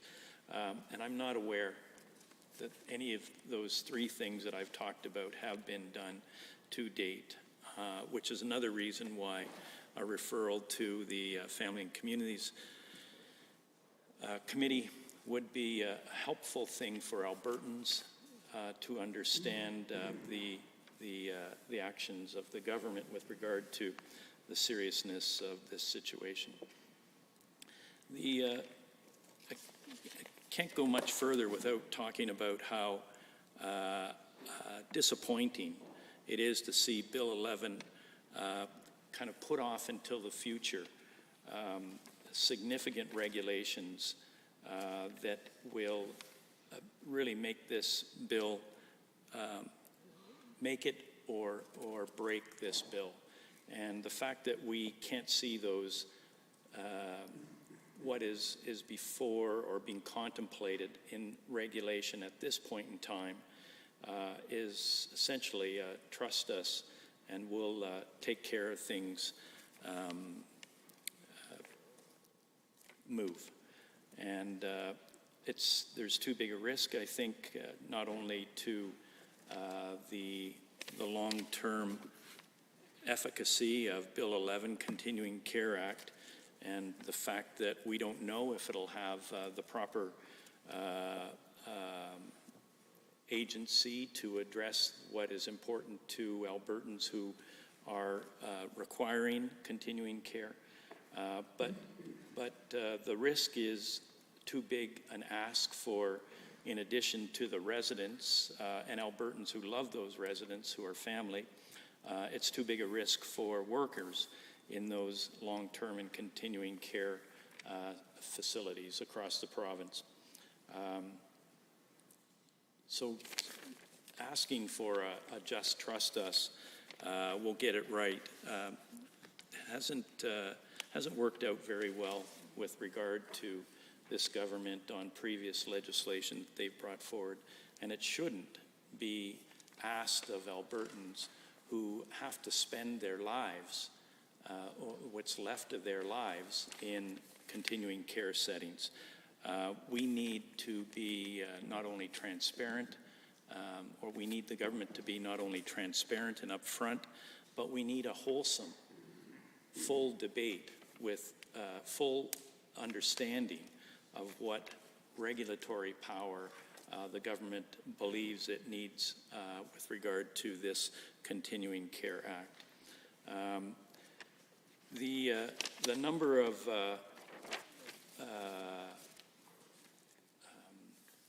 I guess a way to put this is that the government doesn't have the greatest track record with being proactive around the needs of long-term care residents. In that early on in the pandemic, as I mentioned, not only in this province but in other provinces, the significant brunt of deaths occurred with residents of continuing care. And so that's another reason not to say just allow the government to say, trust us, we'll get it right. But, you know, there's great stake Albertans have in this, that people in long-term care facilities have in this. And without their opportunity to understand where government is going, there's no guarantee anything different will occur in subsequent pandemics or subsequent significant impacts that threaten the lives of people in these situations. We know that the facility-based continuing care review had numerous recommendations about how to improve and increase the amount of home care provided, to improve working conditions, and to increase full-time staff. But this bill is silent on any of those things. And there's, you know, consultations that have been done that have not been made public, which is another reason why. Thank you. On Amendment REF1, are there others? The Honourable Member for Edmonton McClung. Thank you, Mr. Speaker. Pleasure to rise this afternoon and speak to Bill 11, referral to families and communities. Take a pause on this piece of legislation to take a deep dive into many of the components of it, which I think deserve greater scrutiny. And I hope to make a compelling argument as to why, Mr. Speaker, by focusing on one significant element of the legislation that I happen to have some familiarity with from my past as a nursing orderly trainee. And I will get into that momentarily, but I wanted to first frame the discussion that we have in a slightly different way than other speakers have so far, and that is to really get at the nub of what we're speaking about, Mr. Speaker, and that has to do with the fact that what we're talking about, and everybody's mentioned it, is care. People in need of care are who we're talking about, and that definition of care is a very wide-ranging thing, Mr. Speaker. It can be something that describes the services that are received by somebody in long-term care, a nursing home otherwise known, or somebody who's in a situation of designated supportive living, or in home care for that matter. But that care is something that we gloss over when we talk about that word. And we should really think about what it means, Mr. Speaker. What is happening in that relationship between the caregiver and the individual receiving that care? Because it can mean some very intimate things, Mr. Speaker, and that defines why it's so important that the individuals providing that care are involved in a system which recognizes what they're doing. For example, you can have a situation in a long-term care facility or designated supportive living which begins early morning when the person gets up, or a person may be a caregiver and they're making sure that the individual doesn't have difficulties overnight, whether it be breathing or falling or any number of respiratory issues or medications that are on a drip. Could be IV situations. But generally speaking, what you end up having is an individual, say during their daily care, who will respond to the resident, go to their room in the morning, rouse them, get them up, and this is part of the daily activity that I was involved in. You do a proper face wash. Sometimes if the individual is not ambulatory, if they're bedridden, then you have to do a wash of the individual's face and perineal care while they're in bed, and get them prepared to at least hopefully sit up to take some form of breakfast. But that also involves using quite often a foam sponge to clean the mouth and get the hygiene of the mouth properly looked after. And then, of course, there's some type of a breakfast that would take place. And in many cases, Mr. Speaker, the individuals, if they're in severe straits, will be those that will bite on a spoon. I've had that where a person was a grinder, and they would actually take the spoon right out of your hand if you weren't careful. So you learn these nuances after looking after somebody over a period of time. And that's why it's so important, no matter the situation, Mr. Speaker, whether you're looking after somebody in an institution, in a long-term care facility, or in their home, it's important to have a continuity of care with the same individuals involved. A familiarity is developed over time. You get to know that individual, their nuances, their conditions, their needs, their wants. You get to know them as a person, and that individual becomes familiar and comfortable with the caregiver over time. And that is a really important element of what we're talking about, Mr. Speaker, that may be getting lost in the nuances of just talking about the different styles or designated supported living or home care. And the main goal, Mr. Speaker, should never be lost. The main goal is benefiting the individuals who are receiving care, to improve their quality of life, their daily life on a moment-to-moment basis, so that they're not sitting on a commode for hours on end because the individual doesn't realize what their bowel movements habits are. Something as simple and basic as that is realistically what we're talking about when we talk about care. Those daily commitments to understanding how that person gets through each day and what their particular conditions are. And what happens quite often, Mr. Speaker, is that we have a revolving door of part-time people, whether it be in institutions or even in a home care situation where Alberta Health Services does provide home care, and that's the option that's in place.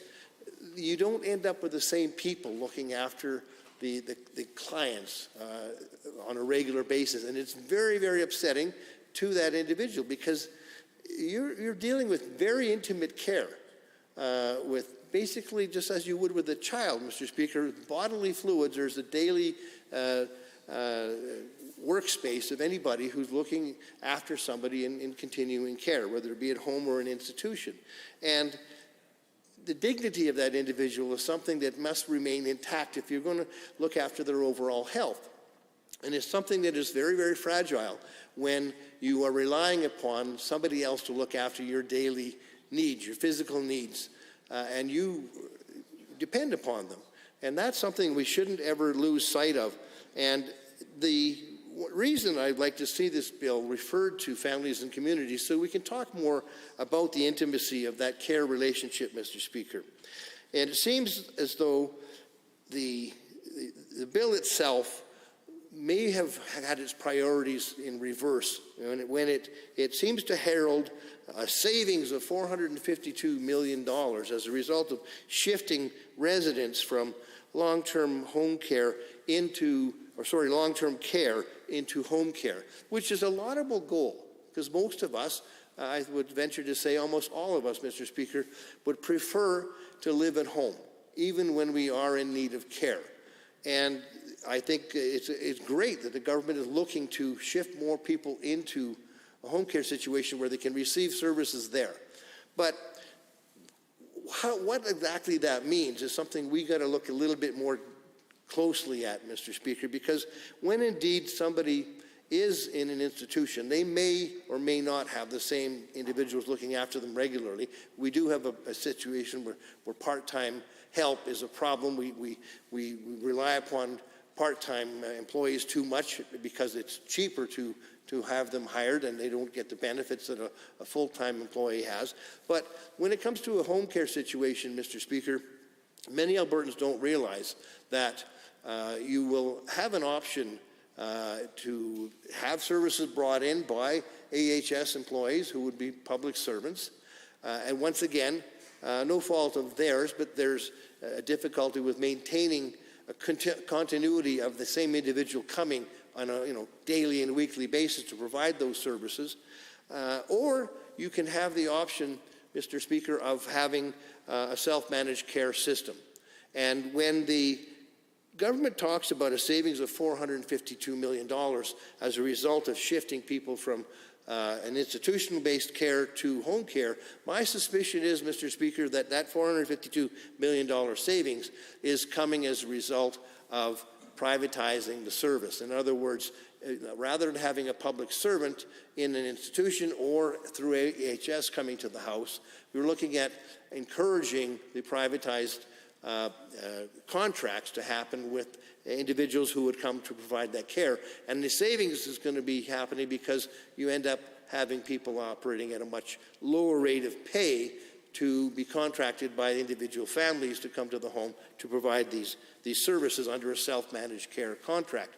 And under these contracts, Mr. Speaker, whether it's AHS or a self-managed care contract, there's an assessment that's done to determine what level of services the individual would be eligible for. And then, as a result, the family would receive, if it is a self-managed care contract, would receive a monthly amount, and from that they would have to pay the caregivers of their choice to come in and provide the services. But the difficulty lies, Mr. Speaker, in that the savings that they are claiming to get from having this devolution of services to home care isn't something that necessarily should be the source of money used to provide more hours of long-term care and increase in the hours of direct care and other like supported living situations. If indeed there's more money required in those situations, it should be funded.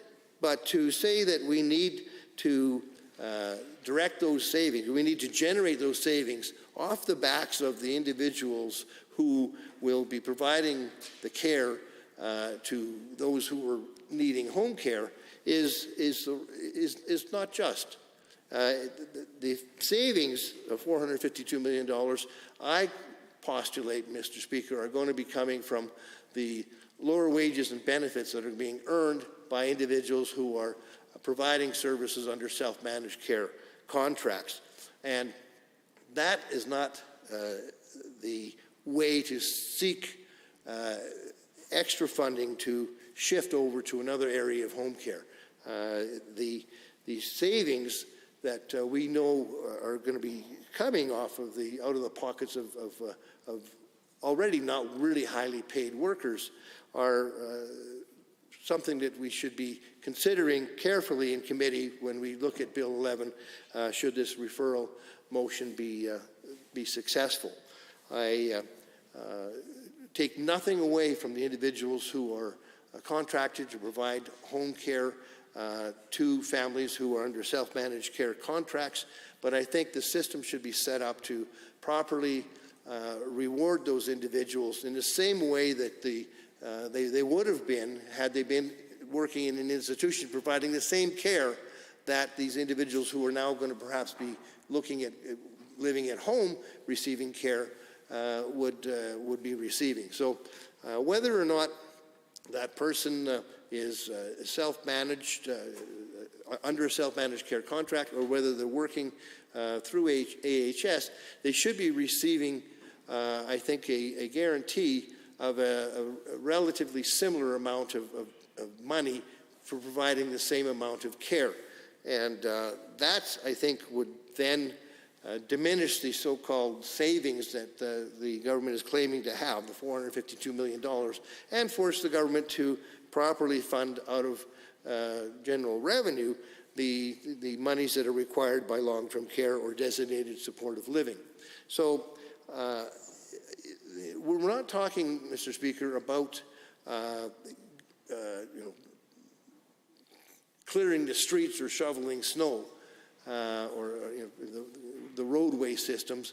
We're talking about daily human interactions and daily care for people that we love. They could be, in many, many cases, they are the elderly. They're our parents and our grandparents. And also there's people with long-term care conditions, and it could be even as young as children, Mr. Speaker, people who have been unfortunately victims of vehicle accidents or other type of tragedies where they need long-term care. Unfortunately, too, Mr. Speaker, there are many young adults who are in long-term care seniors types of accommodations who cannot otherwise be accommodated in Alberta because the facilities don't exist. And that's a tragedy that needs to be addressed, and that's something that we could do with Bill 11 if it is referred to the Families and Communities Committee to take a look at. The issue of young individuals who are, in some cases, on an ongoing basis, going to university to upgrade their education and coming back to an institution which is largely designed for the elderly with no social life and no interaction with their peer organization or their peer age group, because of the fact the facilities for that age group of person requiring long-term care just doesn't exist. And as far as a policy to implement the changes to long-term care, that's one thing that really should be addressed, and I hope to see that in committee of Bill 11. On Amendment REF1, the Honourable Opposition House Leader. Thank you very much, Mr. Speaker, and it's a pleasure and honor to join in debate on Bill 11, the Continuing Care Act, here at second reading, and to speak to the referral that Bill 11 be sent to the Standing Committee on Families and Communities, where it can have more analysis and discussion there. And I have to start by thanking the honourable colleagues who have spoken to Bill 11 so far today, and I know that there's been debate at second reading across multiple days as this bill has been considered. I just want to reflect that listening to colleagues who have brought forward perspectives from their previous employment work, the member from St. Albert who has worked within aspects of the system, listening to my colleague speaking just now about his history of having family within the continuing care system and the experience that they've lived, and bringing those aspects into the debate, I think, has raised the level of debate on Bill 11, and I certainly personally very much appreciate hearing their perspectives. Because having a strong and healthy continuing care system is incredibly, incredibly important to all Albertans, given the number of Albertans who rely on these services.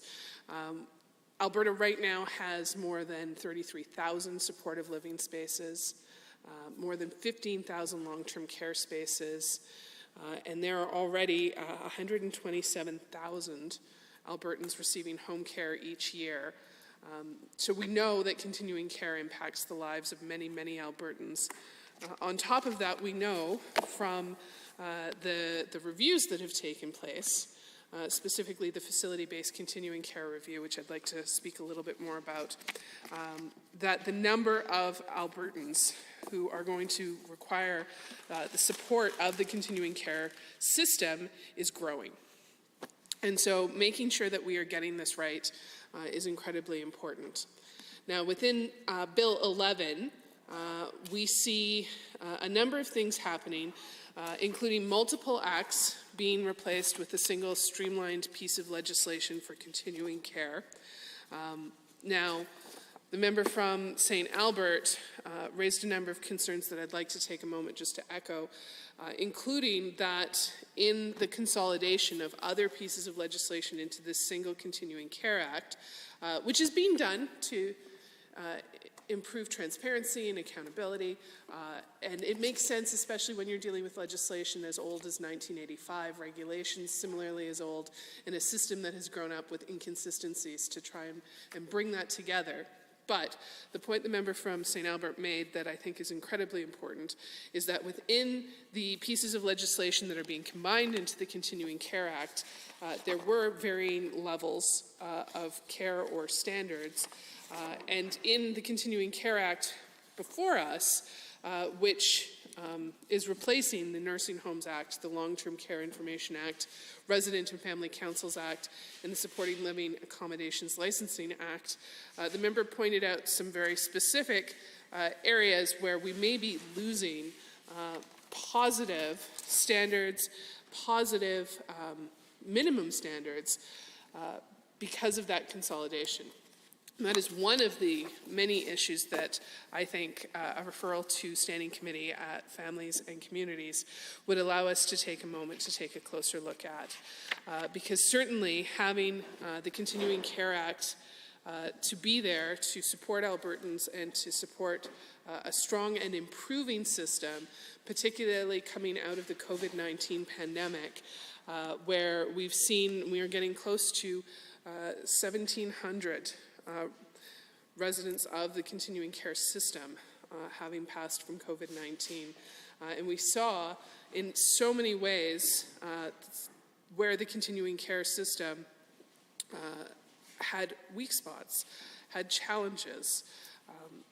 Now, in bringing forward Bill 11 to address gaps, to try and improve the system, my understanding through reviewing some of the Hansard from what the minister moving this bill has said, and my understanding of the government's progress, this is part of the overall review of the continuing care system, which has included some reviews that have led up to this. And I mentioned I wanted to talk briefly about the facility-based continuing care review, of which we have a final report that was released on May 31st, 2021, so 11 months ago, approximately.